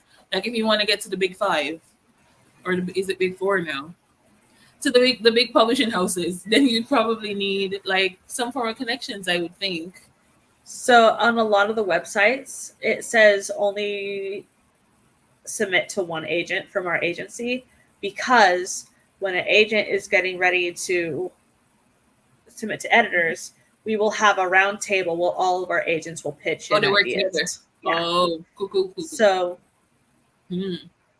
So I think if you have like agents with super connections in the agency, it'll still help no matter which agent you have.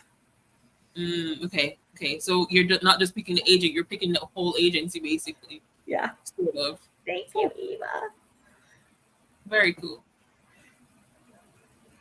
Yeah. Okay. Cool. But if they had a good mentor, they will have some of those connections or have some access to them. Very true. Okay. Good point. Okay. So Never thought of that. I thought that I would read to you guys my query letter. So I'm very excited. So this was edited by Michelle Schusterman. So I'm very excited. There's a hair on my ear. Oh, no. Okay. Anyways. So this is this one.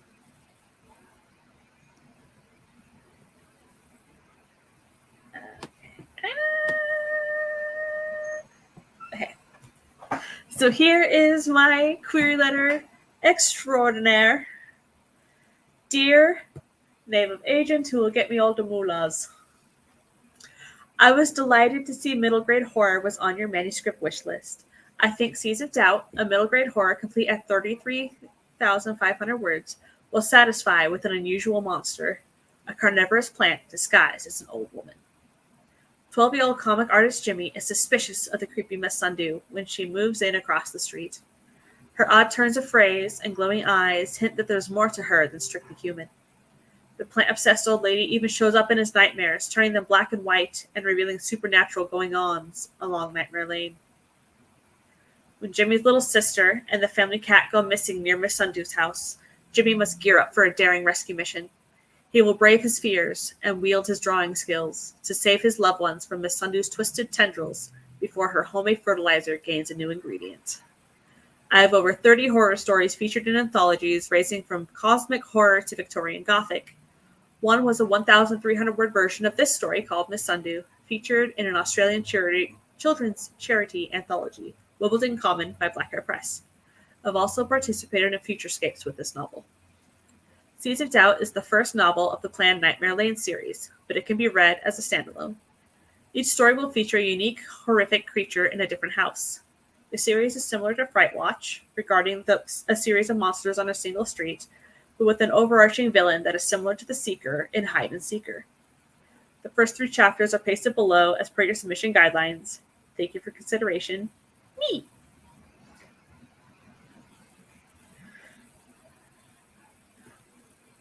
I love it. I think again, take everything I say with a grain of salt. I've never queried before.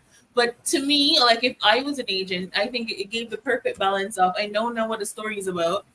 I know what the characters are going for. I know what your vision for the series is. So it also shows me that you have a vision for other books. So there will be more work if I join on with you on this one. We'll just write one and disappear.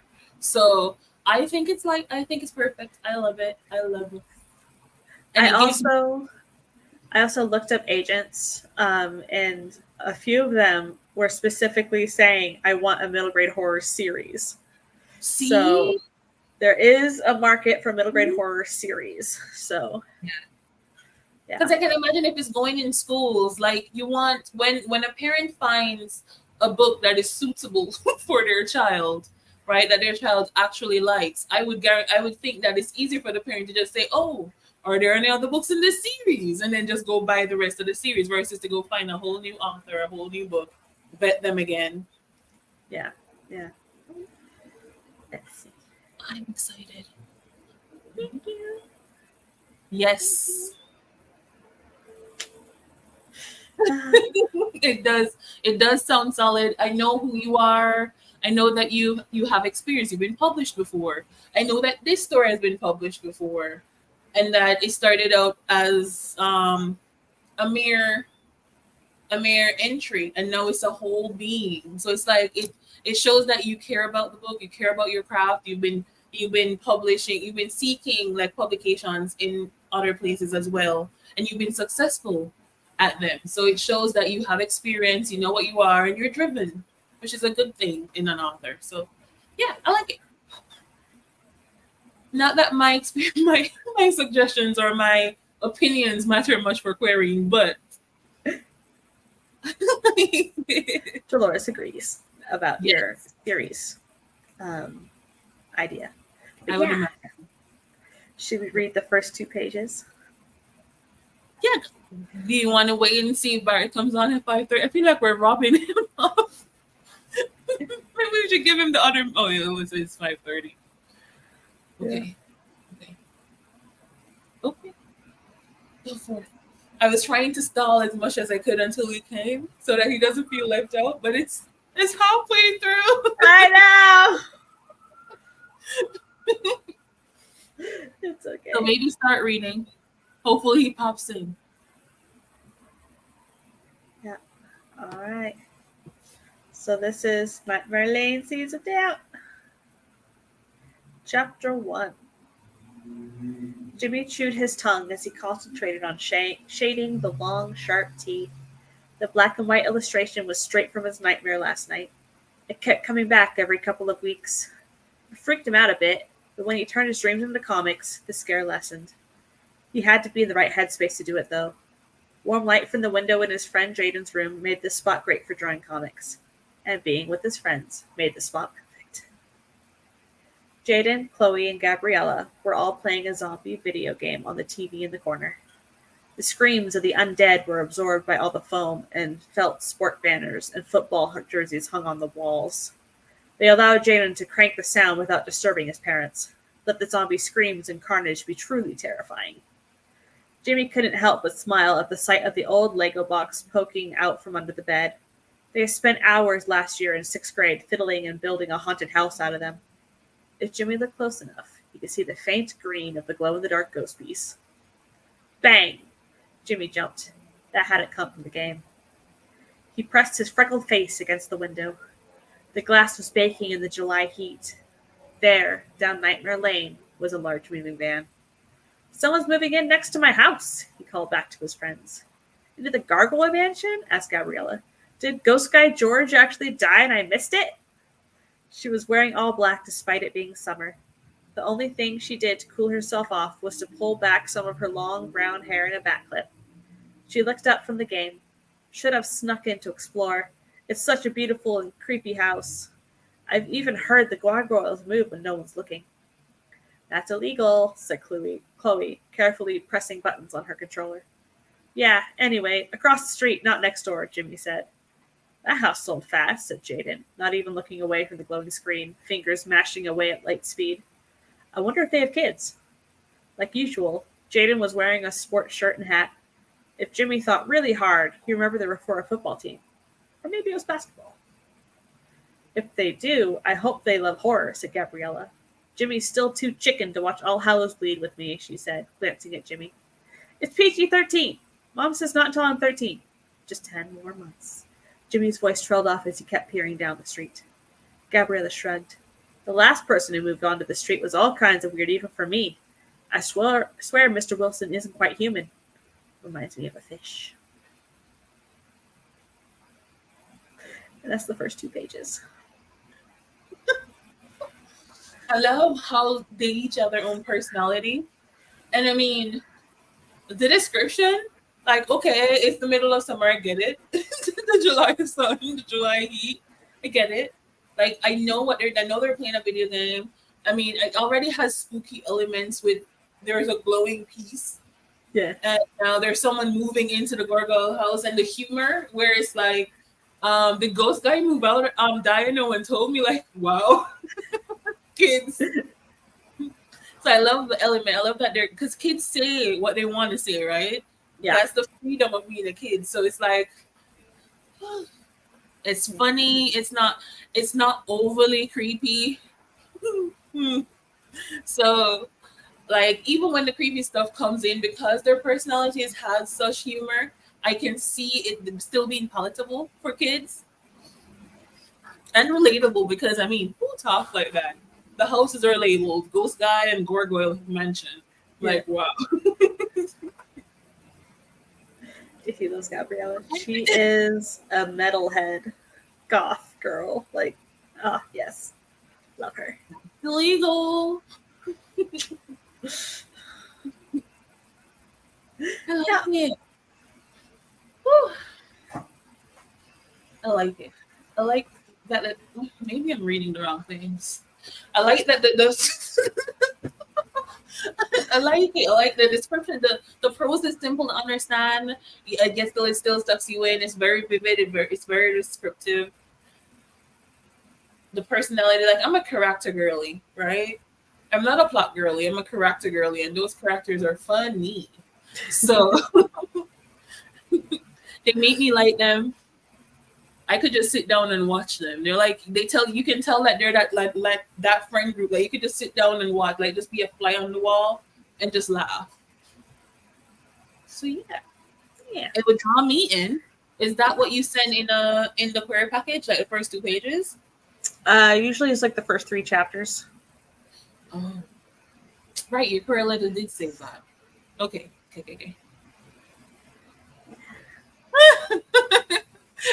I'm just telling the truth. That's what I think. There's nothing wrong with a little hype. As long as the hype is true. Exactly. So we can read when we meet Miss Sundew. Is Miss Sundew the one that's moving in? Yeah. Oh. Ooh. So we'll skip ahead to later in the chapter. Shall we? Let's see. Okay. Out the front door of the house stepped the old woman. Her shadow loomed across the cement driveway, and her long yellow dress fluttered behind her. She had a face like a pumpkin with a deflated nose. Her fluffy red hair pulled back in a huge bun. Her shifty eyes darted from house to house along the street as if searching for something.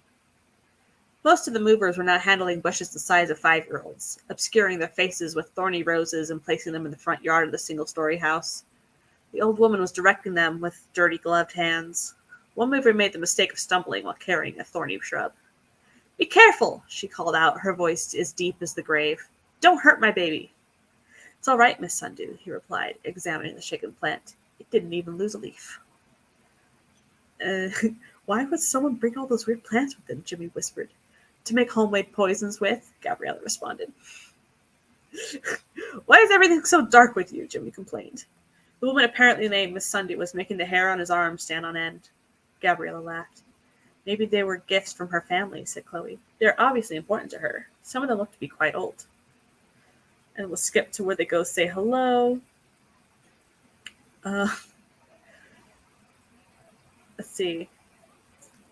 The blacktop of the street sucked at Jimmy's shoes as he walked across. The air was heavy with the sweet smell from all the vibrant flowers. Too sweet, like it was covering something up. Miss Sundew hobbled around in her boots. They seemed far too big for her, and heavy too, like they were full of something more than feet. Or maybe she really was just old. The long sleeves of her sun-yellow dress were already covered in dirt. She leaned over some of the dusty pink blossoms and rose bushes, caressing them gently. As Jimmy approached, he could hear her words. "Don't worry, my sweets. You'll be in the ground soon enough. There's plenty here to feed you. I've got my own recipe after all."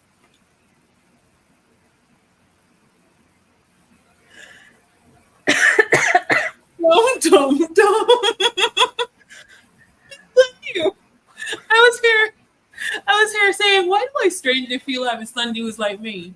Like, I love my plants. Like, we talk, we have conversations until it goes, I have my own recipe after all. I'm like, Miss Sundew, are you out here watering your plants with blood? What's going on? That part, I love the way how it's like Miss Sundu in one section she'll seem like a normal old lady. So I see you already setting up like the contrast. Like, is she just old? Or is she something else? Like the boots that looks like they're too heavy, like they have more than just feet. Yeah. Or the plants are too sweet, covering up something. Like so already hinting that, it may not be what it seems. I like that little bit. Thanks. So some of them are first 3 chapters. Some of them are first 10,000 words. Some of them are first 10 pages. I have a gambit, so I have to figure out for each one. Thank you. It's a question. When you are famous and your maker is adapted into a movie/show, what studio do you want to do it? And will you remember us?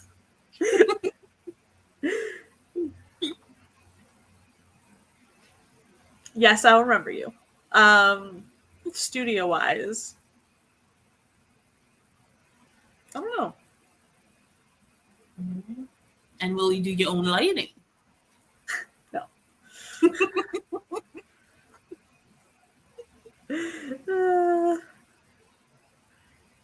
I don't know.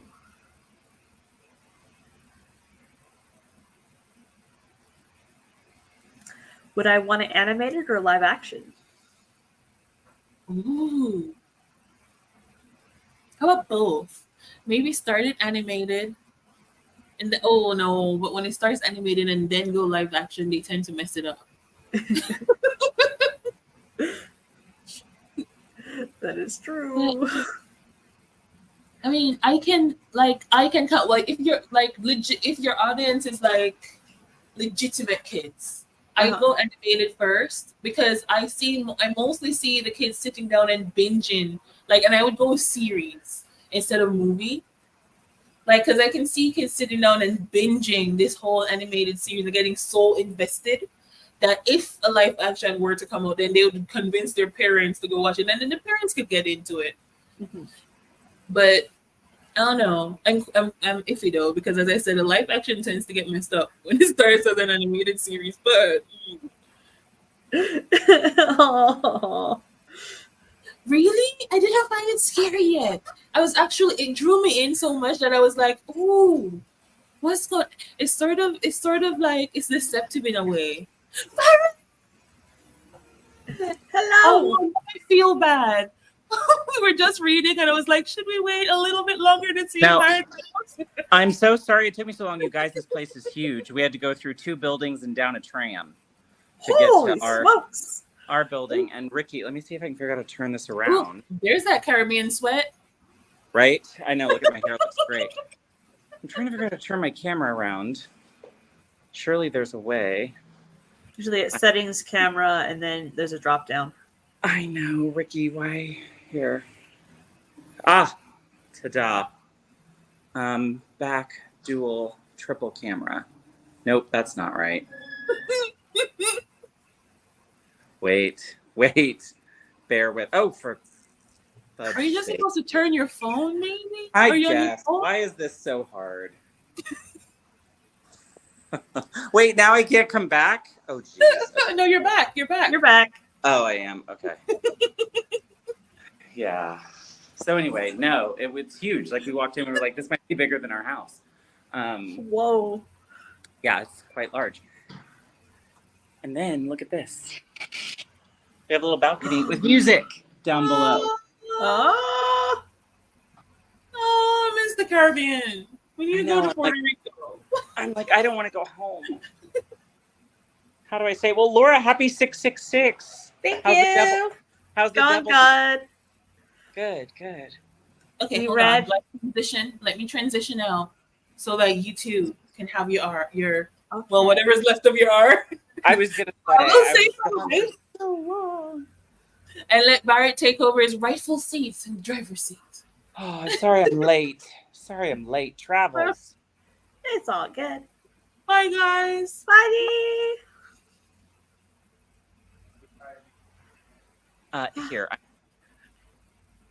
Hi, Laura. Okay. Hi.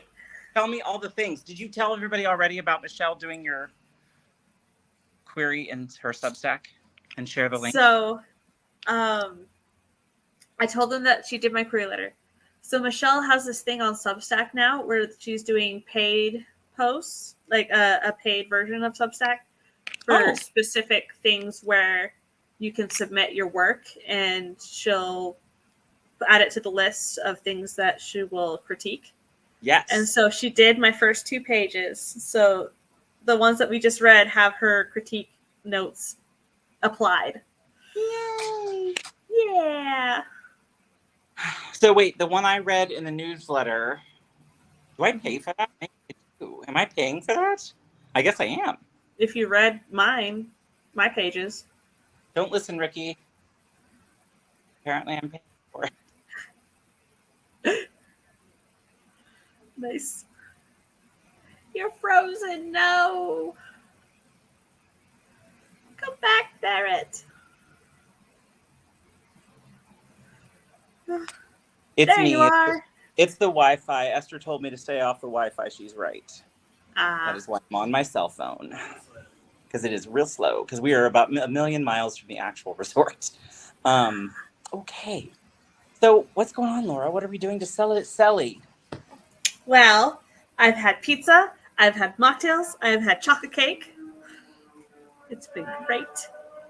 And a motorcycle is going down there. Anyway. I heard it. Yeah. JC and I brainstormed a new middle grade spooky. The cake was a microwave mug cake. Oh, so it was a quickie. Yeah. Oh, Maggie's eating chocolate cake right now. Ooh. All right. So you guys want to know what Michelle's notes were? Okay. Okay. Yes, we do. Okay. So they were mostly line level. Let me open my email.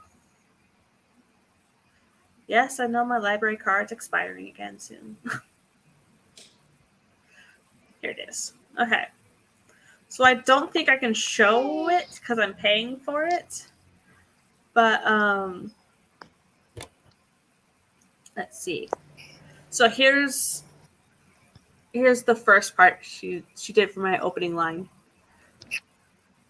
So my original opening line was, Jimmy chewed his tongue as he concentrated on the shading of the long, sharp teeth. So she said, great opening line. 2 small things. First, I know from the query that Jimmy is drawing, but something about the shading of took me a second to comprehend. I think I first read it as Jimmy concentrating on existing shading rather than being his own action. Also, him chewing his tongue combined with long, sharp teeth briefly made me think they were his own teeth. His own teeth were long and sharp. It was just a very brief flicker of confusion before it clicked, but of course, it's better to leave no room for confusion. I suggest a slight rewording, something like Jimmy chewed his tongue as he concentrated on shading in the long, sharp teeth. So, chef's kiss, heck yes. There were... Yeah, that's gold. Yeah. There were some little word choices that they are in the middle grade vocabulary, but not a word that a middle grader would normally use. Yeah. So I fixed some of those. So she's the one that pointed out. So I had that the banners and jerseys and stuff on the wall were absorbing the sound a bit, so it wasn't as loud in the room. And she's like, well, it would still be loud in the room, but it wouldn't be as loud outside the room. So because they act like noise canceling absorbent stuff, foam, whatever, it would make them be able to crank up the volume without annoying the parents. So I did that. Okay. Also, I say that they played with the Lego bricks in 6th grade, and so she wanted me to list what they had made and maybe make it be something spooky to keep up with the tone. So I changed it to they had made a Okay. haunted house with glow-in-the-dark ghost pieces. Let's see. So I'll read the I summary. love that idea. It says, Laura, this is a wonderful opening. The tone is just right for middle grade horror, which is a tricky genre, as it can be difficult to land on the right kind of entertaining scary for that age group without going too far. I love that the kids are playing a zombie video game because those are fun, scary, and cartoonish. So if it served as a great way to set the mood of the scene. Jimmy drawing his nightmares as an outlet is awesome. And my number one advice on opening pages has always been to ask a question the reader needs answered so they keep reading more. In this case, the question is, are Jimmy's creepy neighbors actually showing up in his nightmares, and why? It's perfect. One small thing I noticed when I read it a second time, by the end I had a pretty clear picture of Jimmy, Jade, and Gabriella and their looks and personalities, but I didn't have an idea who Chloe is yet. So that's why I did the tiny addition in this version of her telling her Gabriella is illegal. Yeah, that was her feedback. So. Damn you, island internet. Okay, sorry.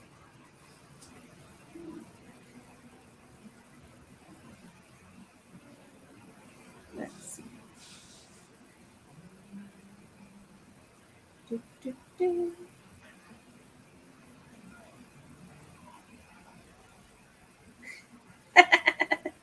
Esther says she's moving in with you, Barrett. It is a gorgeous room. You're back, Kish.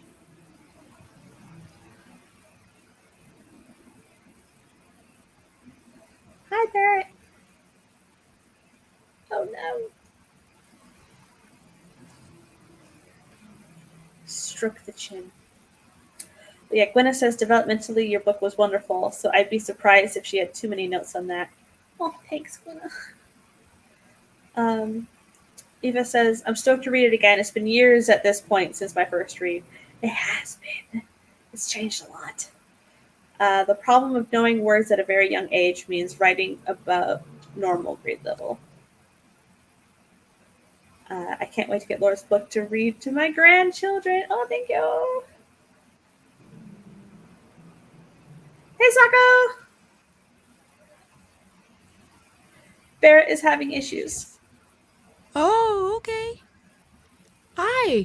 Hi. I'm all dolled up. You're gorgeous. What? Thank you. I wish my lighting was better, but you know what? It'll do. And Barrett disappeared. Yeah, bamf. Oh my gosh, have you been like streaming all day? 5 hours. 5 hours. Oh my It's great. So we're finishing up talking about my querying. Ooh. So Very we read over my cool. query letter in the first couple pages. So Eva says the only people who don't think children can say super logical, smart thing haven't been around Joel. Yeah. No, it was not Eva. Let's see. Yes, you can subscribe. You can do a paid subscription.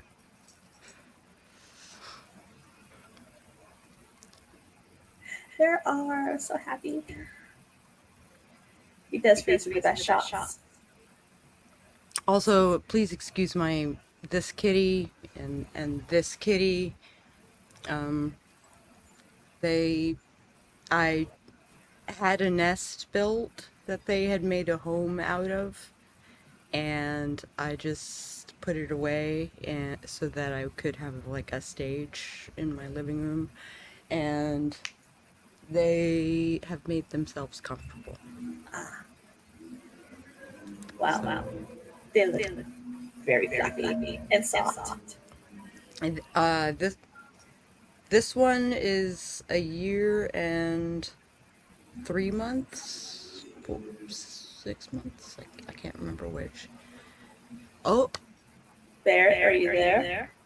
I hear you. Can you hear me? Yes. There's just an echo. Oh, bloody hell. BRB. It might be Sako. oh. I don't know how I can fix that. I think it's just picking up the audio of the stream.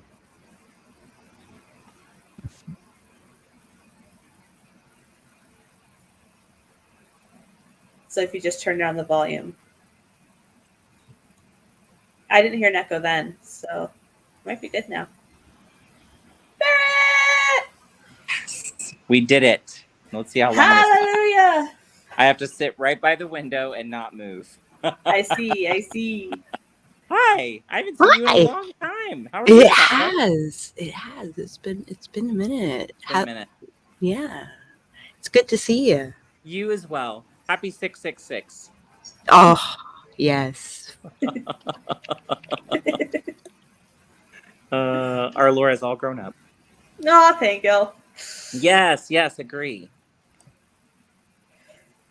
Yeah, it was a great experience getting feedback from Michelle. Highly recommend. And Sako's dance is later. Yes, 7:30. There, if you follow me on the Book of Faces, which you might, I have been spamming the link to the event like the past couple of days.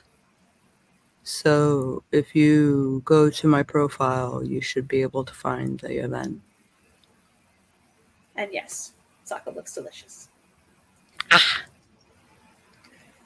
And yes, we do love furry friends. Thanks so much. Echo is fixed. Welcome back. Is a vibe. Yes. Let's see. Eva says, I have 2 middle grade manuscripts, which is fantastic. Ooh. Very cool. Amped to get her feedback now. Yay! Barrett is but a glimpse. And happy belated birthday, Sako! Yes! Belated nothing. I'm still celebrating. Nice. So, Sako is. We'll let Barrett be in Puerto Rico. So, Sako is here for the final hour. The final hour. So, we are doing terrifying tales. So, we are going to be telling scary stories together. So, We are? yes. So, do you want to tell a scary story and then I'll tell a scary story, or how do you?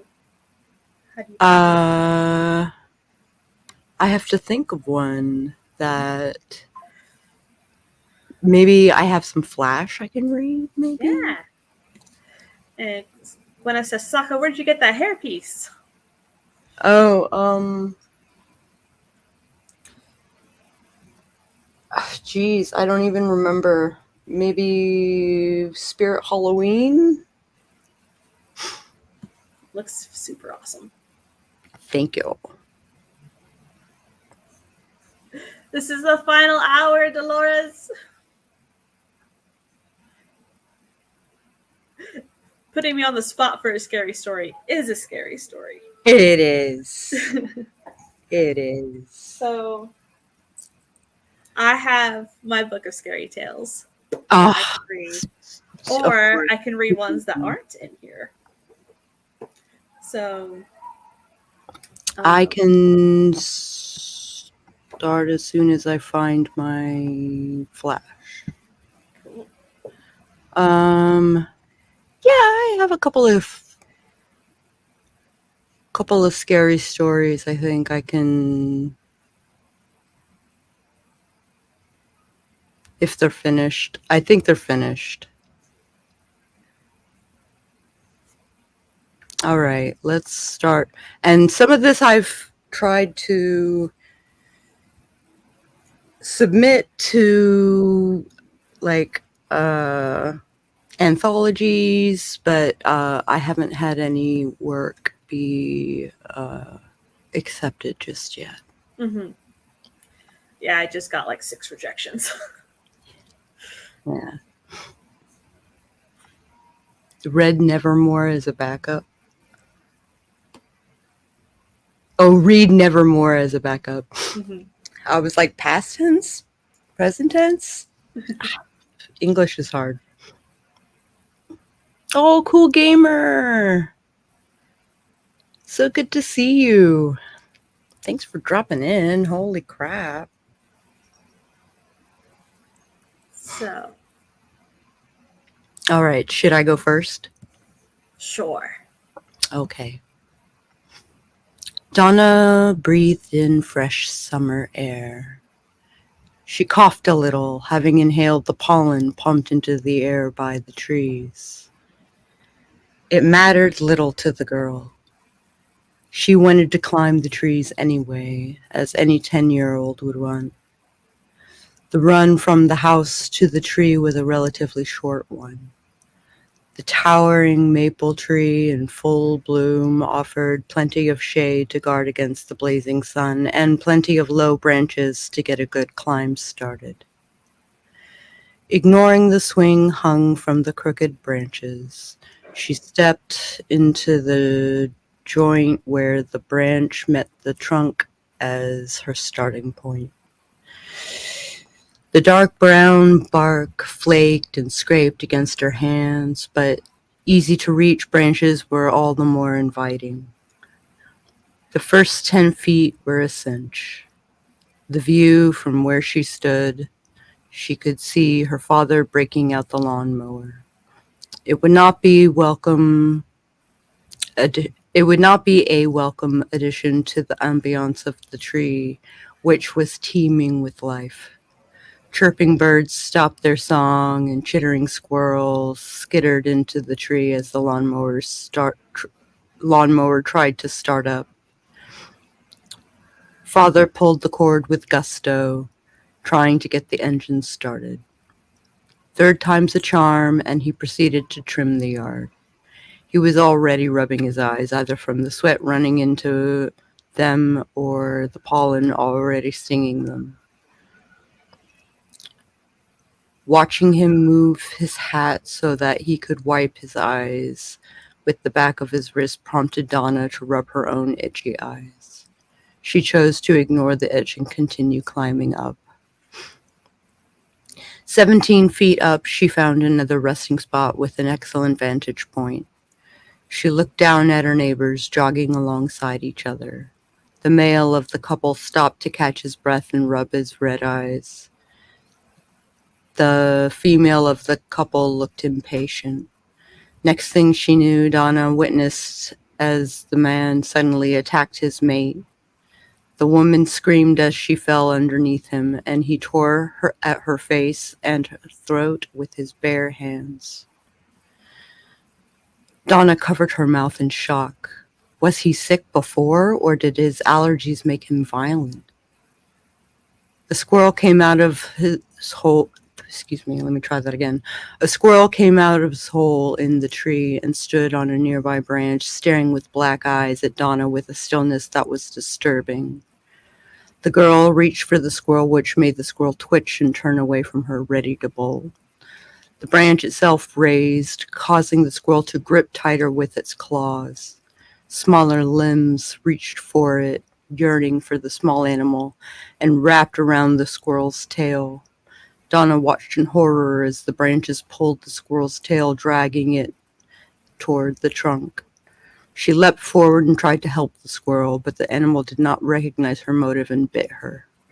Sharp buck teeth punctured through the soft skin between Donna's thumb and index finger. She quickly pulled her hand away, wincing before checking her wound. Beads of blood started to form. She drew a hissing breath between her teeth to express her pain. When she looked back up, the squirrel was gone. The only sign there had ever been a living creature was the bloody stain on the trunk, small bits of meat and fur clinging to the bark. Donna held her bleeding hand in a way that she thought would slow the bleeding. The limbs that dragged the squirrel away went back to their original position. It was easy to blame the breeze blowing through the trees for the movement of the limbs and its leaves. She finally sat on the branch she perched on, blinking tears from her itchy eyes. Did the tree just eat the squirrel? No, that can't be. Trees don't eat squirrels. Donna took a few deep breaths and continued her climb. 24 feet up provided a new vantage point on the other side of the tree. Bright red leaves brushed against her skin. She expected a soft touch, but they were inexplicable thorns, and they scraped at her maliciously. Her face and arms were covered in light scratches. The flesh around them began to swell. She wiped the allergy tears from her eyes and sniffled back the tears spurred on by mourning the squirrel. A stinging sensation accompanied the itch, but she looked down at the people living their lives below. The sight of her father sprinting across the street raised questions. Her eyes followed the man as he bolted under the tree. In his trajectory was a small girl playing with dolls in the front yard of her house. He wouldn't. No, he was a loving man. Why would he be running for the girl? To Donna's shock and surprise, her father ran at full tilt at the girl and crashed violently into her. She laid on the ground crying, and he turned around and jumped on her, rending at the girl's face and throat with his bare hands, his eyes red. Donna stifled her scream, muffling her mouth with her hand. Tears leaked from her eyes, running streaks through the dirt on her face. If that was what he did to a random neighbor's little girl, what was he going to do to his own daughter? Would the relation even make a difference? Donna hadn't noticed a branch reaching for her while she watched her father murder and mutilate the neighbor's child. The thorns dug into her leg, and she let out a yelp when they scratched and pulled at her, threatening to pull her off the branch she sat on. She yanked her foot out of the invasive branch. Since when do maple trees have thorns? She winced at the fresh wounds on her leg, which were already swelling. Maybe it was time to go back down to the ground. The breeze turned into a howling wind, and the branches rustled. Several branches reached for her now, promising hurt with several methods. Donna had trouble finding footholds in the tree that was out of reach of the red-leafed branches, and they grasped at her wrist and throat. The scratches deepened. She could feel her throat beginning to swell, slowly choking out her blood flow and air supply. Surprisingly, the tree leaned with the wind, grasping at her arms and legs. She couldn't shake the branches off anymore, so she held fast on one of the stationary branches. Slowly, the tree dragged her towards its trunk. She saw below the red stain from the squirrel. She had a feeling she was next. Donna's grip faltered at the stationary branch, and she felt the tree pull her into it. She propped a foot against the trunk to try and fight back, but she felt the bark eat at her shoe. She howled as her foot up to the ankle was next. Birds flew away at the disturbance. She put her hand to support herself against the tree trunk, not realizing that her hand was next on the chopping block. The bark shifted and parted, revealing red flesh beneath the bark, strings of muscle lined with teeth. She screamed for help, but expected no one to come since they two were too busy killing each other. Soon enough, all that was left of Donna was a shirt and a shoe.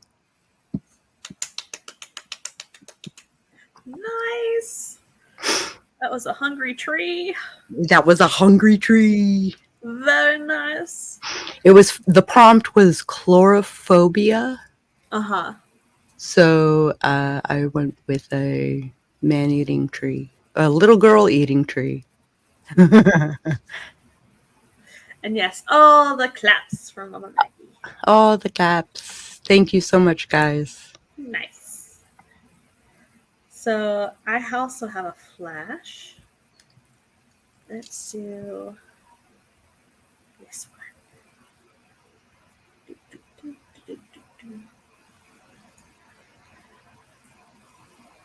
Okay. This one is Baptism by Cosmos.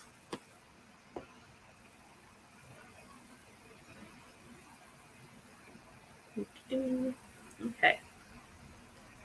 The stars in the firmament shivered. It was time. Sarah peeled herself off the leather cushions of one of the couches in the back rooms of the neurology department. She tiptoed around her still sleeping assistant, who had passed out after 72 hours of straight research. The drops of sweet chloroform she had laced his lavender-scented pillow with helped as well. Past the showcase of diplomas and awards she crept, not bothering to put her squeaky shoes back on. She didn't even glance at the open box of leftover cupcakes in the break room. Hall lighting flickered as she passed through silent halls until she made it to the front door. The smell of pine hit her in the face as she emerged from the sterile building. All her research had opened her mind to this wonderful revelation, this breakthrough, this baptism. Quickly, she got in her parked car and began to drive through the woods out to the trailhead her mind's vision had shown her.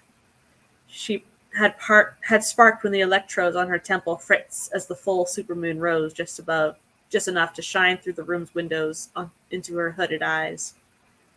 Trees whipped past the sedan's windows, reaching twigs and branches trying to slow her descent into madness, stop her from reaching him, the Baptist.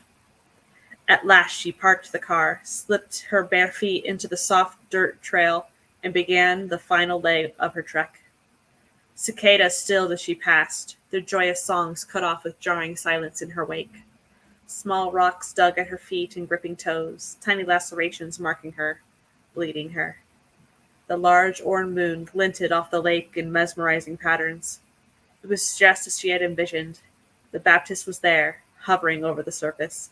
His leather-like wings were folded along his back, his skin covered with mottled protuberances. Sarah stood at the edge, moon reflections dazzling her. Was this really what she wanted? A sliver of her reasoning pierced through the lulling of the moon. No, you need more data. A gentle breeze caressed her as the Baptist opened his wings wide. Then all went still. The lake calmed as into a flat reflecting pool. No ripples to disrupt the view they now showed. This doesn't make sense. The moon's whispers slithered into her eyes once more. Look, dear child. In the depths of Lake Drumhampton was a city. A desolate, abandoned city with otherworldly architecture surrounded by stars. She looked to the Baptist. He stared back. Against her will, her right foot stepped out onto the unmoving plane of the lake. The surface tension held, keeping her afloat. No, go back. Need more data. Unsafe. Step after step, her body moved to the center, to the repulsive, no, beautiful creature. Blood seeped from her soles into the water with every step, tinting it scarlet. She wanted to look back, but couldn't find a strong enough will. Each second brought him closer. A pungent odor of ozone grew as she approached, stinging her nostrils. By the time she reached him, she had forgotten what pines smelled like, what smells mint or garlic held. It was just electrical, burning ozone. His clawed hands reached out, taking her into his rough, squishy arms. Lumps dug into her flesh and shadows engulfed her as the wings surrounded them. Then they plunged. There was no relief of water as she passed through. Instead, it was like being swallowed, squeezed and manhandled through a moist esophagus until regurgitated back up, but to a different locale. Sarah blinked her eyes. Rough stone was beneath her, cool and dry. The arid air was heavy, as if weighed down by gravity stronger than Earth's. Strange stars wheeled overhead in foreign constellations. The Baptist was gone. She was alone, deposited in the center of the abandoned ruins of another realm. She needed more data.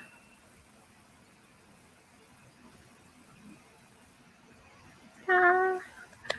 Huzzah! Huzzah! Brava, brava! Cosmic horror! Cosmic horror. Okay, so my other Flash stuff are shorter. Mhm. And to be honest, like, I made these in 2022. I don't remember how they end.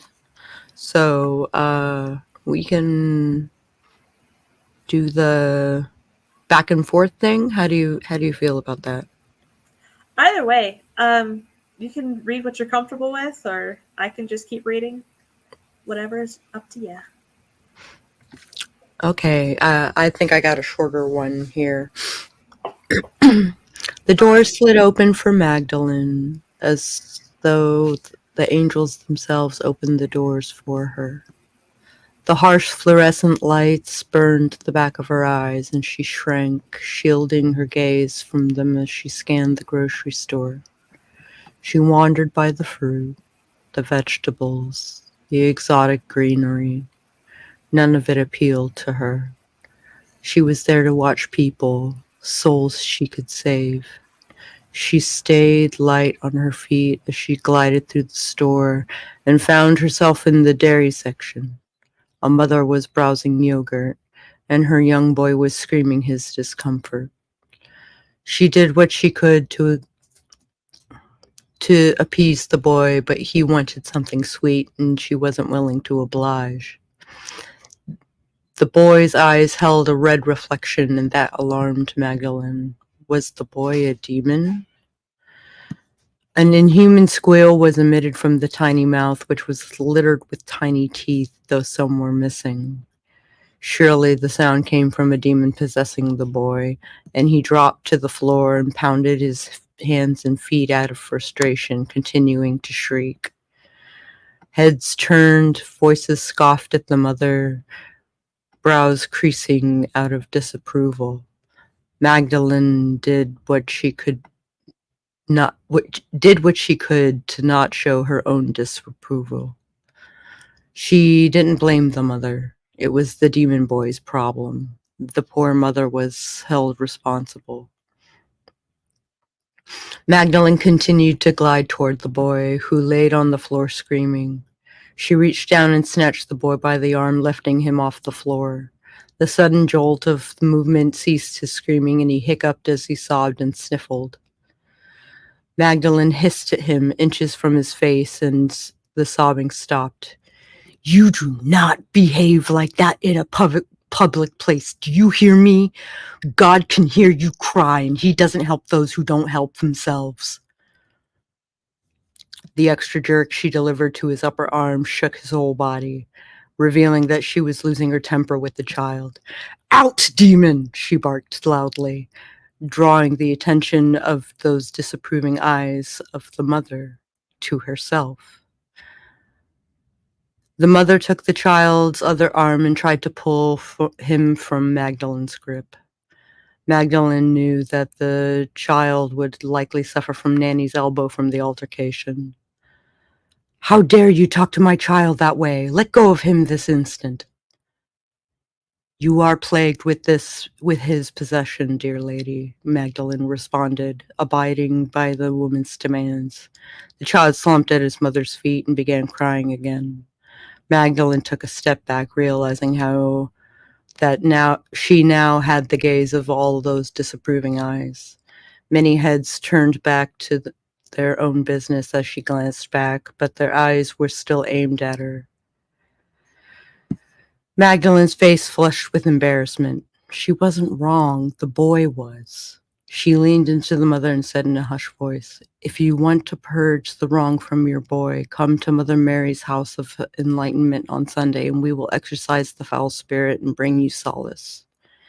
The mother spit on her, and she jumped back to avoid it. With that, she ran for the doors, which the angels opened for her once more, and she fled the building.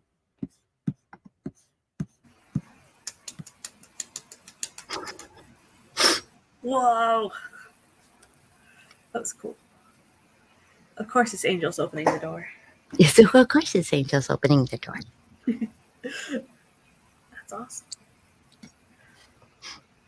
This mouse keeps... This, like, toy mouse Uh-huh. keeps ending up, like, under my foot, like, pretty much over and over and over during the day. Thanks, Cool Gamer. So, I want to screen cap that. Hold on.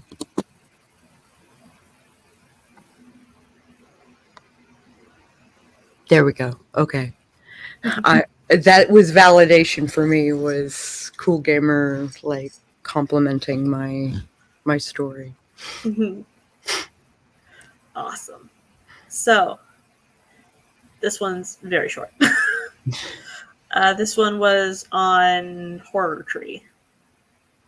The rocky shoreline quakes, tempered buildings tumbling into the sea. Tsunamis crash, eroding the exposed earthen innards of our planet. Atomic bombs drop beneath the ocean surface, rocketing towards the tectonic plates. Mushroom explosions of vaporized molecules exude from the depths, rings reaching the upper hemispheres. Fingers of mud break the turbulent sea foam. They slough off the earthly elements, revealing the starseed beneath, a gelatinous, viscous body glowing with nuclear fusion intensity, yet still shrouded in shadows. Mighty bellows through alien cords ripple the various exhausts suspended over the drop zone, dispersing them into oblivion. Oblivion, our future. Oh, poetry. Ah. I love your prose. Oh, thanks. A lot of punch and not a lot of words. Let's see. Should I read Trunda?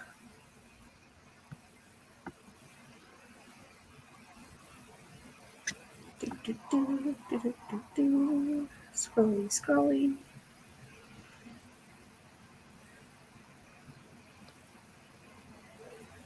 I like this one too.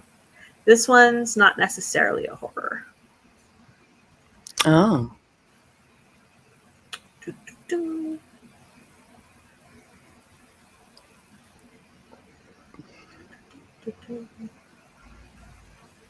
I should probably scroll so it's not showing my address.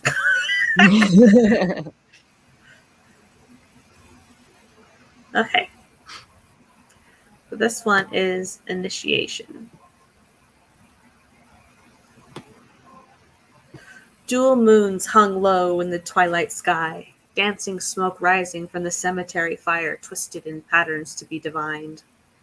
The young one knelt in the flickering flames, elder wisdom painting designs along their naked skin. Worried? The elder asked the soon-to-be initiated. The young one flicked their fingers toward the sky in affirmation, the mute language of children. You are strong. Your name will find you. Weathered fingers dipped back into the bowl of paint before tracing sacred symbols that had been revealed by the fire of creation in the beginning of time. Lines bent, doubled back, and overlapped in ways that revealed the meaning of life, and if one was enlightened enough. Elder family approached, anointing the initiate's head with soot saved from the fire that had burned bright at the time of their birth. It is time. Shivers racked the young one, but they stood tall. The heat of the flickering fire intensified. Smoke twisted downward, caressing the child on the verge of adulthood. They needed to take a step, to trust the knower of all things, to walk into the towering flames and claim their name. Have it fill their mouth and seep into their very essence, unlock their tongue and bestow purpose. They took a breath. The warmth of a womb engulfed them, reds and oranges, the conflagration morphing into the hues of eclipsed celestial bodies. Colors they had never seen up close alighted along the painted lines on the surface of their skin before sinking deep. Sparks exploded in wondrous display. The soot marking on their forehead tingled in recognition. Acceptance. My child, came a whisper. Your name shall be. The young one held their breath, entire body a world of nearly painful tingles. Darkness shattered the fire, warmth and enlightenment fleeing. A shadowed voice boomed from the center of the ceremony circle. Tongue-bound finger flicks of childhood now gone, the adult pronounced, my name is destruction. It gave me shivers. Ah, thanks. That's so good. Let's see. Oh, I have like a file full of prompts from your website.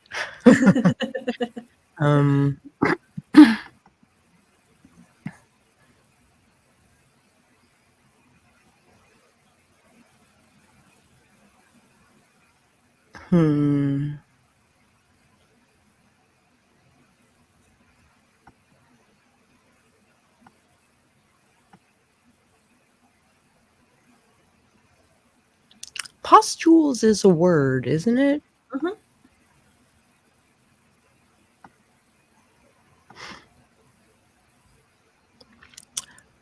My eating slowed. The candy was tainted. Oh God, which pieces? All they needed was a heat sealer to reseal the candy. I couldn't remember what I'd received from the house in question. Was it a Kit Kat? A Snickers? What was it laced with? Poison? Razor blades? Panic made my chest tighten and I dropped the candy. My parents looked at me worried and I whimpered.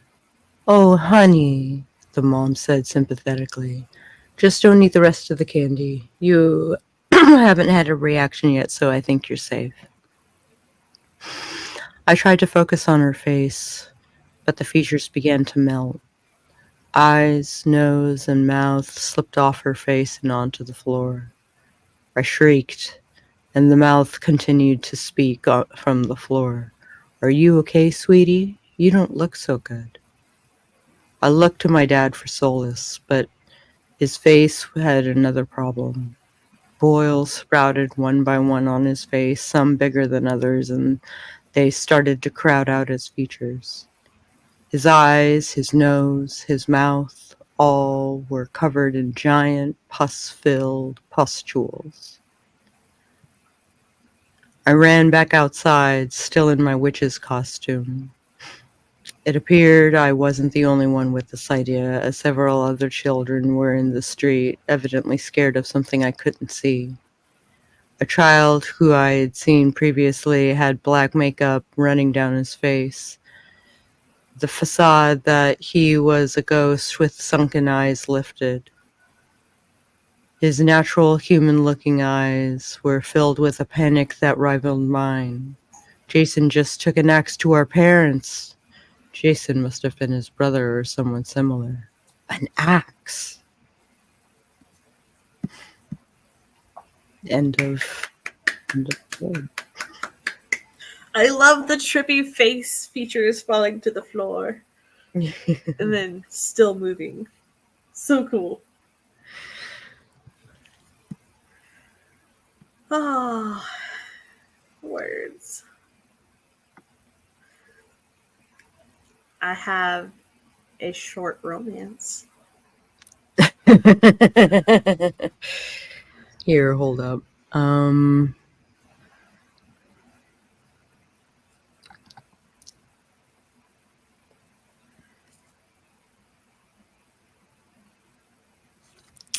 The girls giggled as they urged me into the bathroom.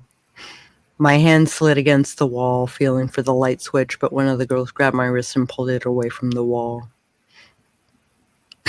They shoved me hard into the dark, ceramic room and shut the door, locking it from the other side. It was a cruel game that I had little faith in, which was half the reason why they were forcing me to play it. The game was called Bloody Mary. I closed my eyes, shutting out the darkness with more darkness. I took a breath, eyes open wide, trying to adapt and suck in what little light was in the bathroom. My reflection was my shadow, the details lost in the dark. My eyes were black holes, my mouth a fierce critical line. It was time. Bloody Mary, Bloody Mary, Bloody Mary. I waited for something to happen, and the silence convinced me that that I had been proven right. The game was bullshit. I pounded on the locked door. Okay, let me out. Nothing happened. I looked over my shoulder at the mirror, only my reflection hadn't moved with me. I stepped away from the door, the girls continuing to giggle on the other side. Eyes on the reflection, it moved of its own volition, mouthing something.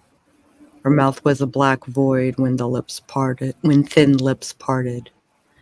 I leaned in, perhaps it was whispering. What are you saying? Are you Mary? The whisper came back harsh and strained. I am Mary. I swallowed the lump forming in my throat. Maybe I had spoken too soon about being proven right. Did the mirror just speak back? You are in danger, the voice rasped, full of vocal fry. It was the vocal tone of Japanese ghosts, and I felt a knot in the pit of my stomach. In danger of what? I replied, trying to get the entity to speak more. I will come through the mirror and kill you. Turn on the light to save yourself. Why was she warning me? Was the ghost just looking like me to be familiar? I had so many questions in so little time. Each question subtracted seconds from my expected lifespan. I lunged toward the left of the medicine cabinet, right of the door, which usually held the light switch.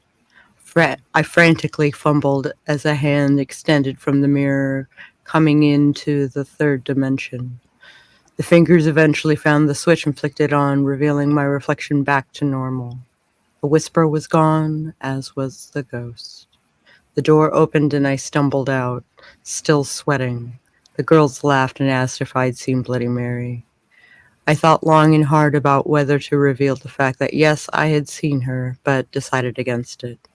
No, I told them. There was nothing. I was alone. It was bullshit, they said, frustrated. Surely they'd come up with a new cruel game to torture me with.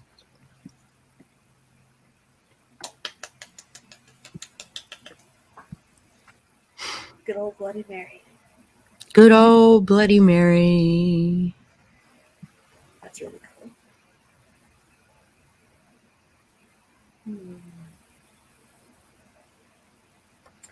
Okay, Well, as much as I would love to hang out for more stories, I've got some stuff I need to do before I do tech check. Yeah. So, congratulations on 666. Thank you. And also, happy belated. Thank you. Happy birthday. Hey, thank you very much. And I will catch you later. Bye. So, we can finish this out with a romance. A very short romance. So, let me share this feed. Okay. Yeah.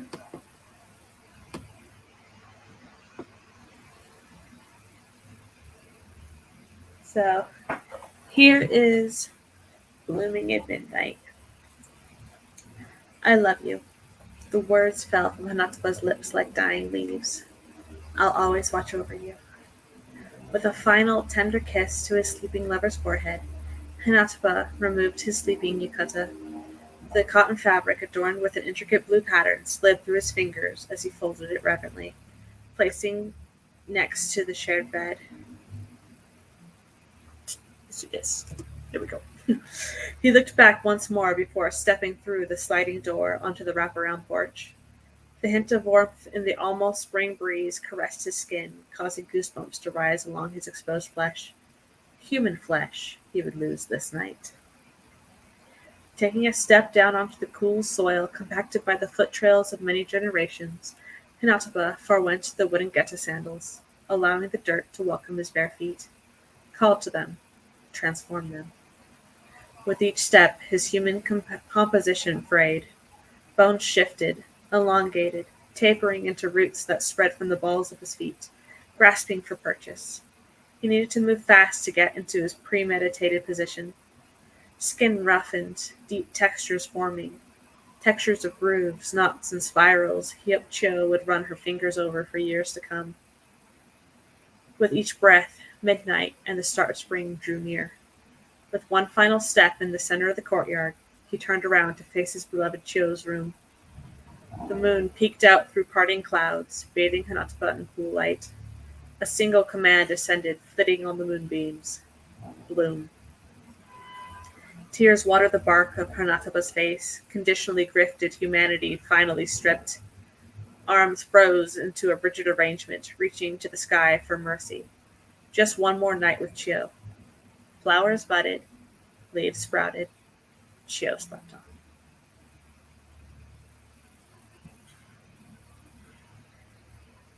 So, yeah, that is one of my shorter romances.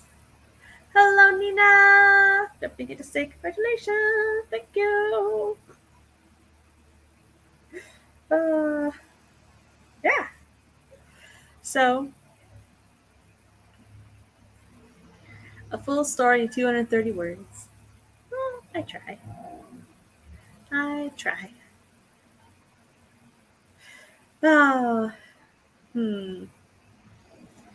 Should I torture you? Should I keep torturing you?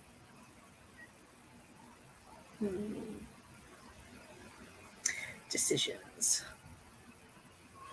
I don't know. What are you guys up to? JC says yes.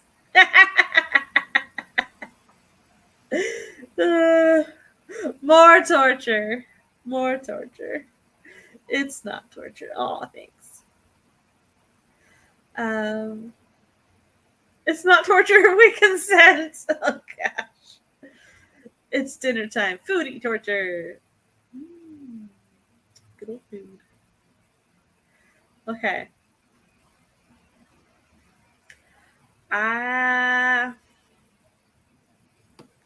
Should I read A Strand of Tarot? This is one that was started on Desert Stream a year ago. It's a short story. It's 3,708 words.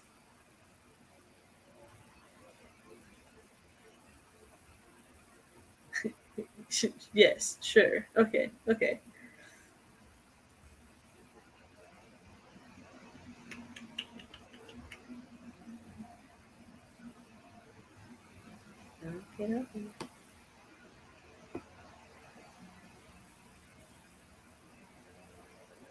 A Strand of Tarot. Your answers were wrong on the homework. Now, why would you do that? Jennifer loomed over Kathy in the hallway by their lockers, brandishing a crumpled math paper in her fist. Don't you want to pass the class? Kathy's stomach plummeted. Sure, she had written those wrong answers on purpose the moment she saw that glint enter Jennifer's eyes at the end of the period yesterday, but she had hoped to be out of the building before the confrontation. Maybe you should stop stealing my homework and do it for yourself, she whispered. Bam! Jennifer's fist slammed into the locker door next to Kathy's head. Say that again. Kathy could only shake her head, curling in on herself. Her textbooks dug into her arms as she hugged them against her chest. The thudding of her heart in her ears competed with Jennifer's voice, threatening to drown it out. If only someone believed her. or cared enough to notice. The essay is due on Monday. I want mine done on the Industrial Revolution. Got that? Her hot breath blew over Kathy's face, seeping through her shield of brown bangs. The smell of chocolate Jennifer had stolen from Amber and eaten earlier washed over her. And no mistakes this time. If you sabotage me, you won't live to see Christmas break. The taller junior hit her fist one more time on the locker before stalking away. Warm tears welled in Kathy's stinging eyes, threatening to fall. She fumbled as she tried to open her locker, fingers still shaking.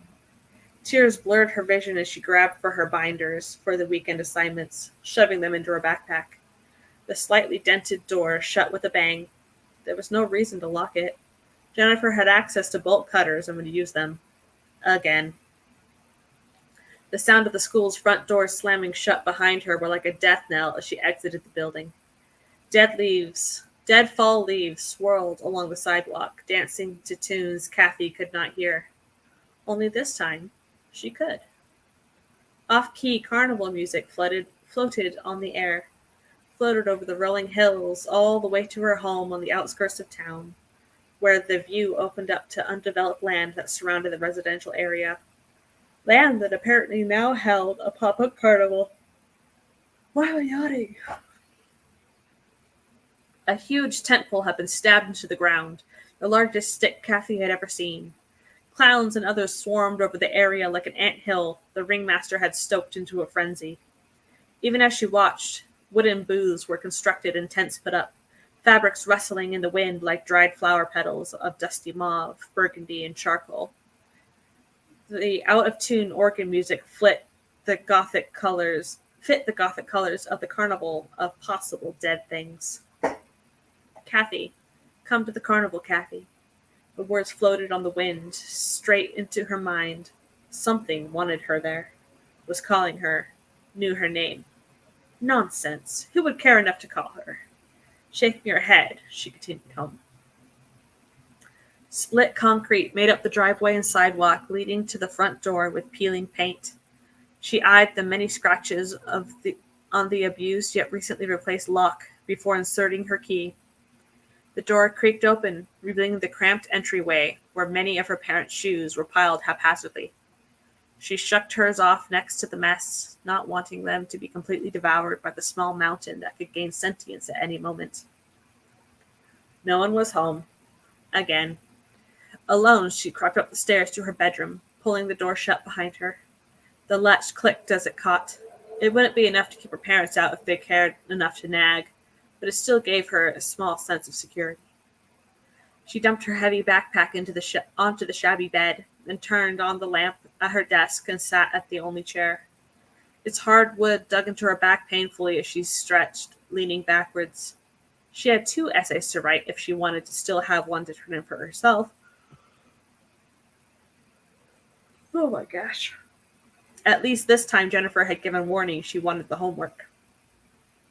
The history textbook spine cracked as she opened it, second-hand pages threatening to fall out. She pulled out lined paper from her notebook and a dull pencil from a drawer. The smell of fresh shavings filled the air around her as she sharpened the pencil into a weapon point, sharp enough to draw blood from Jennifer's paper. The headline of The Industrial Revolution stared at her from the textbook, followed by dates and a summary. Time to take notes for Jennifer's stupid assignment. She took a deep, shaky breath. The graphite broke as she wrote the first line. Kathy's stomach boiled at the injustice of her lot in life, knuckles whitening as she pressed them to her burning eyes. She needed air, fresh air. Reaching over, she opened the window that looked out onto the previously vacant field. The carnival was even more sprawling from this vantage point, its music still floating on the breeze. Kathy, I can help you become. She shook her head, obviously hearing things from being so tired. Who would actually want to help her? And become what? Free of her bullies and family? If only. Heart heavy, she gave up on homework for the evening and laid on her small bed. If I could become anything, what would it be? Her thoughts ran in spirals and loops, considering every animal she could be to escape. Something with wings to fly away? Or a horse to run? Kathy! Her mom yelled from downstairs, now home from likely spending most of their money at the casino on the reservation. Get down here! Kathy's body curled in on itself. No, not again. Now! Reluctantly, she rose from the creaky bed, the metal clack of the door latch opening, her safety undone. The stairs groaned as she descended each step, announcing her presence. Her mother came into view, small black dress and voluminous blonde hair rumpled. The school called again. Missing homework? I was about to win big, but had to leave to take that stupid call. Why can't you just behave? Make my life easier. She shook her head, running long manicured nails through her hair. Sometimes. She didn't have to say it this time. Kathy knew. Had repeated the words over and over again from the first time her mother had let it slip. Sometimes I wish I never had you. I didn't have time to get you anything for dinner. Not that you would get it tonight anyway. I'm headed back up. Do your damn homework. She bent over, rummaging through the shoe pile, extricating a thick white envelope. Without a backwards glance, she stormed out of the house, front door crashing back on its hinges. The car peeled out of the driveway and down the road, the sound of the engine fading in the distance. She was alone again. Never mind a horse, only something with sharp teeth. Something that can get revenge. The walls of the house closed in around her, threatening to smother her if she stayed a moment longer. Just get outside. Get outside, Kathy. Breathe. She slipped her shoes on before sliding out the front door. The distorted music now swirled with the smell of popcorn. Maybe she should go check it out. She had nothing else to lose. Kathy, let me help you. Mind made up, she trekked across the grassy plain towards the promise of something unique. The setting sun silhouetted the sign at the entrance. The bizarre carnival of Ashtika. Strange. Come to see the sights? Asked an employee at the entrance. His makeup made him pale, with black tear streaks down his cheeks, accentuating the lines of his pinstripe suit. Kathy nodded curtly, then walked past him, keeping to herself as much as possible. Each booth she passed held stranger views than the last. Performers touted having never before seen oddities inside their dingy tents. Beings and trinkets that were cursed if handled incorrectly, but could foretell the future for the right price. Mermaids, chimeras, and other impossible creatures were promised to be on display inside. Her skin tingled unpleasantly as she walked past those, eerie sounds making her hair rise. Is there really something to this place? A small glass booth caught her eye at the end of the long row. It was tall and reinforced with metal bindings along the edges of the prism of glass. Light bent when passing through the booth. Rainbows, the only spot of vibrant color in the whole carnival, contained within those 6 walls. Kathy approached, the rest of the interior coming into view. A large metal spider, whose naked rivets were exposed, was poised in the center. Long strips of dark hair hung from its mechanical body, accented by strands of blonde, red, and brunette. Across the front of the glass were emblazoned the words, tarot reading, 1 lock of hair. I need water. Come to me, water. I need you. Don't fall.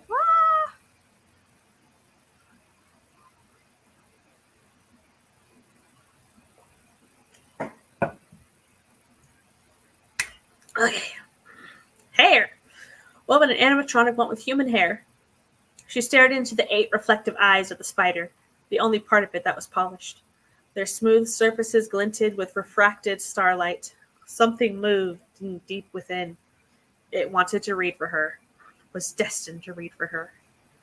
Clang! Something metal slid down into one of the slots of the machine, something for her to take. She reached her bare fingers into the receptacle, skin cooling at the touch of smooth blades. She grabbed it and pulled her hand back. Scissors. The booth had provided scissors. Please, Kathy. The words brushed against her mind. The soothing and slightly staticky voice was familiar, like I had heard it on the wind. The weight of the scissors in her hands gave her pause. 10 shifts are my babe. The weight of the scissors in her hands gave her pause. Did she really want to do this? But what was the harm? She blinked, a long lock of her hair already in hand, ready to be cut. When had she? Please. The metal blades closed, shearing her hair with a snip. The limp strands wilted around her fingers, severed from what gave them life. Were they still a part of her? A light blinked at her, lit up on the booth. The slot below it said, "Insert here." Kathy placed the plain metal scissors in the slot. But should I give it my hair as well? With your hair, I can tell you secrets that will change your life. Don't you want your life to change, Kathy? The essays waiting for her back at the loveless house made her decision for her. She placed the hair in the slot. Ding! The booth sprang to life, rainbows whirling around in mesmerizing patterns as the mechanical spider legs started to move. The sound of grating metal joints was mostly drowned out by the music it played. An excited male voice floated from the spider. "Welcome, fortune seeker. You have paid the toll. The future is yours." Below the spider, in the bottom of the display, were a swirl of tarot cards all mixed together every which way. Kathy stepped closer to take a better look. The backs of each card were decorated with a golden spider in the center of a web. The lights reflected off the gold foiling of the cards, making them dazzle. Each arm of the animatronic danced jerkily, while a thread descended from a spinneret of the main body. Descended into the wash of cards, a small magnet on the end swaying over them all, deciding. The tiny magnet connected with a card closer to the right side of the booth, clacking as it snapped to it. Slowly, the thread reeled up. A thread that is the exact color and texture as my hair. Am I dictating the reading? The selected card is placed in a clear box against the glass so she could see it. You stupid Ted shifts. The strand of hair descended twice more, the magnet clasping onto 2 more cards, each clattered into their respective box. All 3 cards were now staring her in the face. The devil, the Hierophant, death. The soothing mechanical voice caressed her mind again. Your past is the devil. Chains have bound you. You were not in control, wishing to make a bid for freedom. Kathy gazed at the card in the box representing the past. A large horned spider was depicted in a web, a person caught in its web, trapped in silken threads. The human was a girl about her age, a look of familiar despair across her face. Your present is the Hierophant. Someone or something has entered your life to speak wisdom, guidance, that you know there is more to this world than just your mortal shell. You mean you? She asked the booth. The depiction upon the card is of the same spider, now talking directly with her mind, complete with draped strands of hair. Quite possibly, yes. The lights continue to swirl, making his eyes dance. Your future is death, a new beginning after the end of an old way of seeing things. Transformation. But what will I become? The words tumbled past her lips. Something with teeth? Whatever you were meant to be, let the stars guide you. The music stopped, dancing lights dimming into nothing. Become, child. Huh. Looking up towards the sky, she voiced aloud her wish. I want to become something that can take revenge. Have Jennifer and Mom feel how they've made me feel. Like prey. The stars twinkled back. A thick thread of iridescent purple silk descended from the heavens, shimmering as if through a heat haze. Kathy opened her arms to receive it. A cool tendril like water slid over her skin, the pure color sinking in and moving deep within the muscle below. Become. Her vision multiplied, peripherals expanding. She blinked her 8 eyes. Her jaw distended, elongating, rounding, teeth needle-sharp for leaching blood, angled towards the center of her sucking mouth. Skin prickled and burned, large individual white hairs pushing through like pin feathers. She could feel the direction of the breeze as it blew through them, taste the air and the scent of humans. Standing was too awkward, her body now top-heavy, so she leaned forward, distributing her weight over both her hands and feet, knees bending backwards. Purple shrouded her vision, showing her the way. A scream broke through the night. Kathy's head snapped, long brown hair on her head swaying to see a child pointing in terror. Shit. She needed to keep hidden if she wanted to reach her intended targets and bring them low. She skidded to the chain-link fence, clambering over it and away from the swirling lights and music of the dark carnival. Away from the Hierophant. Next stop, the house. What if she's not the only one home? I'll just have to take care of Dad, too. Not like he's much better anyway, staying at his mistress's house, leaving me to deal with Mom. The soft grass crumpled beneath her palms and feet as she moved across the field on all fours, staining her hands green, coating them with the smell of nature, of freedom.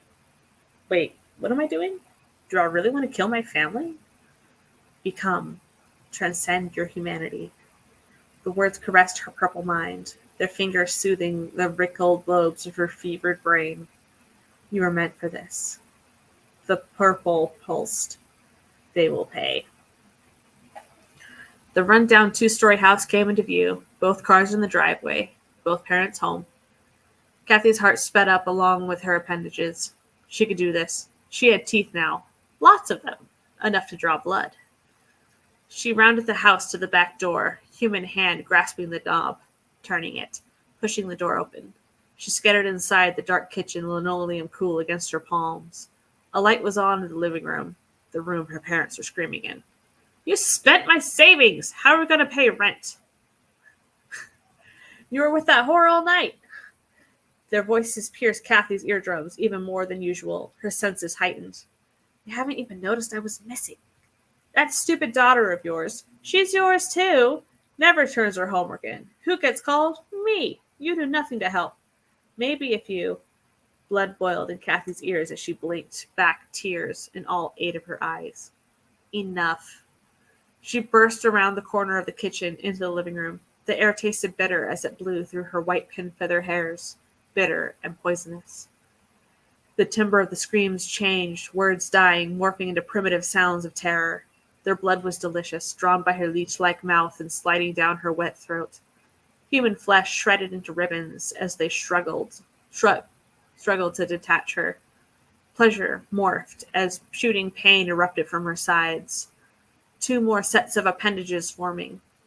Appendages like leech bodies, but with an interior skeleton and many joints. They shimmered wetly in the warm light of the ceiling fixture, leaving squishy prints behind in the dirty, grimy carpet now streaked with still pulsing gore. Very good. Kathy's mind came back to itself as the world slithered into her consciousness. Her multiple eyes opened, taking in the carnage. What have I done? The poisonous words the adults had been screaming minutes before still echoed in the house, tainting it. They had deserved it. Right? You are free from their web. Only one more holds you bound. Fulfill your wish. Jennifer. Kathy knew where the girl lived. Even knew which room in the house was her bedroom after that disastrous sleepover years ago. I'm hungry still. I wonder if she tastes as good as Mom did. She stopped mid-scuttle. Wait. Her organs cramped with need. Eat now. Questions later. Down the road she scuttled, moonlight glinting off her 2 extra sets of wet appendages and 8 unblinking eyes. No cars drove down the side streets this late at night. Street lamps blinked out as she approached, plunging the area in the shadows of natural darkness. The revealed stars gazed down upon her, twinkling with excitement. The purple was thickening. Jennifer, I'm coming for you. Going to eat you. Kathy's thoughts swirled, spiraling faster and faster. Jennifer, eat. Jennifer, eat. At last, the single-story home crested the horizon. Neighbors' houses close to it as if trying to shield it from her approach. Fools. The motion sensor light on the driveway turned on before winking out, temporarily blinding Kathy. A hiss seeped through her circular mouth as she shook her head, brown hair swaying with the movement. She tried to blink, but her eyelids seemed to have receded. The transformation was not complete. Yet. The target bedroom would be through the living room and to the left. Thin, dirty fingers raised to rattle the doorknob of the front door. Locked. No matter. Scuttling around to the side, she peered through the window into Jennifer's room. She was sleeping like a baby in a double bed, blue duvet pulled up to her chin. Posters of bands covered the walls, different from when Kathy had been there before. Jennifer's bedroom door was closed, wedged shut with a chair. Good. Kathy wiggled and slid the window up and open. It would be a tight squeeze with all their appendages to get through, but she was determined. rising on her tippy toes. Her middle sets of appendages hoisted her up through the window frame, twisting and contorting to make the squeeze. Palms landed on the carpet as she eased the rest of the way inside. Slithering upright, she walked on 6 feet towards the bed, her hands lightly gliding along the trinkets on the desk and dresser as she approached. The air reeked of bitter and poison, just as much as her own house had. If she was honest with herself, probably even more so. Looming over her prey, Kathy leaned down so her hair draped around Jennifer's face. Humid eyes snapped open, wide and dark pupils, rapidly dilating. Kathy grinned at her reflection in those wet eyeballs. She would be the last thing Jennifer would see. Kathy opened her eyes to gloat, opened her mouth to gloat, but only a clicking sound escaped. Her throat constricted before shooting her mouth forward, the proboscis lengthening, lowering the circles of teeth towards Jennifer's left eye. Kathy suckled on the sweet gore as her teeth burrowed deeper and deeper, through the skull and into the brain that couldn't do its own homework. Jennifer's screams vibrated through Kathy, added to her delight. Slowly they quieted into feeble groans, then quiet. Kathy was free of her family, free of her bully, free of her limited form that could be taken advantage of. She had become. Purple silk lifted up through her skin, floated through the open window and towards the stars it came from, pulling her with it. She slipped through the window, over the residential area, past her house, into the dark carnival where the music had stopped. Grass crunched beneath her as she landed in front of the same booth she had been at just an hour before. I became, she told the mechanical spider telepathically. The cards were right. The cards are never wrong, came the reply in her mind with a jovial lilt. Now, complete your journey. A new tarot card dropped from the slot representing the past. The Ten of Swords. What? She thought. Carnival workers reemerged from the shadows, ropes in hand. A large man with a bared chest was holding a large syringe. Before Kathy could shoot her mouth forward and rend the people into strips, a word hissed on the air. Freeze, the mechanical spider commanded. A thick strand of brown hair woven like a noose hanging from its spinneret. Kathy's joints locked as a choking sensation overtook her throat. Her cries gagged around the invisible force. Ropes secured around her, dragging her towards a carnival tent with a freshly painted sign over it. The last spider leech girl. The last thing she comprehended as her final drop of humanity was fully consumed was a mechanical chuckle.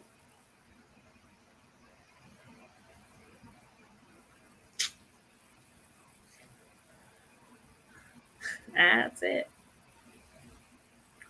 See, the pile of shoes won't become sentient, but the mountain of dirty laundry, that has potential. You want this tarot deck? Thank you. Still needs some work, but yeah.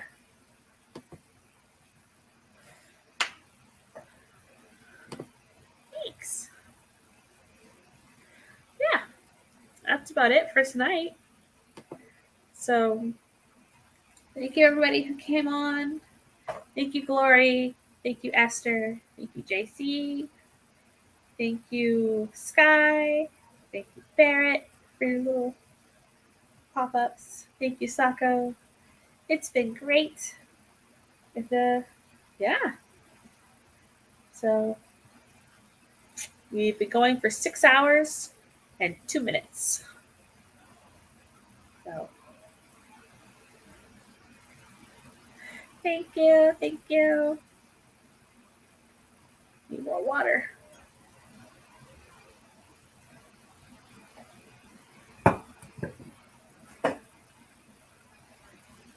Yep, I'm ending. Okay. Well, thank you. Okay. Let me guess. Yeah, so I'm Laura Nettles. I do have a horror book out. It's a collection of short stories called Tiny Shivers with illustrations, and there is text in there, I promise.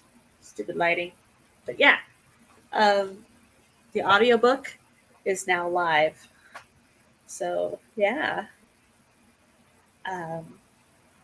Gwenna from Gwenna the Gwenna is the audiobook narrator. She did a fantabulous job. And yeah, I will be querying my middle grade in a week or so, probably. So maybe 2 weeks. Who knows? We'll see. We'll see. Thanks. Yeah.